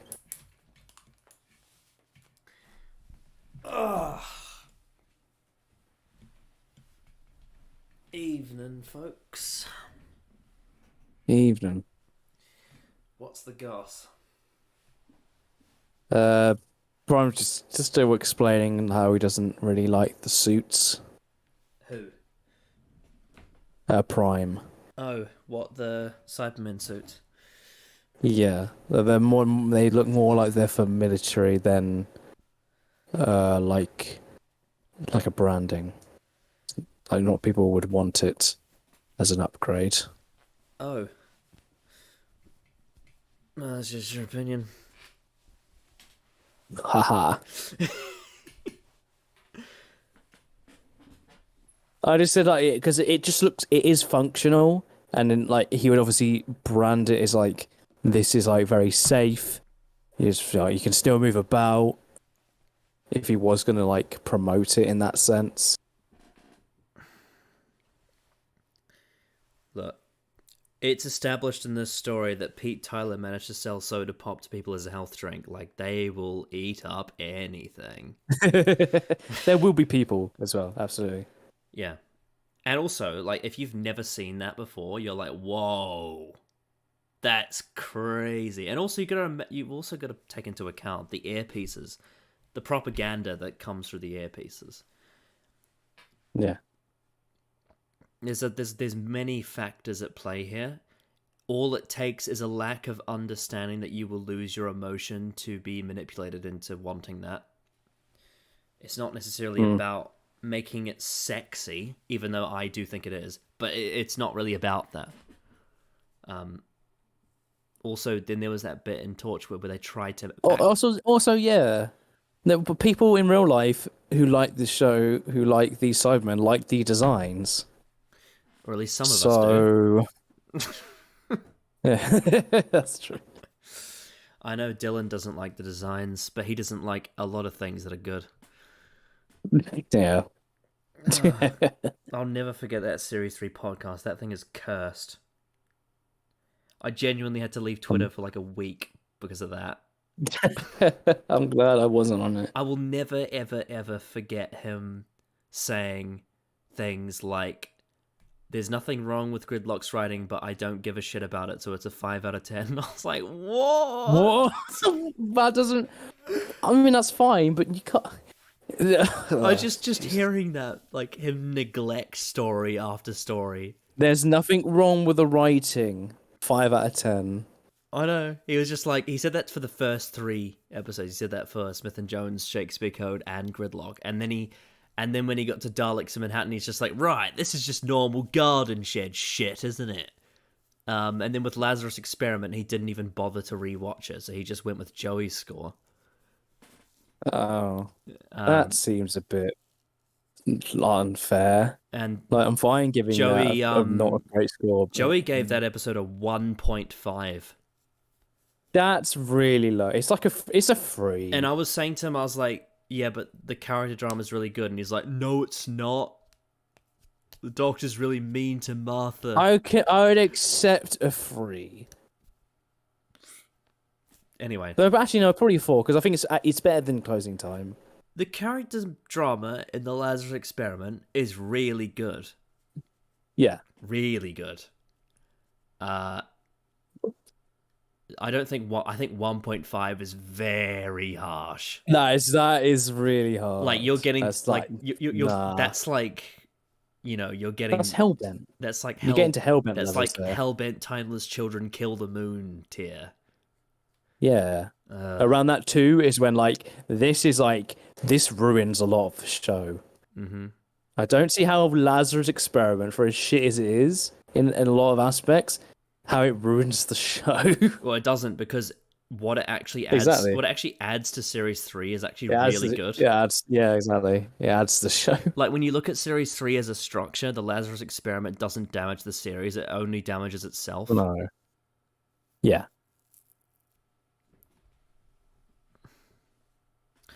Game Trailer Prime, I would go into discussing plot mechanics about the Lazarus Experiment, but I don't think we have the time. I think we have to... We really don't. We have to move on to Closing Time. Gotta move. As much as we don't want to. Yeah. This is gonna be interesting. Yeah. Because for the most part, that video was pretty fine. Yeah, this one's different. I've heard he likes this one. It's a 37-minute video, so there's quite a bit. This is meaty. This is meaty stuff. This is me getting out.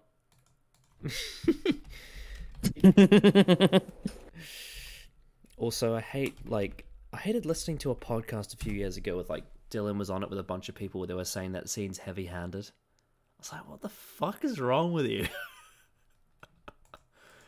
They think that Martha's exit is heavy-handed. I mean, no. It's really not. This video was We say made that a lot, possible through but the support of my... just no. All right. Martha's exit is one of the best in the whole show. Yes. Hands down. It makes more sense than Rose's because how Rose gets to the parallel world is kind of silly. Yeah. But that's mainly down to the way Pete caught her. Yeah, that's what I'm saying in the overall picture. But I'm talking more about the actual... Oh, in terms of the actual scene itself, the actual yes. dialogue between the characters that comes within the exit. Like, obviously, with Rose, you get the beach scene, which, Yes. again, underrated by some good. people. I mean, obviously, the general public loves it, but, you know, because either they're viewing it at very surface level and enjoy it, or they actually know what's up. But no, it's cringe watching people cry on a beach. That's bad writing. It's very, very cringe.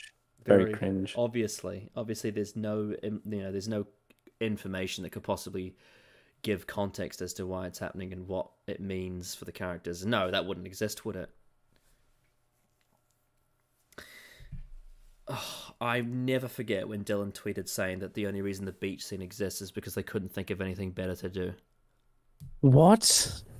Like, they said they'd run out of ideas for emotional impact, so they forced that. How is that? What? How is that an idea being run out? That's a goodbye. It's the end of their story. It's so orchestrated. Like, how is that running out of an idea? It's purposely set up. Do you think Russell one day is like, oh, maybe we should have an ending for them? Speaking of, let's just go to a beach. Speaking of love, let's talk about closing time.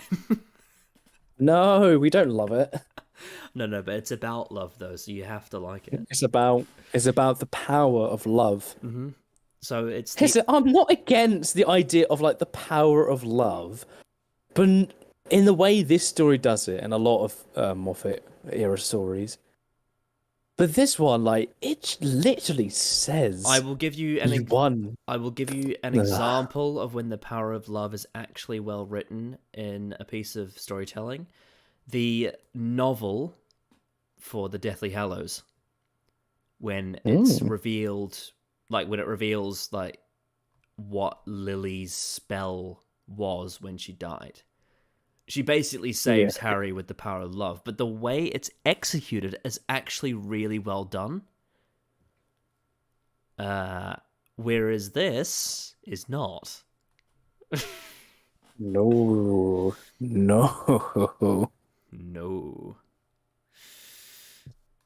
Anyway, let's get into the news.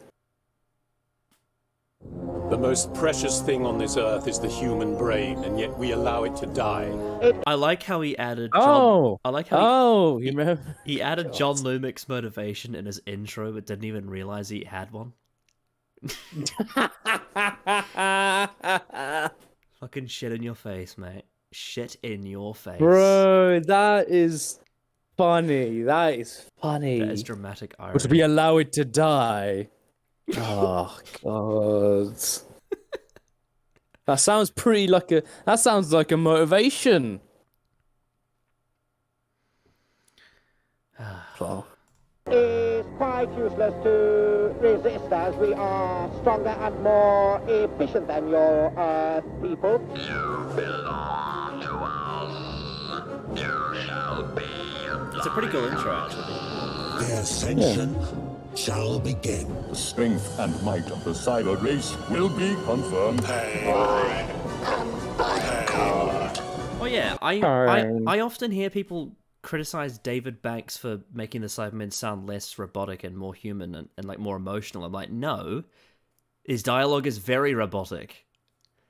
In that line that he put in there, David Banks's dialogue is very clearly not emotional.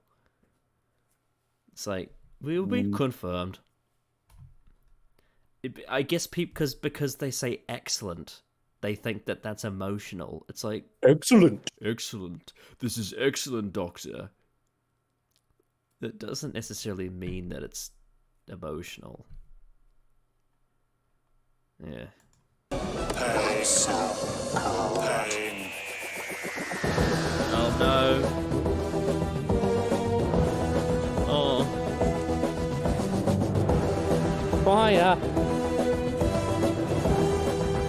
Oh no, not that writer. We're now in Matt Smith's second year as the Doctor. And it's so American. And it pisses me off. Because it's not even good. It is drivel, over the top, cheesy, silly shit. That's what Series 6 and 7 is. That's probably your most famous quote on this channel. Probably. Certainly your most iconic.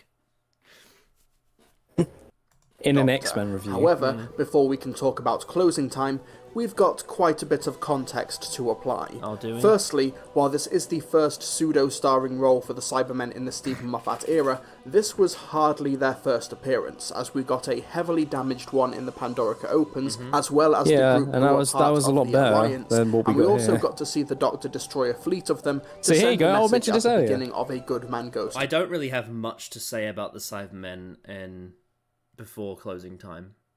Like, they just... The Series 5 and 6 Cybermen. Yeah, but you see, like, they even have the logo as well. They actually have the logo on the chest. Which I don't think is good. No, it doesn't really make I mean, sense. in the context, I think because these are just regular Cybermen. I think it's very strange that the Cybermen from this universe have the exact same design. I think that's very odd. I'm fine with like the design. I'm iffy about the logo being there because they're not meant to be a brand. I'm pretty sure if you look at the chest on that one, it's not the logo. I think the other ones do though. Some of them do. That's the It's very thing. weird. But yeah, I don't know. I don't think I do think it was weird that they had the same design. I know the reason why. It's purely so they can reuse the costumes. But I think if they had... I mean, obviously I don't like the Nightmare in Silver design, but I think it would have made more sense if the first time they appear in the Moffat era, they have a different design. Yeah, I would be fine with that. Yeah, like... Well, you can have the old design. Like, if they changed it in Big Bang, Series 5, well, I mean... I think that'd be fine. Well, I mean... As a transition. I mean, what if Nightmare in Silver was in Series 5 as the two-parter instead of Hungry Earth, and it was actually written by Neil Gaiman? Who knows? It may have been actually really good. But you know, Neil Gaiman got fucking shafted by Moffat and Series 7. To war. The Cybermen are a constant in the universe, but seem to be mostly wind. Also, actually, that makes me think, like, genuinely, what do you think is worse, Closing Time or Nightmare in Silver? I don't know. Because at this point, they're very on level for me. They're very on level, yeah. It might... I think it might be Nightmare in Silver. If you're talking the Doctor's performance, absolutely Nightmare in Silver. Because Matt Smith does have a few moments where his acting is decent in Closing Time. I think Craig is better than Clara in the two episodes in comparison. Yeah, that's fair. I don't prefer one or the other. I think, but specifically the biggest difference is like Matt Smith has a couple of scenes in Closing Time where he's a good actor. His performance in Nightmare in Silver is appalling. Like, it's absolutely appalling.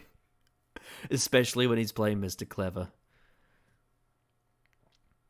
That's true. Why the exposed brain? I'm not weird on that design. The cyber controller design with the exposed brain. I mean, they have that in Tomb with the cyber controller. That's true. Yeah. I think that one though that was in the previous show looks a bit odd. I don't like the sort of black, like how the black looks in comparison to the silver. They have it in the next Doctor, don't they? The brain Cyberman. I think they do, yeah, and I'm not a fan of it. I prefer just to have the black handlebars. I think that's fine. Yeah, it's a weird thing. It's almost like a really childish cue where it's just like, oh look, it's the smart one. Even though It's the smartest. Look at the brain. look at the brain.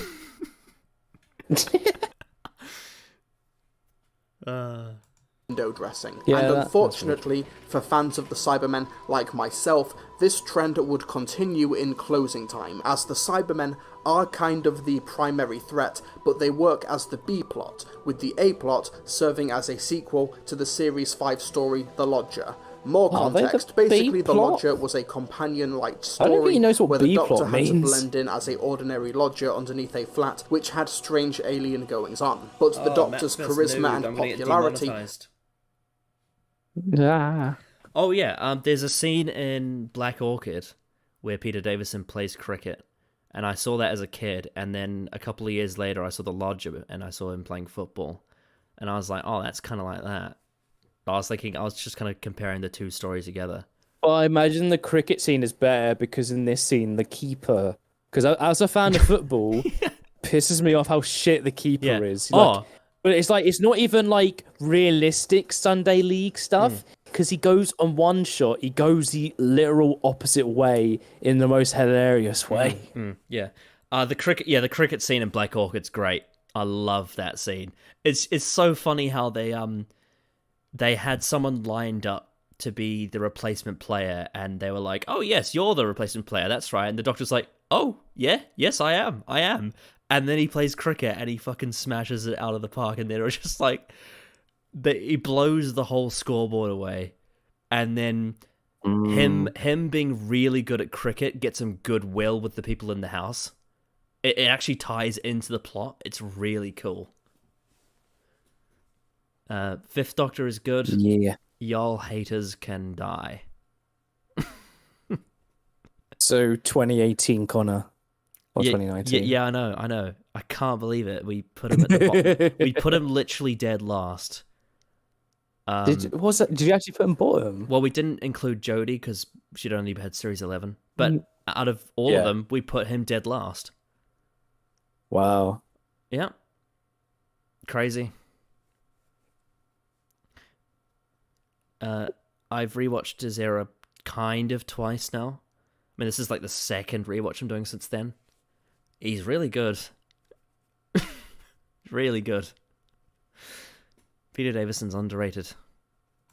Put him at odds with ordinary human bloke Craig Owens, played by James Corden, who also had a crush on his friend Sophie, played by Daisy Haggard. It's a fun story, a nice calm before the storm that was the series. It's fun to some people.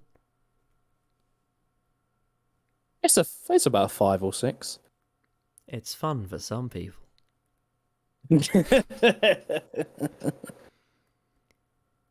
Fun is an interesting word. It's very subjective. Yeah, I definitely agree. Oh, there's also one other thing with the Lodger is they were originally meant to use the classic Who villain Meglos again. And that's why that scene at the football where the time keeps rotating around happens, because that also happens in Meglos.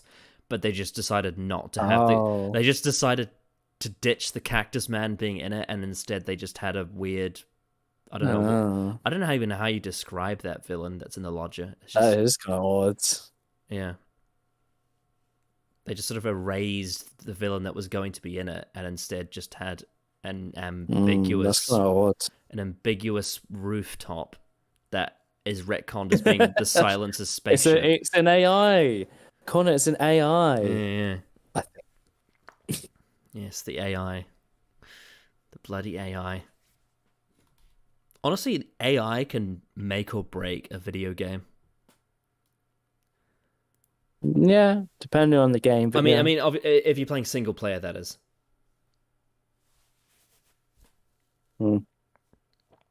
Series 5 finale, and it allowed Matt Smith to flex his comedic muscles and annoy James Corden. I just find it so funny how the first Doctor in the gunfight is just like, oh no, alcohol, I never touched the stuff. And then you get to like John Pertwee's era and he's just sipping wine. And there's so many instances of him drinking alcohol, and it seems like every regeneration he changes his stance. Like each time he regenerates, his taste buds change. Because like the 10th Doctor loves drinking alcohol, but then you get the 11th and he's just like, pleh. Yeah. Oh, and the 9th Doctor doesn't like alcohol either. He tries it is it the Empty Child? I believe. Is it the Empty Child? I'm not sure. Oh no, it's Alien. No, it's World War III. It's after they explode the Slovene with the mixture. That's it, yeah. He tries it and he almost spits it out. Yeah. Have you met the French? My God, they know how to party. For about 45 minutes. I was not expecting this! With such a solid formula, we get to the return of Craig sometime later. Hello, Craig. I'm back. I'm back. I don't know how I found you, but okay. Also, I don't know if this is a hot take, but I hate that green jacket he wears in Series 6. I'm not that fussed by it. It just looks so weird. And I'm very happy that in Series 7 he got that purple costume, which is so He only much wears this in he only wears this in Let's Go Hitler in this. I think he wears it in a lot of 6B. I know I'm pretty sure he wears it in a Wedding of River song. I could be wrong. I'm not sure. Not sure. I don't know if it does. I'd have to look back. Yeah. As the Doctor comes to visit during his farewell tour before he dies at Silencio Lake after being shot by an astronaut. Basically, closing time is a large cog in a massive story arc, and And the foreshadowing is completely bullshit and is awful. Like, the whole story arc is completely pointless, and none of this foreshadowing is rewatchable. Yeah. And also, like you said, you get that weird scene with the kids. Literally right after this bit. He just turns to the kids and is like, I was here to help. I really liked his hat. Yeah. God, that was so bad, and I kind of loved it for how shit it was. Like, it's so fucking bad. Yeah, the problem with... obviously, Caitlin Blackwood's great, but the problem with the Moffat era is because he puts such an emphasis on the children, it means you have to have a lot of really bad child actors in it. Yeah. Although, I will say... You could have gotten anyone, though, because it was voiceovers in their heads. Although, seemingly, the babies that played Stormageddon, they seem to cooperate decently. Although there was that one bit where the Doctor was holding him, trying to do that really deep and meaningful speech about life, and the baby was just looking side to side.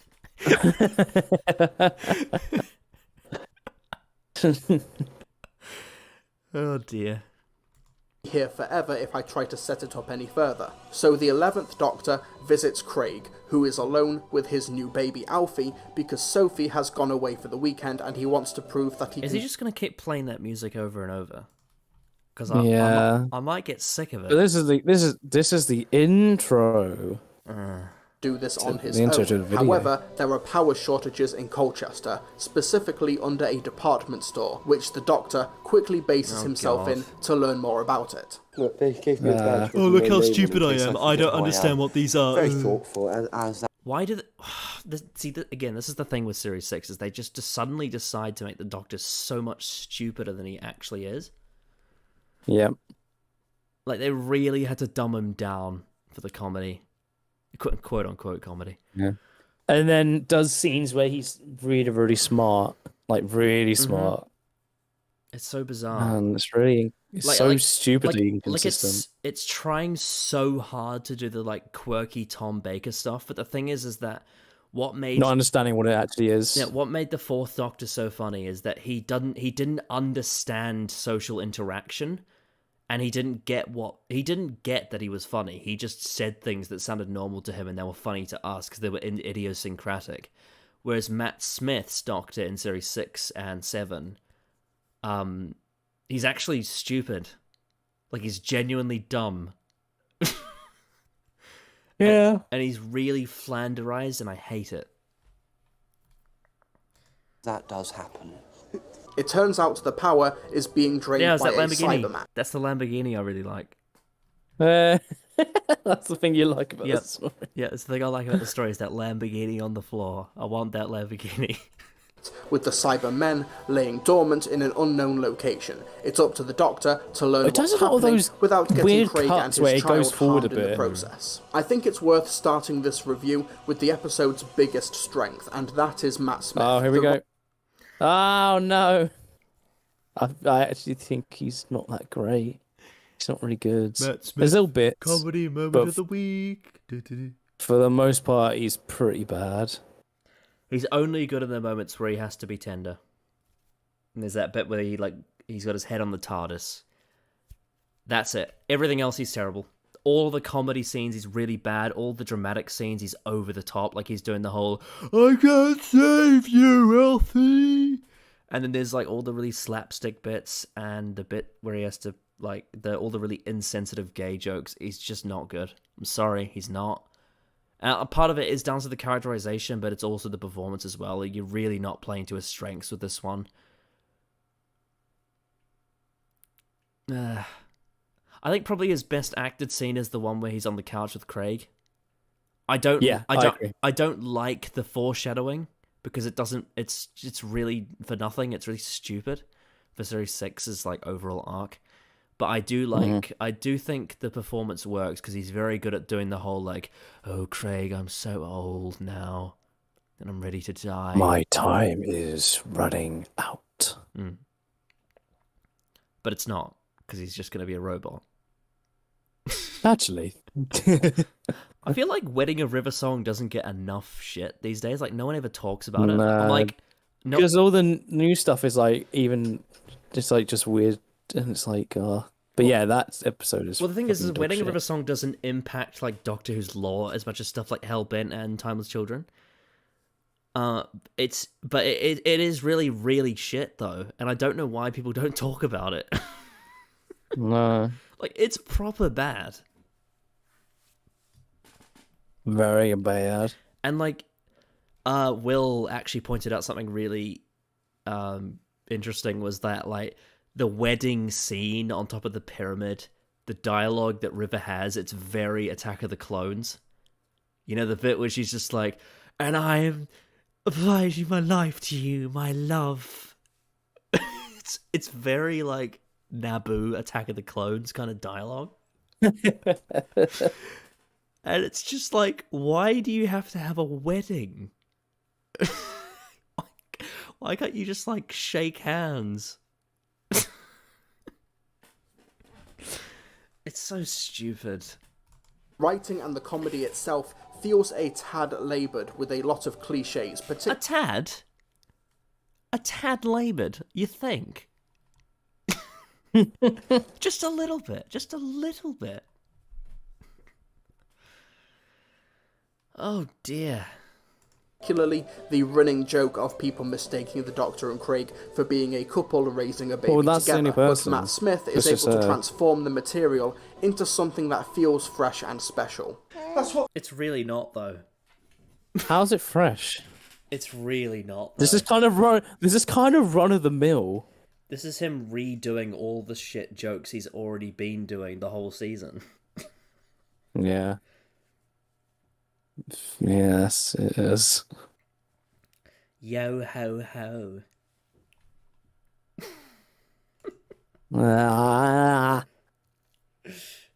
Just trying to appeal to the Americans, eh? That's the important thing. Yep. Mm-hmm. What this weekend's about, trying to prove to people I can do this one thing well. See this moment. Why? Why is he laughing at that? See this moment here exactly points out what you said before about how there's this story underneath it of Craig trying to be a dad, and it's ruined by all the comedy. Yeah, it's ruined by the plot. yeah, of course, but it's also ruined by like the comedy getting in the way of it as well. It's like yeah. You know? Yeah, there is a story trying to get out. It's very little, but it's trying. It's just so it's saturated in all of this cringe.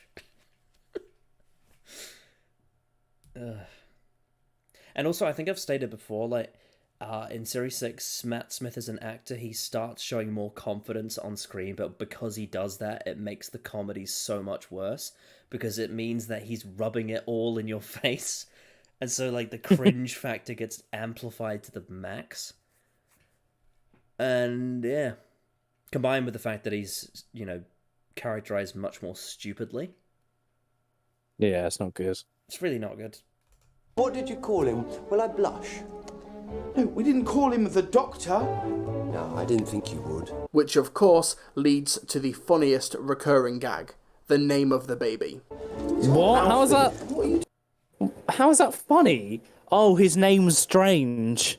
His name is Stormageddon. Ha ha ha. That's really funny because it's not like a regular baby name. It's like an alien name. Do you get it? Do you get the joke? Also, there's that really weird joke where they play it off as a joke here, but like they just kind of just call him Stormageddon like normally. It's not really like, hey, you need to laugh now. It's not really I get from it. There's that really weird joke where he's like, any babysitter, not just the hot one. And I'm like, what? Is that implying that Stormageddon has already gone through puberty? Like, what the fuck?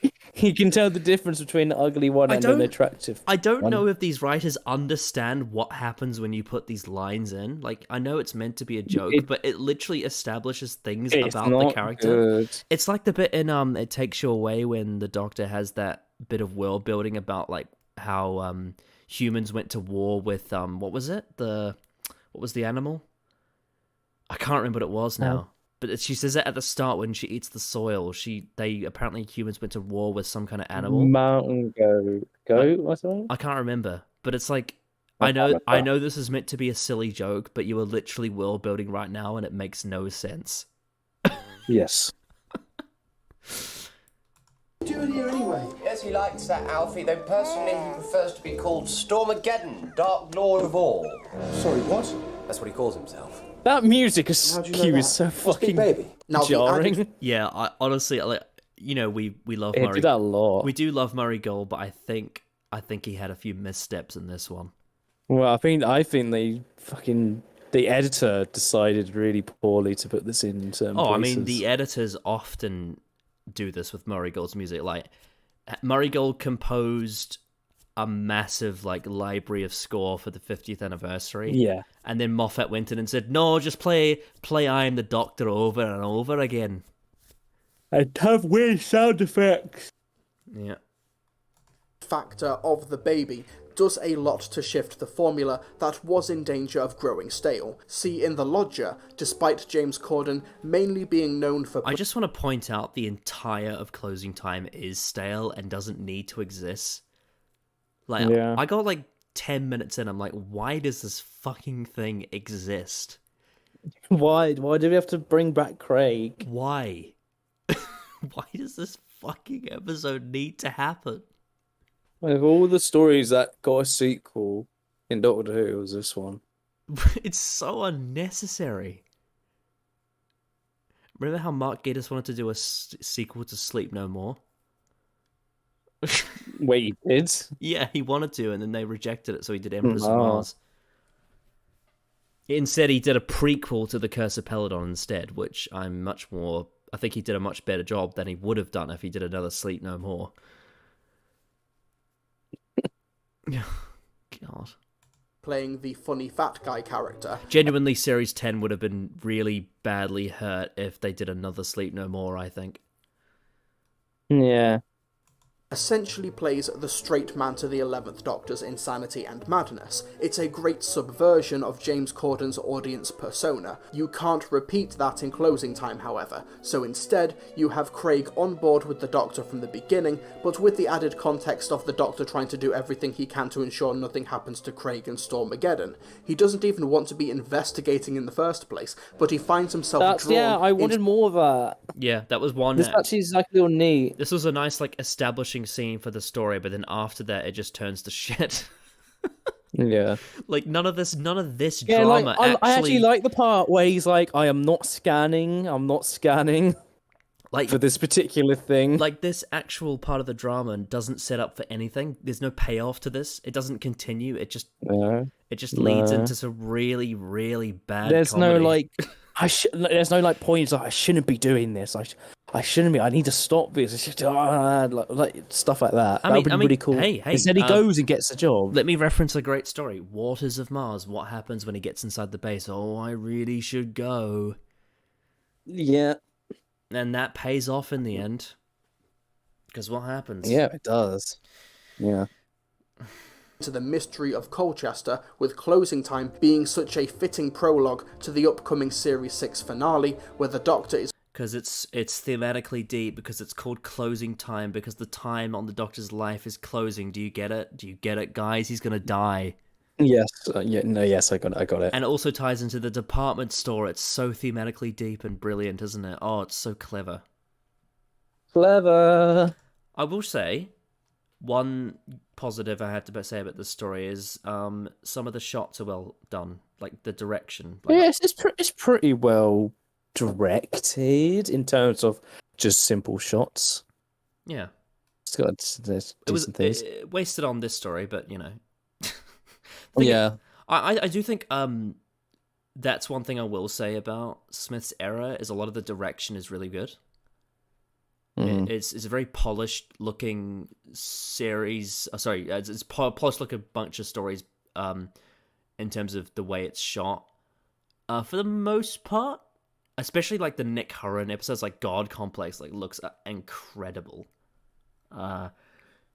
So yeah, that's one thing I will say is it does look nice, but when you got bad writing, it's kind of wasted resources, isn't it? Yeah.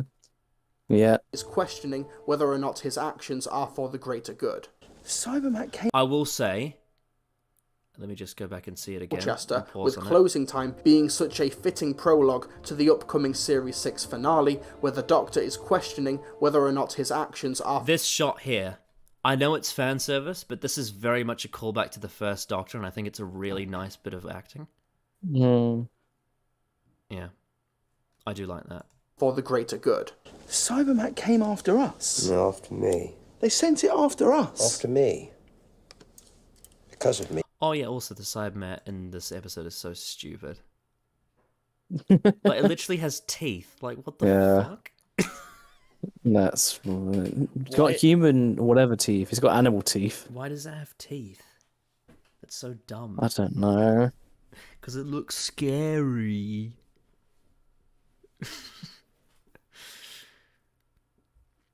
I love the Cybermen they use in Tomb of the Cybermen. And that scene shit that has like with Victoria. Yeah, that's pretty cool. That's really well done. You and Alfie nearly died. Do you still feel safe with me, Craig? Go and help who your mates are. No. I am a stupid, selfish man, always have been. I should have made you go. I should never have come here. How much better would this have been if this scene had been a good story? It'd be great. Because like I keep saying, there's a story that's trying to burst out that actually has meaning. And these little snippets of like, oh please, I want more of this, please. Like scenes like this, it's trying to bridge that gap between God Complex and Wedding. I know, and it's like, oh please. But it's so it's so scarce, and it's not in a good story, and it's so wasted. And it's like, it just makes me more sad because like this scene is actually nice. It's actually nice. It's some nice bits. Matt Smith's era is very wasted potential. Big time. It really is. Big time. They had all the resources. They had the directors. They had the actors. They had everything. And it was flushed down the drain by episodes like Closing Time. Mm-hmm. What would have happened if you hadn't come? Who else knows about Cybermen and teleports? I put people in danger. Stop beating yourself up. One for you, this whole planet would be an absolute ruin. And while that character arc doesn't really add up to anything in the Wedding of River Song... Oh God, don't remind me. Oh yeah, it doesn't. Don't remind me. It'd be nice if it did. Don't remind me. I hate this finale. Yeah, it's bad. It's so bad. It'd be really nice if it did. It'd be nice if it meant something. It's like, oh man, it's so bad. finale, it actually works really nicely in this story, because the Doctor involving Craig and Stormageddon in this does genuinely put them in. I like how he's got the really like soft music over this shot.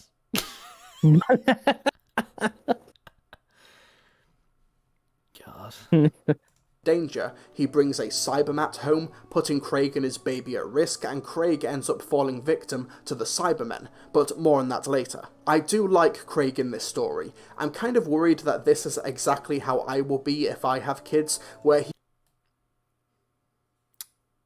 Okay. he wants to be a good dad, but he is full of insecurities and self-doubt, and with the Doctor's... Yeah. Great idea. Great idea. Yeah. Poor execution. Yeah. This is the issue. I understand why he's saying these things, but they're not executed well. Yeah. Because, literally in this scene, you get fucking Nut Smith laughing at a bakery book or whatever. It's so bizarre.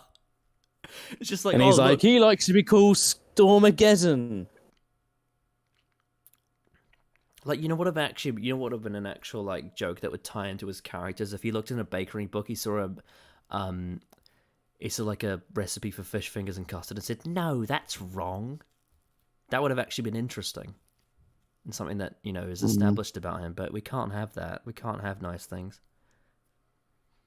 And I don't even give a shit about fish fingers and custard, but I'm just recognizing what you can do in stories to tie things together. Maybe you can reference the fact that the Doctor was previously a dad. Mm-hmm. Like they did in Fear Her. Maybe they did that in Fear Her, and that was like they did with the Doctor's daughter, in a sense. Mm-hmm. That scene in So if there could be some relatability, that maybe because even though the Doctor is an alien or Time Lord and Craig's a human, they're more similar than they think. That the scene in Fear Her where he tells Rose that he was a dad is a really good indicator for her character. That he has history before her and will have history after her. That'd be really neat. That'd be really neat to dive into instead of making really shitty jokes. Mm-hmm. Especially in a story where you have a shot like that where you get him using a monocle like the first Doctor, who actually was a father.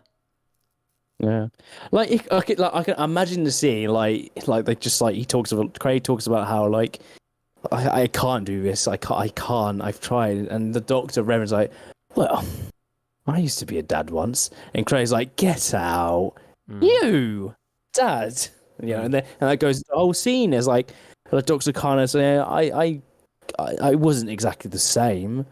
But I get that it's hard. I get that you're trying your best. And that would tie into the him like that would tie into the thing where like the Doctor doesn't actually tell Craig that he's an alien. He never tells him. He alludes to it, but he never tells him. Well, remember, he knows because of the headbutt thing. He knows everything. Oh yeah, that's right. Wait, what? But the Doctor. There's a scene in this story where Craig asks him a question about it, and he says, "Oh no," and he doesn't really tell him. Oh fuck! Is that an inconsistency? He says back history, and he knows his history. So did they forget about that?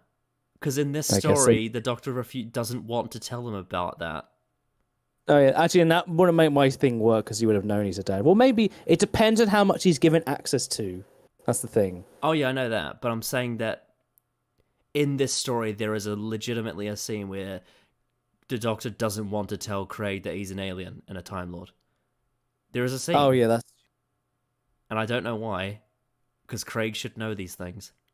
I think that's. I'm trying to remember. Yeah. Anyway. Ability to speak baby and shush life forms with. Oh yeah, no, I hate this. I hate this.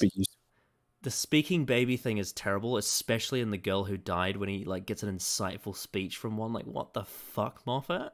What is wrong with you? And then the shushing thing. It's something that's never been done before. It's never done again, but it would be very useful. It is very useful. It's not even funny. Like in fact, at some point, it's borderline abusive the way he does it to those people in the store. Like, yeah, I know, he just does it randomly. Yeah, he does it to that girl like multiple times, and that's and it's like that doesn't. That's not really. It's silly. It's really silly. Very. Underdeveloped brains even make friends with everyone at the department store is a nice addendum to his ability to be the most popular and capable man in the room that was established. Also, these people are literally cardboard boxes. They are not characters. They are just... It reminds me of the guy from Fugitive or the Jaddoon, especially the girl. Orleans Allen. Yeah. They're very, like, cardboard cutouts of this caricature. I wouldn't be surprised if Chris Chibnall likes Closing Time, to be honest. He probably does. But yeah, they are very caricatured, and like it's literally just... what are you doing in the store? Hello, Doctor. Oh, well, if he's with you, then he's all right with me.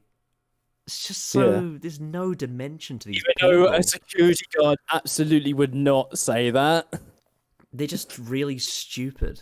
They're really stupid it's people. Like, you'd be like, oh, okay, just make sure to keep out of trouble, mate. All right, I've got my eye on you. That'd be fine. Like about half an hour ago, we were talking about Rise of the Cybermen, which has really interesting, like deep and layered three-dimensional characters, and then you get this shit. An hour ago, we started this video. So yeah, more like 2 hours ago. Yeah, probably. Published in the lodger. Craig is basically the most normal human bloke who has ever existed. This thing was dumb for one big reason. Like, the guard walks past, and then, 2 seconds later, they're making so much noise. Like, they're very loud. Yeah. How they don't get caught is so beyond. It's like the reverse of Miss Moore's death. Yeah, it is. Where the guy chooses just to not listen and do his job. God.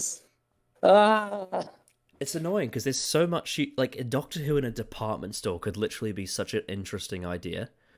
I know. It would but be. It's just so... It's so lame. Yeah, it's really lame. And fuck me, I hate that scene by the bras. I just... Yeah, why? it's just cringe. Why? It's not very good.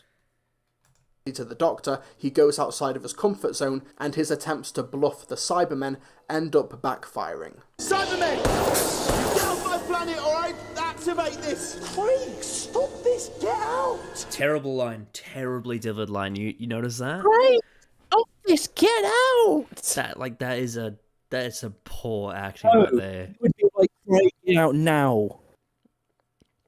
He'd be like very assertive, like, Craig, get out now. Do you understand? Do you see what I mean, like, about Matt Smith, especially in Series 6, how he's such an unbalanced actor, where some of the lines he delivers are really good, and some of them are really bad. Yeah. It's so weird, even within this one episode. Mm-hmm. You get stuff like, also, I'm so old. Craig is intelligent, they could just scan him. Instead of like, you'll be cyber controller because you seem to know what you are doing. There's genuinely people that think this is better than Rise of the Cybermen. Oh, that's so stupid. I remember there's a YouTuber called Miles Taylor. He often has his girlfriend on his channel, and apparently Closing Time's her favourite Doctor Who story ever. Damn. Okay, Prime says, not trying to defend this episode, but a lot of this episode's humour is how absurd it is. Like, you may not like it, but there's a case for absurdity of episodes like side characters. Oh, it's so unexpected. That's this story is trying to be quite... Well, it's trying to balance... Well, I tell you what. You know what's also absurd? The Unicorn and the Wasp. Very absurd, and also written by Gareth Roberts. But you know what? It's actually good. It's actually good, and that's the difference. Yeah. Despite the fact that it is absurd, it's something that it's actually built on cause and effect. The characters are actually really good, but Closing Time, no. Remember. It's nowhere near as bad as this. Oh hell no! I love Unicorn and the Wasp. Love it. Beautiful episode. It is bad.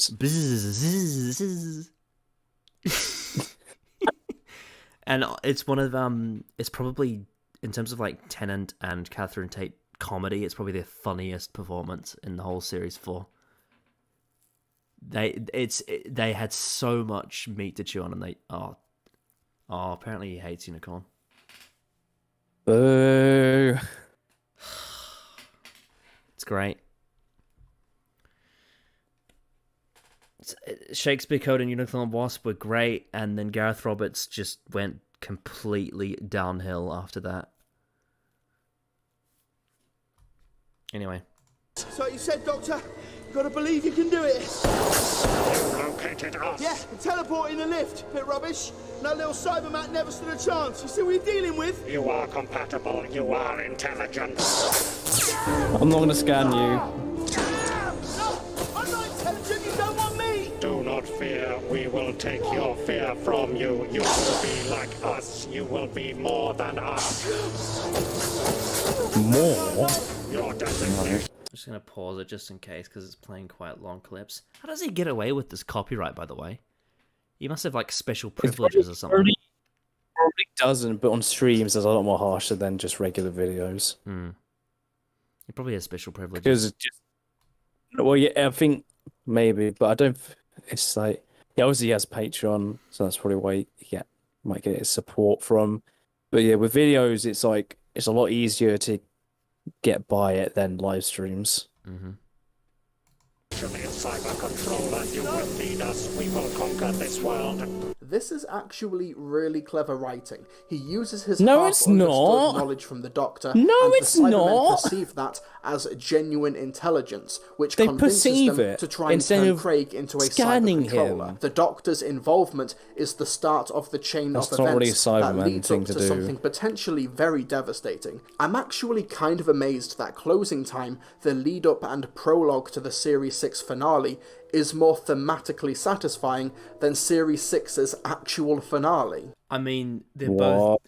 both shit. They're both shit, though. Both bad. They're both bad. This is stupid. This doesn't work. The Cybermen just assume he's intelligent. They don't scan him, which is very unlike a Cyberman to do. They just, he says he's smart with all this stuff. He's smart. Let's get him to be cyber controller. He's trying to frame this in the same way that we were talking about Mickey learning from what he'd learned before, and he tries to do it with Craig. But it doesn't really work under this context at all. No, it doesn't.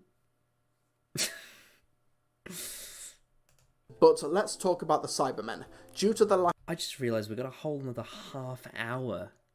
Like, what is he going to say? What is he going to say about closing time? of the Cybus logo on their chests, it's safe to assume that these Cybermen are Mondasian ones, or at least ones from our... If they're Mondasian, why do they have this design? I don't know. I would like it reality. explained. It also means if that's that the these case. ones have Cybermats, which are the saving... I fucking hate that. He just catches Well, yeah, the that's- Cyberman with a fishing net. It's so weird. Yeah. It's going dormant, though. Even though I don't really know grace why. for them in this episode. See, much like the next Doctor, the Cybermen are mainly here to be a familiar threat that doesn't need much establishing or explaining, so that the main story of the Doctor's mortality and relationship with Craig and Bubby Stormageddon gets the time that it needs to develop. But it doesn't develop, it's so bad. They don't use that time at all. They really don't. They really use it quite poorly. They have a scene or two where the Doctor tells us what he's feeling as a result of things that happened before and things that are going to happen next. So it's well done exposition to an extent because of the performances and the dialogue, but the actual development of Craig and the Doctor is completely stagnant and is wasted on terrible humor. It's not good. manifests itself in scenes where the Doctor asks aloud numerous questions and mysteries, wondering what the Cybermen are up to for the first half hour. Then, the moment he properly encounters them, he just rattles off the answers like he's always known. Let's see, this ship crashed here centuries ago, no survivors, but the systems are dormant, waiting for power, and then the Council... Yeah, just tell the audience what the plot is so that they know. I mean, is this really that interesting? It's just kind of pile dumping exposition about the plot so that we can save time, so we have more time for shit jokes with Craig. You know, like wouldn't it be nice if the Cybermen actually got involved in this conversation rather than the Doctor just being like, I know what's happening here. Oh yes. Explain what's going on. Stick a load of new cables right on top of you. Spike your rates up the channels of power. You start crewing up from the shop as best you can. Not enough power, not enough parts. However, unlike the next Doctor, closing time feels significant. I think it's kind of a shame that like Matt Smith's Doctor is based on the second Doctor, who's known for the Cyberman stories, and then Matt Smith was literally given 2 of the worst Cyberman stories. Yeah. That dialogue was really bad. Mm-hmm.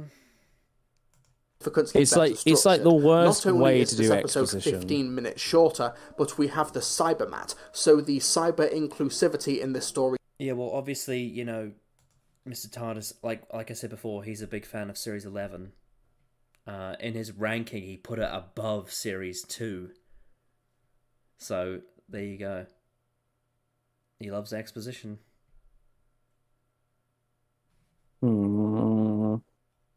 Spoiler, guys. Series 2 is much better than Series 11 by leaps and bounds. Yeah. But it's not even a question. It has actual characters in it.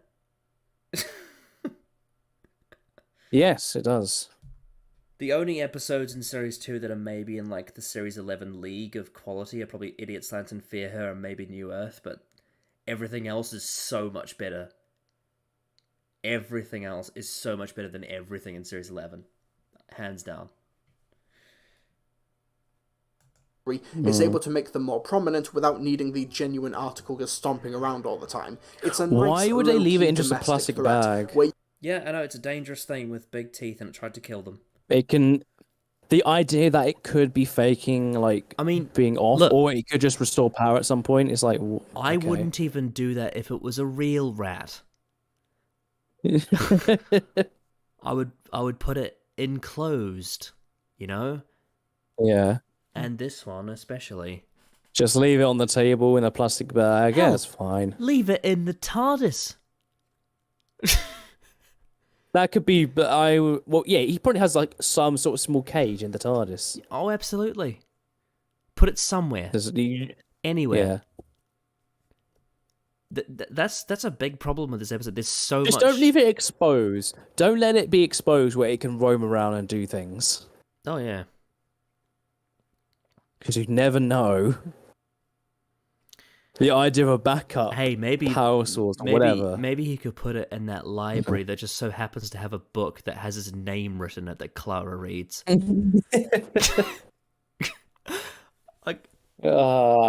God, that moment in Journey to the Center of the TARDIS is so fucking weird. It's like, why does he have his name written down in a book?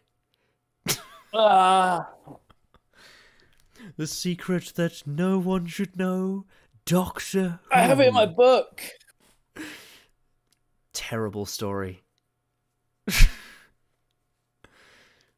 You can imagine a silver rat whizzing around in a toy shop and think it's just something on sale, where a Cyberman. But they don't really do anything like that. They just think it is a rat. Bedroom. If this was just the Doctor and Craig are solving a mystery and then bam, surprise, Cybermen in the last 5 minutes, and he then just leaves it would them. feel cheap. But with the Cybermat, there is a nice build-up to them. It allows them to have a presence in their own story. It's not really even if it's not building. We just know. It's not really any build-up. It's also really silly. Like the Cybermen is really silly. They really don't take it seriously until Craig's dying, and then they do a really shitty ending, and it's whereas in something like Tomb of the Cybermen has a whole like little subplot with Victoria, and then in something like Revenge of the Cybermen, it causes Sarah to get like a disease. It's actually really interesting, and they actually have something to do. There's drama. In this, it's a silly little teeth rat thing, and it's dumb. There's no tension. Yes. And in Mr. TARDIS, if you think the cyber rat is actually threatening, I question why you think that. I do too. Like, technically, it can impact the characters, but the tone. But here in this story, when is it? I don't fucking know. It's just shit. Game Troller Prime has asked me about, is it a flaw with Dr. Falls that the Cybermen have designs identical to others? Again, like, it's mainly just the John Lumick Cybermen. I question how the designs are so identical. Like, it's a bit odd to me. It's not like a massive issue. I just wonder why they're so identical. But how the Mondasian Cybermen evolve into the ones from Nightmare in Silver, I can understand that, because obviously lots of time passes. And I know the reason why they use the 2006 Cybermen is because it's them reusing costumes, but in terms of in-universe, I do think it's very strange that they have a design similar to it outside of that universe. I would like that to be explained. I will feel. I'd rather it be explained. Yeah. I mean, I have a whole thing with Series 5 where I would have loved to have seen a whole side plot with the what's the thing called from Pandora Opens, the group of villains? It's not the Union, it's the Alliance. The Alliance. I would have loved to have seen a whole side plot of the Alliance and how they came together. And one thing that they could have done is they could have explained about the Cybermen and like why why they're there and all that. That would have been really cool. So it's just an idea. Anyway. Cybermen themselves. The Cybermat is also, no question, the most well-designed in the whole franchise. That looks horrible. What are you on about? That looks awful. Most well-designed? You gotta be joking me. It looks stupid. It looks like a bad toy. There are Pixar characters that look more realistic. Like, the sharks in Finding Nemo have more realistic teeth than that thing. Yeah. Yeah, no, sorry. I did disagree, Mr. TARDIS, disagree. Franchise. It's small and unassuming, even a little bit cute, but it has these organic fangs and an electric bite. The action scene in Craig's kitchen is actually pretty tense. Not a... What? Oh my god. I'm getting flashbacks to when David was talking about the surfboard. That's like the vibe I'm getting from this. Oh my god. That was EDAR number 0. Yes, it was. It's so tension-filled. Craig could die. I wish Lord Slaw was here to hear this, actually. The scene with the Just send in that clip. The scene with the Cyberman attacks Craig is so tense. No, just message him right now and just say that with no context. The Cyberman that almost kills Craig, that moment is pretty tense. Okay. I'll DM him and hopefully... Just see if he reacts. Hopefully before the end of the stream he responds to me. We got 27 minutes to go. I think we'll be fine. You never know. Dylan's not that consistent. The scene where Craig gets attacked by the Cybermat is, which by the way is very well designed. Is very tense. Don't you agree, Mr. Mr. TARDIS? Yeah, I sent it to him. I said in quotation marks, the scene where Craig gets attacked by the Cybermat is very tense, Mr. TARDIS.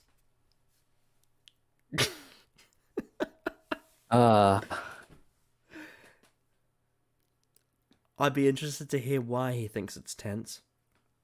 Alright, well, let's find out. only because there's a baby to consider, but because we are just in a domestic setting, with only a few things around to combat against a mechanical extraterrestrial threat. So the You Doctor mean the and sonic Craig screwdriver? settle on a baking tray and a pot. He has a sonic screwdriver. Why does he need to whack it? Baking tray, Craig, baking tray! This is so stupid. It's also a nice contrast for how hard it was for the Doctor and Craig to take down the Cybermat, and What? They took it down in like a second. What hardship, am I right? Like, oh god, just say it, just turn it off. You know how people say six-parters in classic who are boring? This is the action that they're missing, right? This is the action that they need. Oh, this is the high drama, high drama tension-filled action that is Craig nearly dying to a Cybermat. Because I'm so... No, I was. I'll tell you what. I was on the edge of my seat because I really wanted to leave. I was so invested in this character, not wanting him to die. I was almost in tears. Yeah. Mickey and Rose saying goodbye to each other. Get out of here. This is the real shit. and then at the end, the Doctor tries to use it against the Cybermen themselves, and... Don't worry, Alf, we've broken their Cybermat. It'll drain their power. I'm going to say that out loud so the Cybermen know what they need to do. But let's talk about that ending, where Craig is hooked up to a conversion So seriously, machine why did he and say starts that out getting loud? his emotions removed as the Doctor pleads with him. Firstly, Come I on. love the Doctor's confession during... In a better story, it'd be okay. It's wasted on a bad story. It's really wasted. This is the thing with a lot. Like I've said this with Matt Smith's era. There's so much drama on the table that's wasted. It's wasted. It's all there. All the pieces are there to make great Doctor Who, and it just isn't. It's so wasted. Oh God. During this moment, where he reveals that he's going to die tomorrow, but it's the crying of Alfie which, for some reason, starts playing over the Cybermen's speakers, and that causes Craig to fight back. What is happening? What's happening, you metal moron? A baby is crying, and you better watch out, because guess what? Ha-ha! Daddy's coming home! Oh no. Genuinely. That was so shit. It's genuinely one of the cringiest scenes in all of Doctor Who. I was half expecting Craig to come out and start beating up the Cybermen. like proper whack to the heads. Like, you know that bit in Civil War when Iron Man sees the video footage? Yeah. da, da, da, da. Oh, God. Alright, Lord Slar replied with laughing emojis. My God, like this scene is never sat right with me, and it just gets worse every time I see it. It's so terrible. It's so bad. Would it have been really nice if they rewrote this entire scene to be good? Imagine if Craig did die. He bursts out the armor because his baby is crying. He managed to get off the very, very advanced restraints because Alfie So you know how cried. you know how in like the Age of Steel, how they disarm the emotional inhibitor with actual like science? Yes. Well, in this they don't Yes, need and that. that's, They just need Craig to be emotional about his baby. You need to love your baby. It's so stupid. He literally tears metal apart because he loves his baby. Oh, it's awful.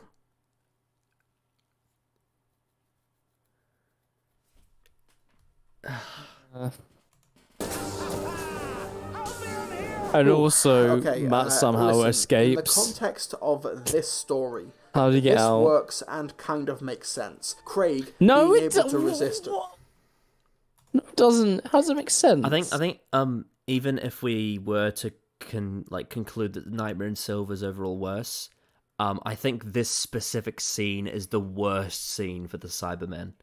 Like just I'd probably as an say so. individual, like they have never been worse than this. Yeah. Absolutely useless. Not only does Craig get out, somehow the Doctor gets out. They explode because Craig heard Delphi cry. Just okay. Alright. Like these were one of the scariest villains in all of Doctor Who. One of the most Yeah. they intense, really were. cold concepts, really clever scientific concept. Survival, whether that be your body parts being mashed up and you surviving as this lifeless, emotionless corpse walking under a sheet of metal, or in Rise of the Cybermen, how it's a technological upgrade. But then you get shit like this, and it's just diabolical. Remember we were talking about like Luik's motivation and why he thinks Cybermen are superior in like advancing humans, and that's what. And now it's led to this. Like, so obviously we did say that there's a couple of very small redeeming things that appear in the story, like ideas and all that. Yeah. But the Cybermen, 0 out of 10. Yeah. Everything to do with the Cybermen is terrible. Yes. No doubt They that. didn't even need to be in it. No. Could have been just a random monster just invented for like, just say like the taste of babies. I don't know, just something else. Something else. They feed off Dad's stress. I don't know. Why did it have to be the Cybermen? I don't know. Why couldn't it have been just a silly villain, like to fit the tone? It didn't have to be the Cybermen. Maybe it turns out the alien also has a kid. I don't know. The plane, I don't know, just something else. It's crazy because the Russell era does the opposite, where it makes silly villains really threatening, like the Slitheen, for example. Like they're a really camp, silly villain, but they're actually threatening. And then you get the opposite in the Muppet era, where it takes actual, like, serious villains like the Cybermen and makes them stupid and shit. Ah. Garbage. The cyber conditioning, in order to rise up to the occasion of being a good dad, works thematically, and thankfully this story... The themes are the reason why it works. Yes. Because it's all about being a good dad. Because Craig realized that the key to being a good dad is to love your son. And it's thematically deep. Isn't trying to be an epic Doctor versus Cyberman battle. However, this is an issue in the wider universe because it kind of belittles the Cybermen, because it surely... Oh, does it? Oh, you does think? it really? I feel like Martha in Human Nature. I'm like, oh, you think? I mean, Prime, did you watch The Timeless Children? And did you watch Revolution of the Daleks? I remember when Prime first watched The Timeless Children, he really liked it. Oh. Do you remember what they did to the Cybermen? Do you remember what they did to the Daleks the next episode? Back to back episodes? And the Master as well. All three. The Master, all three in the space of 2 episodes. Yeah. Yeah. And the Time Lords. The key to being a good dad is the ability to bend metal. Oh.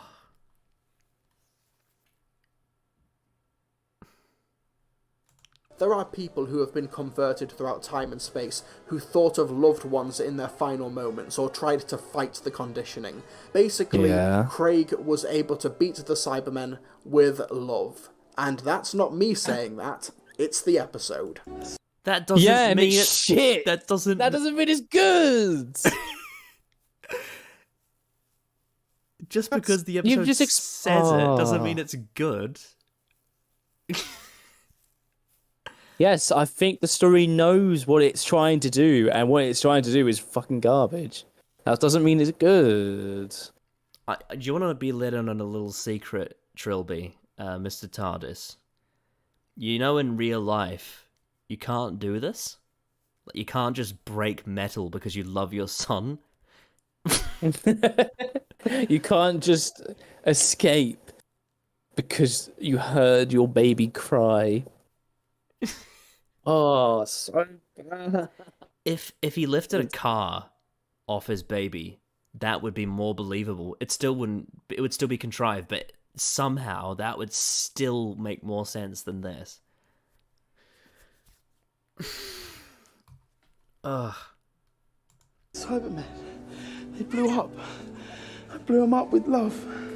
No, that's impossible, and also grossly sentimental and oversimplistic. You destroyed them because of the deeply ingrained hereditary human trait to protect one's own genes, which in turn triggered love.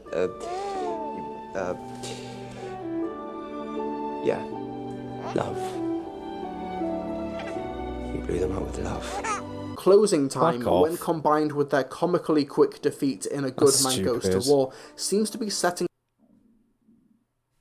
Yeah, the power of love is a big problem in the Moffat era, especially. It really is. That might be one of the worst. It's definitely top 2 worst instances of it. Yeah, the one in because they literally just say it. The one in Night Terrors is pretty bad. The one in The Snowmen is awful. There's a few others. Bloody Hyde.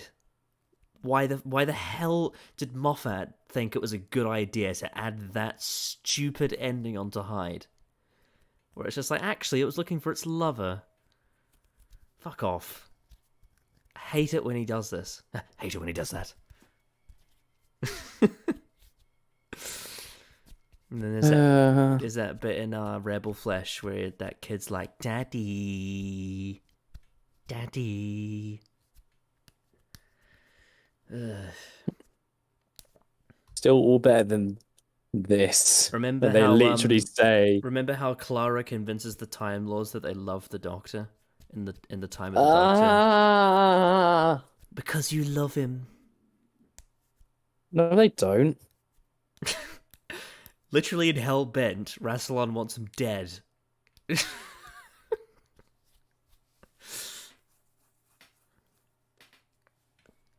God damn it. The Cybermen up for inadequacy. The Cybermen should not be so easy to beat that it's akin to the killer Krusty doll from The Simpsons. Yep, here's your problem. Someone set this thing to evil.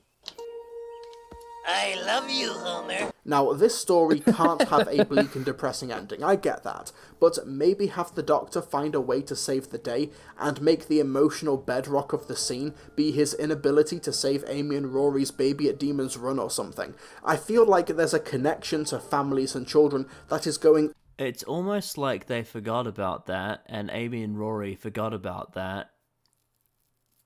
And the Doctor forgot about that. Yeah. It's almost like a Night Terrors. Man, it's almost if there was potential there that they could have linked. It's and almost, that'd actually be It's almost like in Let's Kill Hitler and Night Terrors, they forgot that their baby was kidnapped. And they just played. They did a comedy episode instead, just like how they did a comedy episode here as well. It's almost like the Moffat era doesn't know how to do comedy, and it's one of the things that makes it shit. Yeah. Unexplored in this episode, though the scene where Amy and Rory are going about their day-to-day lives... this is stupid. without They're the in Doctor Colchester. Why are they in Colchester? How lucky is that? I guess the only excuse you could come up with it is that because her poster is on the wall, she may be there, like, to something to do with the fact that she's on the poster. But... They're just doing shopping. I know, they're just doing shopping. It's really contrived. No, I'm not accepting that. It's very contrived. This does not pass the threshold. They live in London, don't they? They live in Ledworth or something near London. No, they've got a new house. Literally the last episode. Oh yeah, shit, you're right, God Complex, fuck. They're in London, aren't they? Yeah, this is really contrived. Why the fuck are they at this mall? They're not in Colchester. They are not in Colchester. Yeah. This is just a random mall.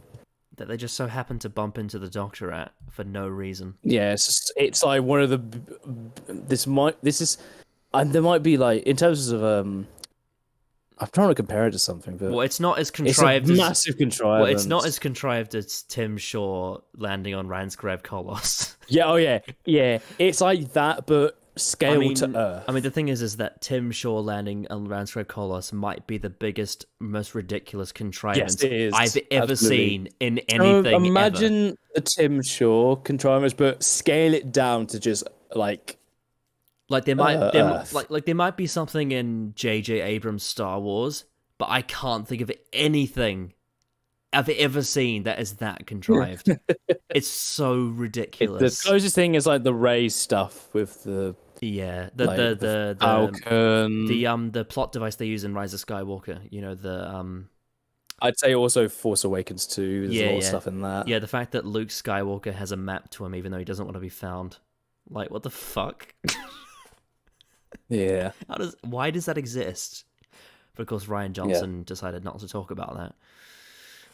Anyway, but yeah, the Tim Shaw one, like, I literally cannot think of a single thing. I mean, obviously that's the worst one. Obviously, definitely Doctor Who. Obviously, there's plot holes. That's a different topic altogether. But in terms of contrivances, I don't think I've ever seen it could anything. It could happen. I don't think I've ever seen anything that contrived before. Like, it's ridiculous.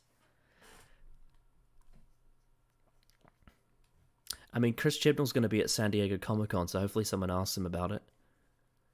I would love if they ask him questions that come from Jay's video. That would be amazing.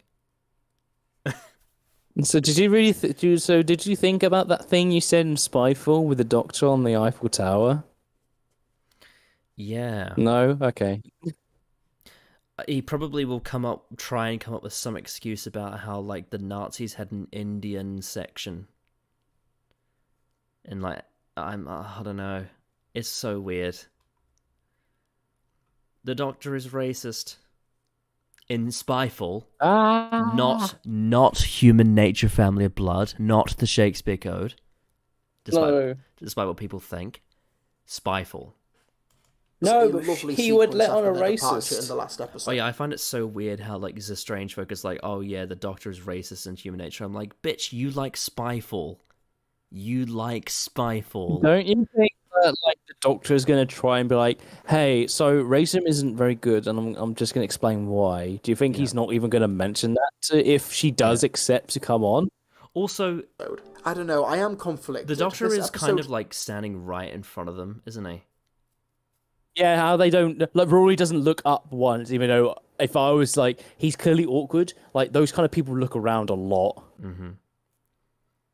Also, he was very loud, and they were literally just, like, a couple steps from him. Like, they would absolutely hear and it. also, we only just saw them in the last episode. Yeah, like... The only thing that scene does to, like, build forward is establishing that Amy becomes a model, which ties into Asylum of the Daleks. But unfortunately, that leads to this stupid, awful divorce subplot.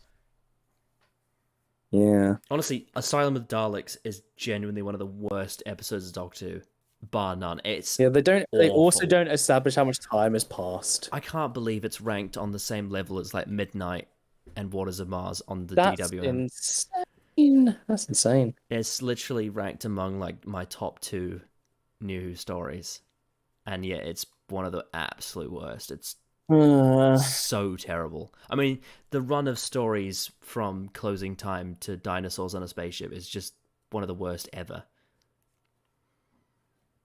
It's truly diabolical. Closing Time, Wedding, Doctor Wit and the Wardrobe, Pond Life, Asylum, and Dinosaurs. It's just like, what the fuck happened?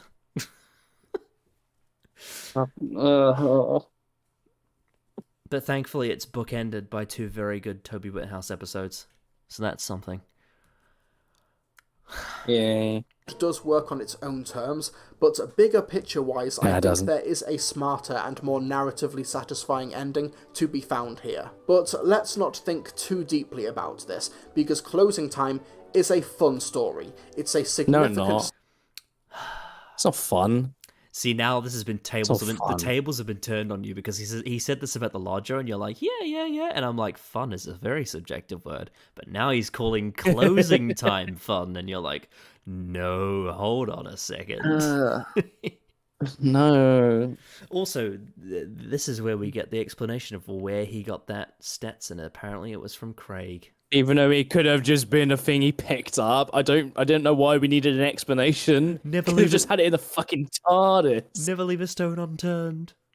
Even though the stones that he leaves turned are ones that are important. Who in the world is going to say, man, it's kind of a plot hole that he just has the Stetson out of nowhere? I find it so funny, Moffat... No one was going to think that. I find it so funny how Moffat put more effort into thinking about where that hat came from than thinking about how he survived.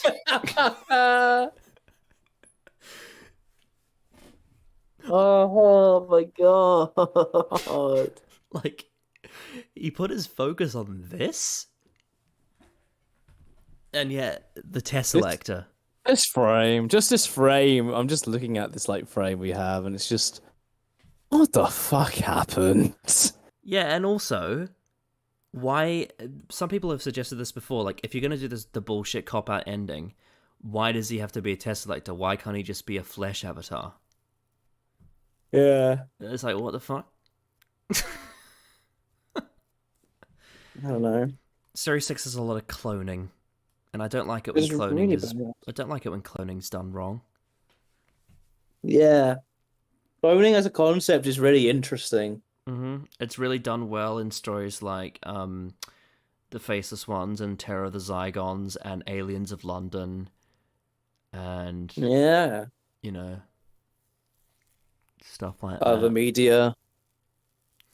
But it's not... It's an interesting concept to explore. But it's not done well in... Much like a dad like Craig could be an interesting concept to explore and relate that to the Doctor. Bloody Journey's End.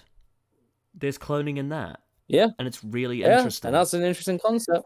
It's really interesting. Yeah, I agree. I am the Doctor. I am the Doctor. Step up from the Lodger, at least, with some great laughs. No, it's not. Lodger's better than this. Whoa, okay. Lodger is better than this. Now that is a hot take.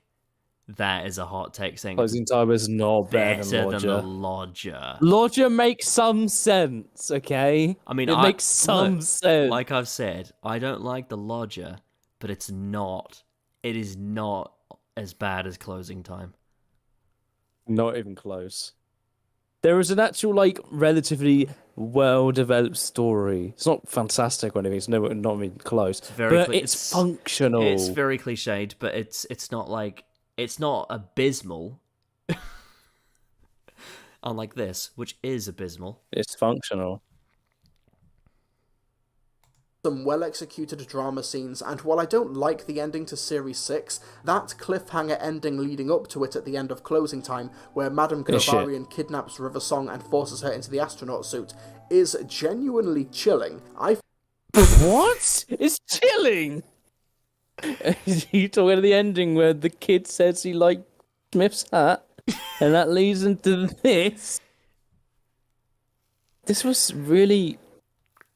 It just felt so... Because obviously it is disconnected in the sense that it's nothing to do with the main plot of this actual episode, but... It's to do it's with... Just like, I just sat there like... The only reason this exists is because this is the first time that they didn't do a 2-part finale, and so Moffat's like, well, I've got to have a cliffhanger. Yeah. And they never did it again. Yeah, it's a No, actually, no, they did it the next season, actually. They did it twice. Well, yeah, I mean, Nightmare and Silver's cliffhanger is just him talking about how Clara's skirt's too tight. Ah. God.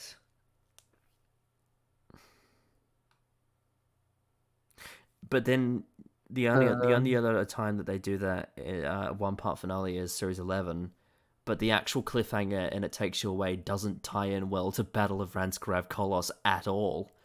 So, yeah. 2-part finales are the way to go, ladies and gentlemen. Yeah, if you want to explore things very thoroughly, then yes, There's give a yourself reason all the why- time you need. There's a reason why Russell T Davies always had multiple parts at the end of his seasons. Every time. He wanted to make sure there was plenty of time to really develop these characters and plots and worlds. Yep, and they're really good stories.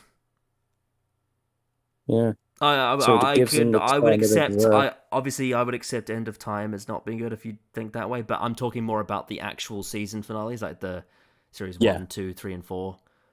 At least, definitely the first 3. I think I'd have to rewatch Journey's End to make a final verdict on it. But yeah, Parting in the Ways, Doomsday, and Last of the Time Lords are really good stories, and fucking miles better than this shit we're watching right here. Miles better. Anyway. I forgot this scene existed before my rewatch of the story, and it legit gave me goosebumps. Why? Why? We don't know anything about. Shit. We don't know I don't anything. care. We don't know anything about Madame Kavarian apart from her bullshit plan that makes no sense and is never answered in a satisfying way.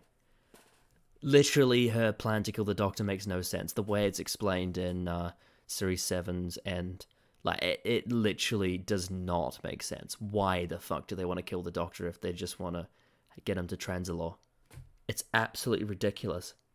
It's a dangling keys plot thread that is never answered properly. It's bullshit. Moffat didn't know what he was doing. And this is the beginning of the dangling keys era of TV. And it's been like this since this, and I hate it. Why can't you just tell a story here and now? Why can't you actually tell us a story here and now, and then the next year you build on that story you've just told, rather than telling me something will happen and then never delivering? Now Chibnall's doing it. So many TV shows are doing it. Like all the Marvel shows are doing it. All of the Star Wars shows are doing it. All apart from Clone Wars. But like there's so many TV shows that do this dangling keys bullshit, and I hate it. I see right through it. It's utter bullshit.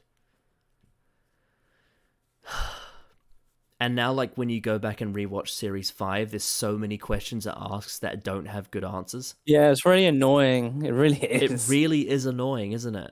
It really is annoying. Like, why did the silence blow up the TARDIS? Who the fuck knows? Shut up. Shush. Shut up. Don't think about it. Tick-tock and all too soon. Your love will surely die. I like how it's blurring, but she's not looking at the lens because it's on the same angle. Madame Kavarian to me is like the wrong kind of camp, just personally.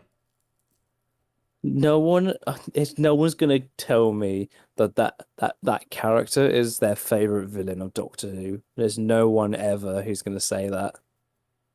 I'm pretty sure they exist. No, I don't believe you. She's just so generic. Like what? Legit, what is she? Who is she? She's just a woman that wants to make Avi's belly go pop. Amy go pop.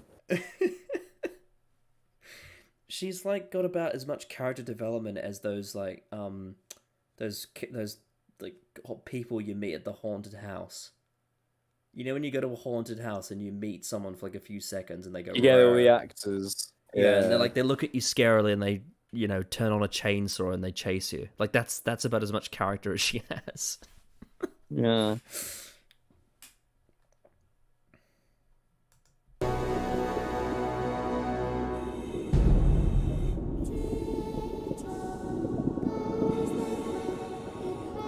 Also, speaking about not rewatchable, like none of this matters. Yeah. None of this matters. None of it matters. Guys, the Wedding of River Song is dire. I just need to say that again. Really bad. It's really bad. It's really bad. Because you cannot rewatch any of this shit the same way. No.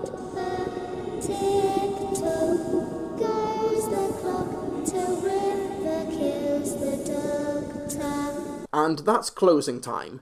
But I can't leave this review like that, surely. Like, how am I going to pad this video out for a 30-minute runtime? Well, folks, I've got a special treat for you. Because in this installment of Cybersember, I've got a guest. Joining me now is the director of Closing Time, Steve Hughes. Oh my once again, thank you so much for joining me today for this. What we're talking about today primarily will be your work on the Doctor Who episode Closing Time. Before we get talking about that, I just want to learn more about your background and just how you got working in directing in the first place, because it seems like you've kind of done a hell of a lot in the past couple of years, basically, in the lead up to working as a director. And I guess I'd like to learn more about that, really. Yeah, I mean, I was always a big film and TV drama fan. You know, I grew up in Wigan in the northwest, and never thought that I would, ever get to do this kind of stuff. I just thought that's what people from down south got to do. Back then, it was a lot different. So I ended up doing a TV and film production course up in the northeast, where I made a short film that won a Royal Television Society Award for Best Student Film. And I thought, well, I'm not going to get a job being a director straight away. Surely it's not going to be that simple. So I came down to London, was an editor for a good few years. Orgy A has just asked a really good question. How did Amy become a famous model out of nowhere? Yeah, I have no idea. Just never explained. So I'm assuming that this video is just this interview then. Maybe. Yeah.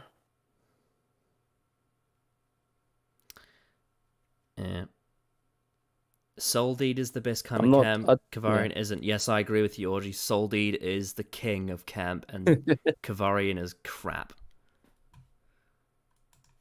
Horns of Naimon destroys Closing Time. Absolutely demolishes it. Anyway. Yeah. I don't know. Shall we, I'm not sure, because I feel like with this, if it's going to be just interview, I'm not that bothered about watching it. I might just scrub forward and see if there's anything after the interview. Directed? I don't know if this is... Because I feel like this is going to be a bit too just sort of like learning things that happened. Which is fine, but that's not really what not really what the point of this is about. Yeah, I'm sure. So I think he's a director. I think we talked about how the shots are kind of, there's some nice shots. Yeah. I thought his direction was all good. My main issue was the writing, really. Sort of. Yeah, and a lot of the acting is pretty trash. Some of the acting is pretty bad. Yeah.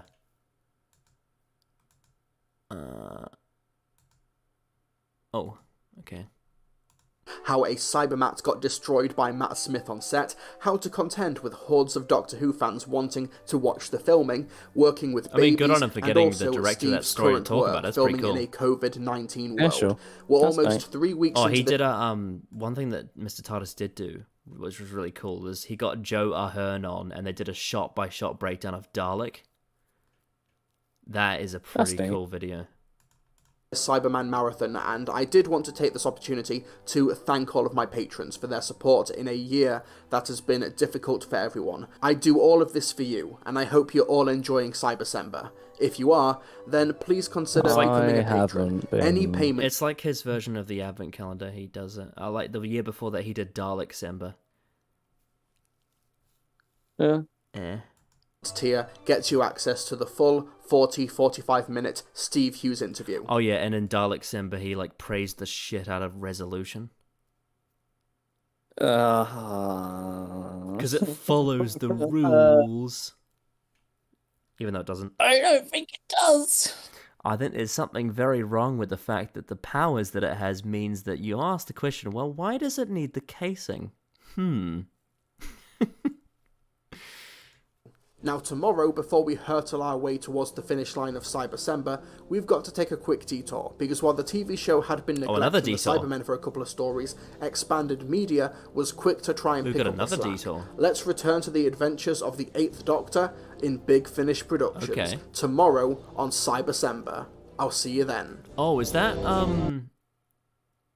Well, it'll say here, won't it? It'll pop up. Oh, the Silver Turk. Yeah, okay. This is the one that The Haunting of Vildee Darty was based on, is the Silver Turk. And he did a video on Blood of the Cybermen, which, if it was actually canon, would kind of break that line from the Pandorica opens, where Amy doesn't know what a Cyberman is. Yeah. Yeah, thank God it's not actually canon. That would be bad. Yeah, well, I mean, do we know if the Silver Turk is canon? That's a good No, question. my I haven't actually listened to the Silver Turk yet because I haven't got to it. It's in the main range. It kind of came out after the Lucy stuff, so I might do that. I might just like check it out after I've listened to Lucy stuff. Even though I know it takes place before then, I just kind of feel like that's a good place to do it. But basically, the Eighth Doctor meets Mary Shelley, and there's a Cyberman, and it's very like apparently the Haunting of Lydia Darty is very much based on the Silver Turk, but they aren't the same story. They are different. Yeah, they're really not. Yeah, I hear the Silver Turk is better, which doesn't surprise me because it's an Eighth Doctor Big Finish story as opposed to a Chibnall era story. But you know. But yeah, that was Mr. TARDIS Reviews talking about Closing Time and Rise of the Cybermen. Yeah, that closing time video was pretty bad. Yeah. Wasn't very well argued that it was actually any good. Mm-hmm. He beat it with the power of love, and he beat the Cybermen. Woohoo. Gamestroller Prime, I think there might be an issue doing Siluri Sember because I don't think there's enough Silurian stories to make up that many days. No, just do the 2-parter, but only cover one of the episodes. You would have to do at a time. You'd have to do like so. You got Doctor Who and the Silurians, and then you got the Sea Devils. I was making like a joke to just extend it with the Chibnall 2-parter. You'd have to do it with like one video per episode because Silurians is a 7-parter, so you get a whole week out of it. Yeah. But like there's like the Silurians, and then there's the Sea Devils, and then there's Warriors of the Deep, and then there's the Hungry Earth and Cold. Oh, I guess you could do like all of the Paternoster Gang stories. Here on Siluri Sember, we are here to talk about the Crimson Horror. And then you could do Blood Tide and Scales of Injustice. Honestly, from what I remember, Blood of the Cybermen is probably the best Matt Smith Cyberman story. It wouldn't surprise me. I really want Big Finish to do Neil Gaiman's Nightmare in Silver. I reckon that could have been really good. That'd be neat. Probably would be massively better. Because apparently his original script was a 2-parter, and like the whole theme park was actually a thing.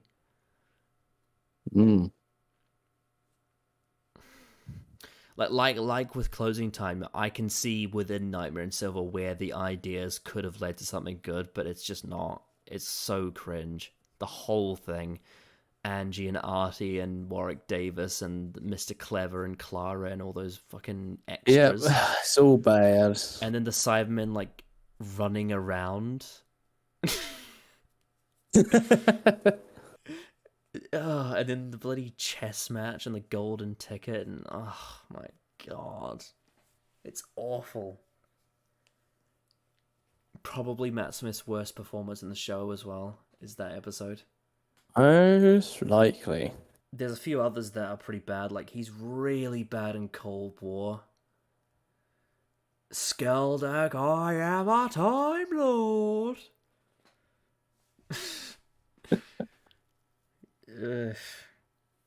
What happened?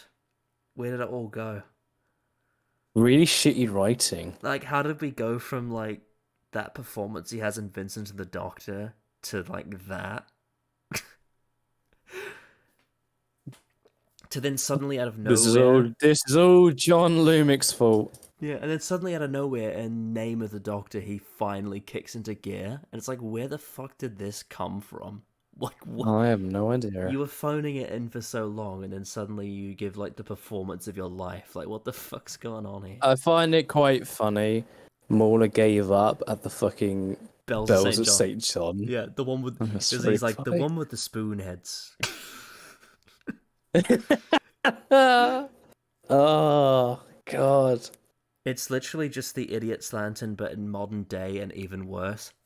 And even and even shittier. Yeah, it's so Because at least Idiots Latin, you can recognize a character in Tennant and Rose. Yeah. Unlike with Clara. There is a plot there. Like with The Wire, there is a plot there. Whereas Bells of St. John is so style over substance. Like the whole thing is literally just based on what You like the part where they try to make us feel bad for the woman by having even Stephen Moffat is like, yeah, I phoned that in. Oh, really? Did you, Stephen? Yeah. I didn't notice. And it's him being just such a boomer. He's just like, oh, I'm going to do an episode about Wi-Fi.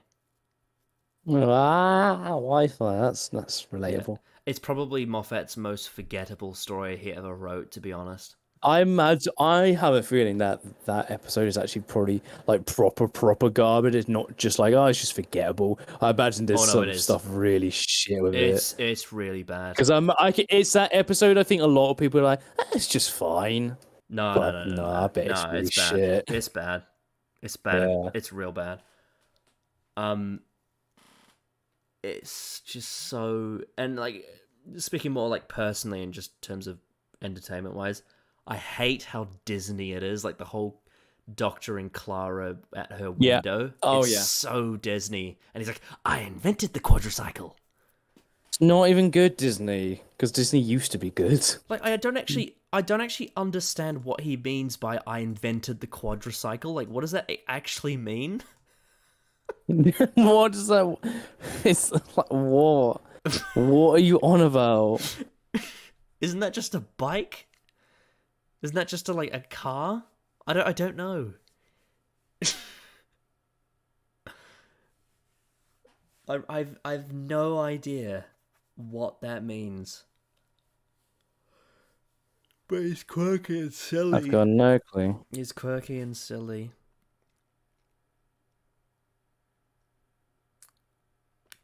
Series 7 is shite. Series 6 is shite. And Series 2 is good. Yeah. Series Rose 2 is good. Series 2 is really, really good, and I don't understand why people think it's shit. I mean, I do understand why, I just think they're wrong. Yeah, we know why. They're just really, really wrong. Yeah.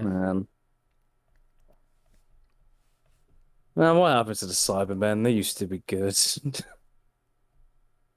Yeah. What happened to characters? They died a long time ago. They died. They all died. And all there's left is me. It's taken me all these realize that the Doctor Who show is mine. Oh, apparently it's Tosin Cole's birthday. Happy birthday. I hope you get to do something good for once. I mean, you say that, but looking back on it, there's a few scenes in Doctor Who where he really phones it in. Like, is that bit in the Saranga Conundrum where he genuinely yawns on camera? Like, you can just tell he's bored? Yeah. I just want him to have some decent material where we can see if he is a good actor or not. I don't know if it's like because he has to put on an accent, but he's just so the accent low. I think quite hinders him because he sounds very monotone. He's so monotone, and he's just like, "Oh yeah, I got chips though." Got chips though. In the hoop. Oh yeah, my planet needs me. My planet needs me. There's genuinely people. And how does that make you feel? There's genuinely people that think that the fam's exit, like Ryan and Graham's exit, is better than the beach scene. Genuinely people that think that. I don't know how. I don't know how that can function in their brains.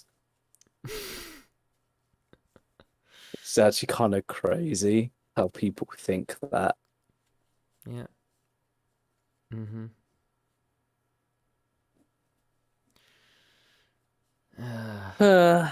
Bradley Walsh got wasted. We missed you, Doctor Who. We missed the real you. Oh, I mean, I've been doing my classic Doctor Who marathon, and it's been an absolute treat. It's been an absolute bloody treat. I I love think it. once you get closer and closer to post RTD, you'll be like, oh no, oh no, oh Yeah. no, the silence, oh no. Yeah, Oh because it's kind of no. like after you finish Waters of Mars, it's kind of all downhill for a Oh while. god, the hybrid, no, the Yeah, hybrid. like no. it's kind of like, even though obviously it does waver a bit, but you can sort of identify in terms of just the narrative. Like you get Waters of Mars, you're like, wow, and basically all the way from after that point to Hellbent, it's this big slippery slope, and it's not until Series 10 where like things really get better. And it's like, fuck. Why? Why, Moffat? And then you get Chibnall, and it's even worse than anything I've ever seen. Apart from, well, Series 7's kind of on par, I'd say. But, you know.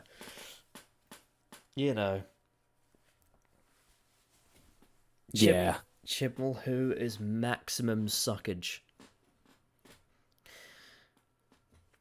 It's like, even with like Classic Who, like my least favorite Classic Who seasons, I like at least half the stories.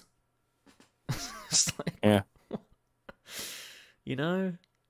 Whereas like you get now and it's like, what stories in the Chris Chibnall era do you like? Oh well, I like The Haunting of Villa Diodati and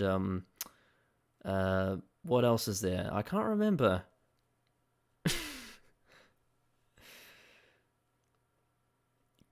Question, Callum. Bit of a prediction. Yes. Do you think Series 13 will actually have a single good episode in it? No. Do you think Series 13 might be the worst ever? Yes. Especially when you consider there's only 8 episodes. That's pretty low. And it's coming off the Timeless Children. That said, Like we're gonna get more of it. That said, I know this is a different writer, but after Hellbent, we did get Series 10, so it's not impossible. Sure. And But at the same time, we knew already at Hellbent that Moffat can write occasionally. Okay, that's true. What about Maxine Alderton? Chibnall, I don't know. What about Maxine Alderton? I mean, it was one story, and it was good, but it was one story. Sometimes you can have a writer who, if they take on too much, like with Stephen Moffat, it can be a bit too much, so we don't really know. I mean, if you look at Mark Gatiss, The Unquiet Dead was really good, and then The Idiot's Lantern was really bad. Yes. And then, surprise, surprise, what did they do in Series 3? Rather than bring him back as a writer, they brought him back as an actor, because that's what he's much better at. Yeah.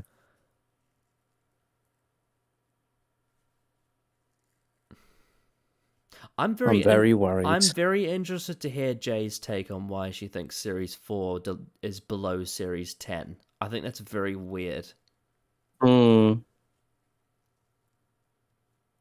Below Series 10 and Series 2.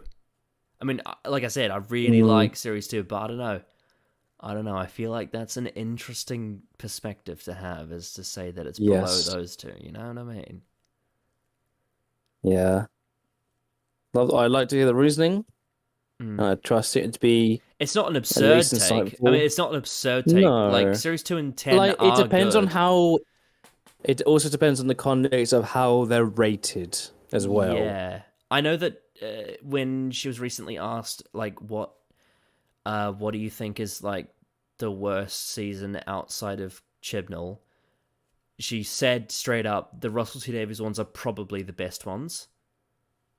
And then she was saying, worst not Chibnall is possibly between 6 and 7, and then stated, well, 5, 6, 7, 8, 9 of where she says the problems are, and then the Russell T Davies ones are probably the best, and then Series 10 is one of the best as well. So I don't know. I don't think it's an absurd take, but I would be interested to hear the reasoning behind, because I think we have criticisms of Series 10 that they might not have noticed. Yeah, maybe not. We shall see one day. Mm. So that's the beauty of a discussion. At the end of the day. Mm-hmm. Wow, 6 hours. What is the longest video on the channel? Is it the 500 subscribers one? Yeah, because that's 8 hours. Oh god, yeah, no, I'm not going that long. Jesus Christ. They ain't getting beat for probably ever. I don't know. It might get beat one day. 1,000 subscribers. I'll do an actual long man. 8 hours is pretty long though. Yeah, but I'm talking like MauLer standards. Yeah. I'll go until the limit stops at like 11:55. The thing is I don't know what the hell I would fill it with. Just a bunch of videos to cover that we can catch up on. I don't know. Yeah. The thing is, maybe a discussion here or there. I feel like a debate, maybe. I don't know. I hope I prove myself wrong, but I feel like the 1,000 subs thing I can't imagine what will happen, because like the 500 one works so well because I managed to get both Jake and Adam on it, and we had the highlight reel, and we had the Among Us, and we had like the legendary bit with like Daniel's video when he broke the glass bowl, and it was just so well done. And yeah, it was pretty good stuff. I would say it was like really euphoric. With the 1,000 one, if I ever get to it, I don't know what the hell I'll do. I'll have to think of something. Yeah. Oh yeah, that's right. They're gonna bring back the. Wait, hang on. How much? Well, sorry, I'm not gonna say this yet. How much do you know about Series 13 spoilers? I know about a certain monster. Mm-hmm. I'd say on a beach, and that's what I don't want to spoil it for anybody who hasn't, who doesn't know. I know. Yeah. Unless I'm getting things mixed up, I know some stuff. Well, I just wanted to make a comment, OGA. I know that you're going to say that they're going to ruin that villain, but unlike your opinion that you had on that story we were talking about, they were ruined in their last story. So no, they've already been ruined. They may just be ruined again, but I know how much you like that story, but it's not good. You know the one I'm talking about, Callum? Yeah, yes. Yeah. That story is not good. I feel like that story actually needs a proper beating. I feel like no one's actually done it yet. That would be a good one to cover. No one's actually done it yet. No one's actually come out and given that story the criticism it deserves. Because I feel like it gets either people really like it because of what happens at the end, or they don't like it but they don't really care. I feel like there's no one that's really gone out of their way to really break it down and talk about why it's shit. Mm-hmm. It's not good, Game Trailer Prime. It's not. It's not good. It's really bad. It's a bad one. It's really bad. It's really bad. I don't want to go into detail because it'll spoil it for people. Anyway. Ryan is a wooden plank. I mean, yeah, they all are though. That's something new. There's hardly any characters in Chibnall who that aren't wooden planks. I guess King James isn't a wooden plank. Some of the side characters in Haunting, and also I'd say Nikola Tesla, they're not, but most Chibnall characters are. You know that fucking scene at the start of Revolution when there's those random people just chatting at the road? I'm just like, why are these characters so wooden? Why don't they have anything about them? Oh, is your mum alright? That's all wooden. All the wooden Chibnall characters talk about is their family. See, if you want, it's all about family. If you want great scenes that establish characters in a really interesting way, watch the start of Rise of the Cybermen. Yeah. But how do you do that from beyond the grave?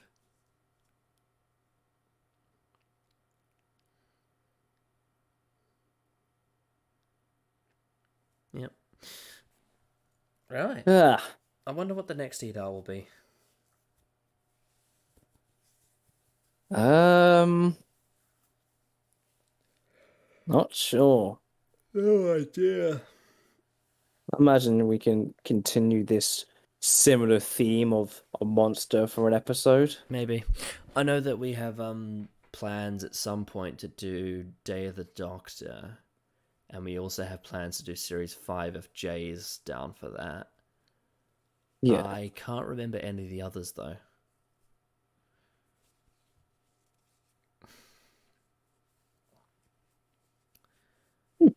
Yeah. I'm sure someone will suggest something that pops up. You should do one on Davis. Oh. Oh, yeah, that's a good point, actually. I mean, there is actually one video that Davis made that I really liked, and it was when he did the whole, like, 10th Doctor is a Christmas song. Like, it is a very pretentious video, but he references things from the 10th Doctor's arc, so it actually works. But yeah, no, Samuel Davis is very up his own arse. Like, I know he doesn't come across as arrogant, but he's very, like, the way he talks about media is so pretentious, and no wonder he loves, like, he gave Kill the Moon a 10 out of 10. And he was the guy defending Hellbent on Twitter, saying that the twist that we find out that Heaven Sent was self-harm is brilliant. I'm like, what the fuck? That's not what it was. Not what it was at all. Oh yeah, remember when Tempo commented on your rage? Yeah, no. That's funny because Blair, who's a friend of Jay, I think that she said that she hadn't seen the video yet, and it's got to get around to her. And I said, much appreciated. And then quite tweeted Jay's tweet on like the poll that she did. Fucking people saying it's more good than bad. What? Mm-hmm. And then she sent it to her friend, and then 1 minute in, apparently it was trash. Yeah. Just to clarify, I find that hilarious. Just to clarify, yes, I agree, OJ. I do like Davis as a person. He's all good. It's just his takes. Like, his takes are appalling. You can like a person and they have terrible takes. It's yeah, fine. like he's a really nice guy, but he just has some absolute whoppers of takes. No, you're attacking them as a person, Connor. God. He just has really bizarre things to say about Doctor Who. Like, he thinks Kill the Moon is one of the best ever, and thinks Invasion of the Dinosaurs is one of the worst ever. And I'm like, what the fuck? What is wrong with you?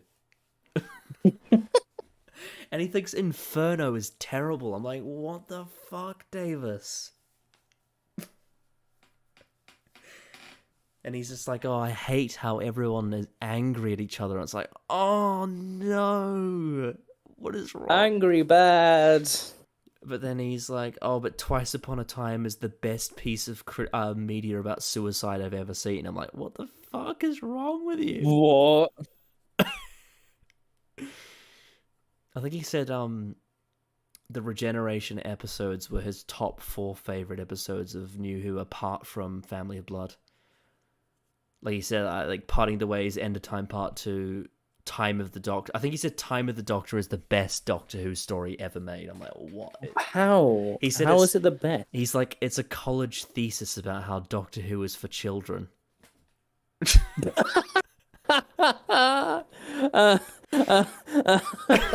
Oh my god.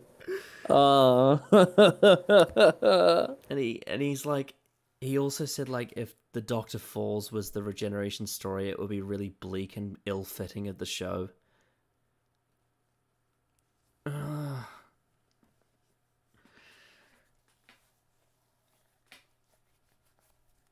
god.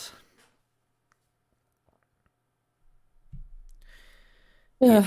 Samuel Davis is a very themes guy. I'd really like to see him have a conversation with MauLer, actually, or Jay. That would be interesting. I love when Jay. Just wonder if it will go just as well as the full fat conversation. I love the comment Jay left on Samuel Davis's tweet about Hellbent and Heaven Sent. It's just like, but Samuel, have you actually considered Heaven Sent good, Hellbent bad? Or have you considered the themes?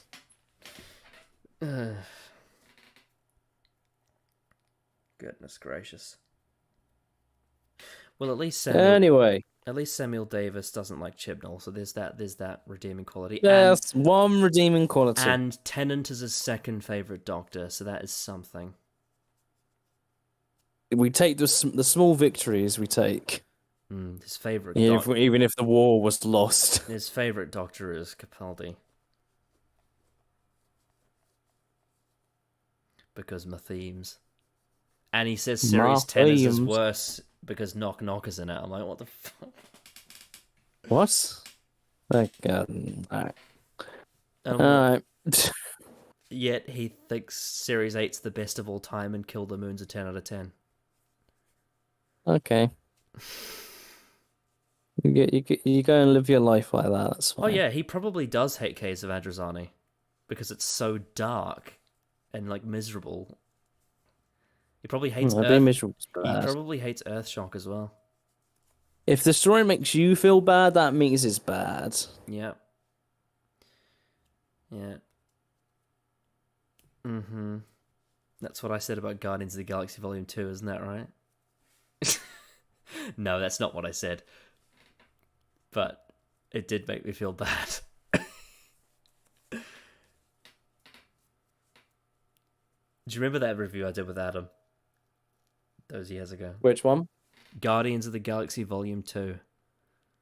Yeah. Where I was like, I do remember. Where I was like, well, it's probably good, but I really didn't enjoy it. But it's probably good. Yeah, that's fine. But it made me feel bad. It is. But it's probably good. But I felt bad. It is good. It was probably good. Honestly, it's like legit, due to everything else in the MCU being really shit, it's probably like top 5 now. And it's like one of the only 5 good films left. I haven't seen most of them since 2019. Yeah. Imagine if we rewatched them all again. I imagine a lot are going to be like, man, this is not as good as I remember. Oh yeah, I think the one that might I already wasn't a fan of it, but I think Iron Man 3. Yeah, that is. I've heard. Oof. I think MauLer said he reckons it's the worst MCU film. That's a hot take. Nah, I think the new stuff coming out. They even commented like on that. It's like, they kind of wish things are like Iron Man 3 bad. Oh, okay. So it's the new stuff is really shit. No, it's legit. The new stuff lately is like real bad. They mess with time and space. Oh, okay, so yeah, obviously I'm not counting like 2021 Phase 4 MCU, but but that in terms of before Phase 4, that was definitely down the when I heard end him of the barrel. When I heard him make that take about Iron Man 3, I will admit this was at the start of 2019, which was before Captain Marvel came out and Endgame and Far From Home. So yeah, this was like back when the most recent film was Ant-Man and the Wasp, I think. Yeah. But yeah. Even Ant-Man, because I think Jeb and Marcus not long ago. But thinking about it now, Phase 2 really doesn't hold up, does it? No, it doesn't. If you agree with the takes about Winter Soldier, Jesus Christ. Iron Man 3. What's in? You know what's kind of crazy? Thor: Dark World. Thor: The Dark World is probably one of the less bad films in Phase 2, and that is insane. Yeah, honestly, because there's probably a little bit of good in it. There's probably little bits of good in it. Loki's really good in it. Yeah. Loki's characterization and the scene where Thor's mum dies and some of the really good cinematography. It's so bizarre. Yeah, if in Phase 2, if I'm obviously looking at this correctly, the films in Phase 2 are Iron Man 3, Dark World, Winter Soldier, Guardians, Age of Ultron, and Ant-Man. Yeah, that's one good film. Guardians is really good, but the rest of it. Yes. I mean, I've only seen Winter Soldier the one time. I remember really liking it, but I haven't actually heard all of the criticisms. But if we're going off that debate, doesn't leave things in a good state, does it? No, it doesn't. And apparently, Ant-Man is even one of the, got even worse because I think Marcus and Jeb, they picked it apart. It's real bad. Not even just it's kind of just a bit boring and there's not much going on. apparently it's real bad. At least there's Guardians. At least we have that. Yeah, Phase 1 has bad things in it, but it seems like it's held up for the most part. Apparently, Iron Man 1 doesn't hold up too well, but it's not as bad as the other things that have gone down. Yeah, Which I can see that. I can live with that, to be honest. I can live with that. Yeah, I think... Apparently, First Avenger is actually probably the best solo film. That's kind of weird. I believe it, to be honest. I remember I mean, pretty I can good see. things I mean, from I can it. see why, but I personally didn't enjoy it that much. Yeah, that's fine. I liked Steve Rogers as a character, and I really liked the last 5 minutes. But Steve Rogers is a great. But I don't. Again, it's been a while. It's been a while since I saw those films. It's been 2 years. The only MCU film I think I've rewatched since then was Thor 1 because I really wanted to see it again. I know you did. And I did enjoy that. I really like Chris Hemsworth in that film. I think I don't know. I think it's just the kind of comedy that I like is more in that film because I know a lot of people like Ragnarok, whereas for me, that kind of Shakespearean Thor comedy for me works so much better. I know that the purpose is different though because he's obviously a fish out of water in that film, whereas Ragnarok it's very different. Though having said that, he's still funny in other things. Like there's the whole party scene in Age of Ultron. He's great in that. I love the bit where he's like, but Jane's better. Yeah, and he has actual character growth. Yeah, It's some people say that Thor wasn't funny before Ragnarok. I'm like, are you serious? Thor was a really funny character, all the way through. He's always been funny. It's just that I think the focus of Ragnarok made it more about the comedy than the previous ones. Whereas before that, it was just sometimes there would be comedy. There's that really funny scene in the first Thor film where the Warriors 3 turn up, and he's just the way he greets them. Yeah. Yeah. I think the one I'm really happy that seems to have stood the test of time is the Avengers. Yeah, that's aged really well because I watched it not that long ago. It's the best Phase 1 film for sure. I mean, I always thought that anyway. It actually might be the best MCU film. Really? Yeah, I think it might. Better than Civil War? It's that Civil War or Guardians 2. Civil War's One of pretty. those three. Civil War's pretty good. It is really good. The only thing I remember not liking in Civil War was the Sharon Carter scene. It's a bit weird that he's kissing her. But yeah, there could be one or two bits here and there that might be a bit iffy. Yeah, there's some questions about there's some questions about how Zemo navigated the airport, I think. But yeah, I think there's something like that. Infinity War, it's my favorite. It's my favorite MCU film, but there are things about it. There are things. I would honestly, writing wise, I'd probably give it a 5 out of 10. Writing wise. Well, there's just a lot of things about it that I'm like, hang on. Yeah, it's a lot. Like Doctor Strange. Mainly, it's mainly to do with Doctor Strange and Black Panther.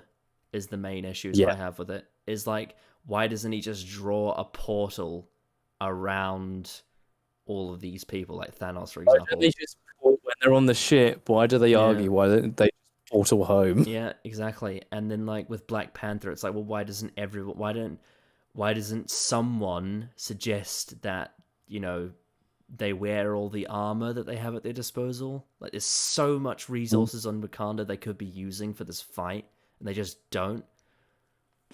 It's so weird. Yeah. But it's the characters, the characterization. Character stuff is great. It's great. It's really good. Especially Thanos. Oh my god. Oh. Yeah. That whole Antonio. Basically everything that happens in the snap scene is phenomenal. Yeah. When he snaps his fingers and then sits on his farm and you get that silent credits. Oh. Amazing. You know what? You really could have just like, if you really wanted to, you could have just ended the MCU on that scene and just never. I think Fringy mentioned that or something. Someone did long ago, saying like, imagine that was just the end. Like, obviously there'd be like stuff that there'd be a few, probably a whole of it here or there, but if that was the end, man, Just talking about the big picture. It is an ending. Just talking about the big picture about like telling a story about how the clash between Iron Man and Captain America in Civil War led to the half the universe dying. Yeah, that's why Civil War so impactful. Oh yeah, Civil War's amazing. Yeah, like if Infinity War was the end, it's a story about how the Avengers fell, pretty much, and it'd actually be a really good ending. Absolutely. Oh dear. What happened?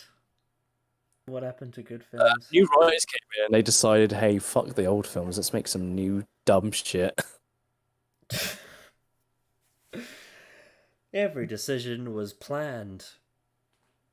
You know what's so weird is there's people that say that the sound of drums takes the agency away from the master, but then they like Loki. It's like, how the fuck could you possibly think that? When you... Because I don't think they have standard. Also, I'm talking about the TV show. If anyone watching, I'm talking about the TV show, not the character. But like, yeah, here's the thing: I haven't physically watched Loki.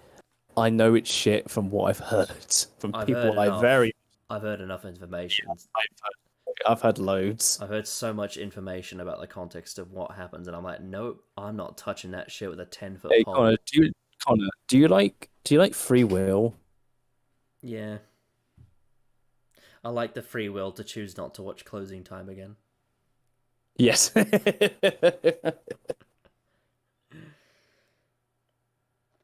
I feel like after watching it again here, the only reason I'd ever have to watch it again is either if I'm showing a marathon to the person for the first time, or if Jake came back. That's literally the only reasons I'd ever have to watch it. They're the only reasons why I did watch it again, yeah. I can't think of a possible reason why you could literally skip it. You could literally skip it.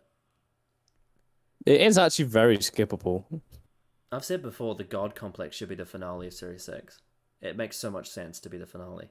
That'd be neat. And just like you've solved the arc before, and that's the final adventure they go on. They go it as like a celebratory holiday. Even then, you don't even need to have this stupid Doctor dying subplot. You literally just have the Impossible Astronaut 2-parter take place without that moment.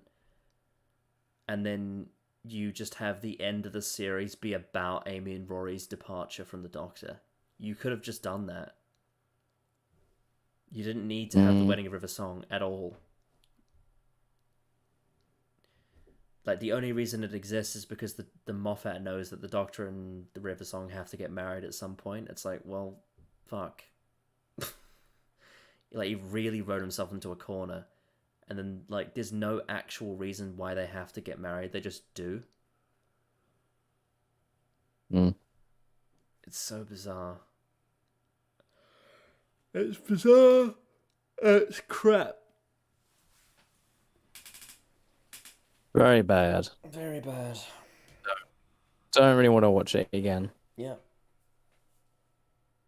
Oh.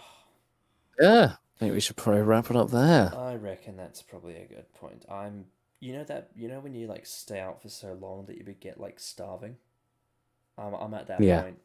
Yeah, kind of same. I might have a peek around at the fridge actually, because I'm really hungry. But yeah, that was a fun EDAR. I've missed doing these. It's been a while. Yeah, it has been a very long time. I reckon next time we might get some of the lads on. Yeah.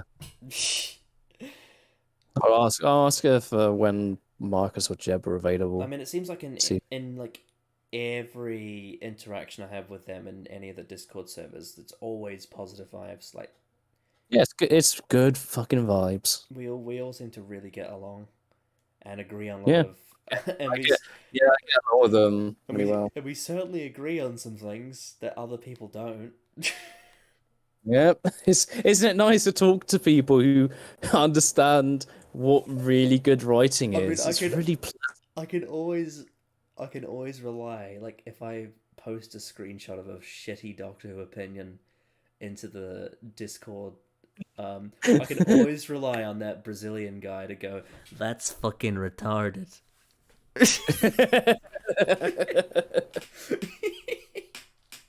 Honestly, that does sum up Marcus a lot. Yeah. It's fucking... That, or just say, you should watch Legion. God. But yeah, definitely should get them again at some point. It's so funny, like, it's so many opinions he's never heard before, and I just break the news to him, and he's just like, what the Funny, fuck? like, he never is like, did you know that people hate the 10th Doctor? Yeah, it's like, do you know people think that the family of blood is racist? It's like, On purpose, and they forget not. It doesn't. The context doesn't matter. Yeah. yeah. Yeah. Definitely should get someone on next time. Oh, yeah. Because they actually understand that you don't have to stake your life on a fucking TV show. You can just talk about it. Exactly. You can just talk about what happens in the story. Mm-hmm. And not be like, man, that person's an asshole. Man, that's... It really hurts my feelings that the first ever Doctor Who story I saw has issues. I'm so hurt. No, you have to say it's perfect. You can't actually be like, unbiased and just like say, yeah, it's not that good. It has some issues, but I love it, and that's fine. Oh, no, you can't have that. I think when I rewatched a few EFAPs in the last week or so, it really got me back in the right mindset to do these. Because I just... It just kind of refreshed my memory. I was like, oh... Well, it's kind of like whenever we have the conversation on Twitter, it's like, oh, all the like, oh, you think your opinion's superior, all that. I always go back to that one video MauLer posted about like the hour-long one that just on art. And art analysis. They always listen to that. It's like, yeah, I always enjoy this. It's not about superiority. It's purely an interest in the craft. That's it. How the craft. It's not even a big deal. Like, why do people think it's a big deal? It's not. People make it. They make it a lot bigger deal than it actually is. It's not. It's not a dramatic thing. It's purely just. It's purely criticism. Oh no, Spider-Man 2 isn't actually well written. It's the end of the world. It's purely just, does this piece of media hold up to standards that I hold? That's it. That's all it is. It's a very normal thing to do. No, you can't. You must like it, or if you don't, you're bad. Yeah, and it's like, I think the EFAP with full fat video like perfectly summed it up. Where full fat's just like, oh, I hate the toxic positivity and like people getting emotional about a TV show and getting angry. It's like, and then EFAP are like, yeah, exactly. We get this all the time. Yeah, I know. It was almost like just a beautiful romantic moment when Fringy was like, just heard him say that, and he's just like, yeah, I know how you feel. When you don't have just people coming on being really just like absolute twats about the whole thing. Fringy goes on social media just like, I think Black Panther isn't well written, and people are like, well, you just don't like black people. He's like, what? Even though black. yeah, I know, it's crazy, and it's just like, Rags is a bigot, and he's just like, actually, I'm a bisexual dog.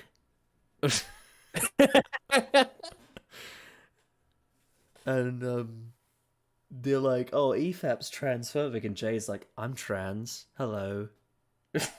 Hi. Hi, it's me, Come Lord JXE. I loved it when I tweeted out. I was just like, I'm noticing a common theme where LGBT people love 80s Doctor Who, and she's just like, hello, I am an LGBT and I love 80s Doctor Who.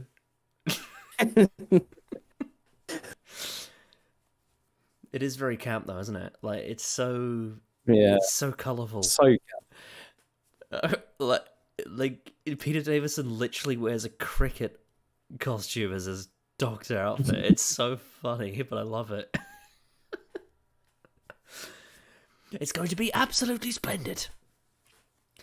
And when the ship crashes into the Earth, it's going to be a tremendous explosion.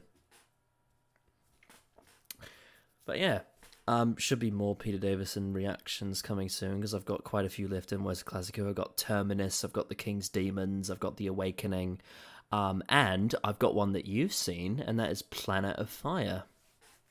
Hey, that one's an alright one. I've heard a lot of people really like that Very one. solid 5 out of 10. I've heard a lot of people really like that one, but then some people really don't. So, It's fine. It's not amazing. It's not bad. It's just fine. I don't know that much about it beyond the fact that I know the master's in it. I know that it's by a volcano. There's one really good actor I really like in it. It's obviously Perry's introduction, and it's Turlo's exit and Chameleon's exit, I believe.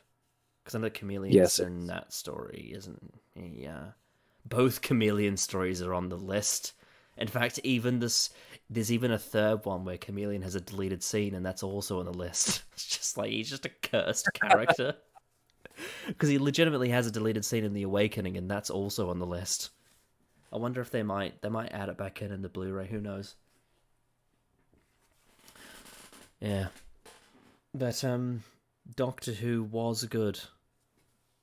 Once upon a time. Once upon a time, it was good, and then it turned into the show that gave us classics like Closing Time, and here we are. Here we are. But it's okay, because we defeated the podcast with the power of love. And Yay! And that's what the Cybermen is all about. Anyway,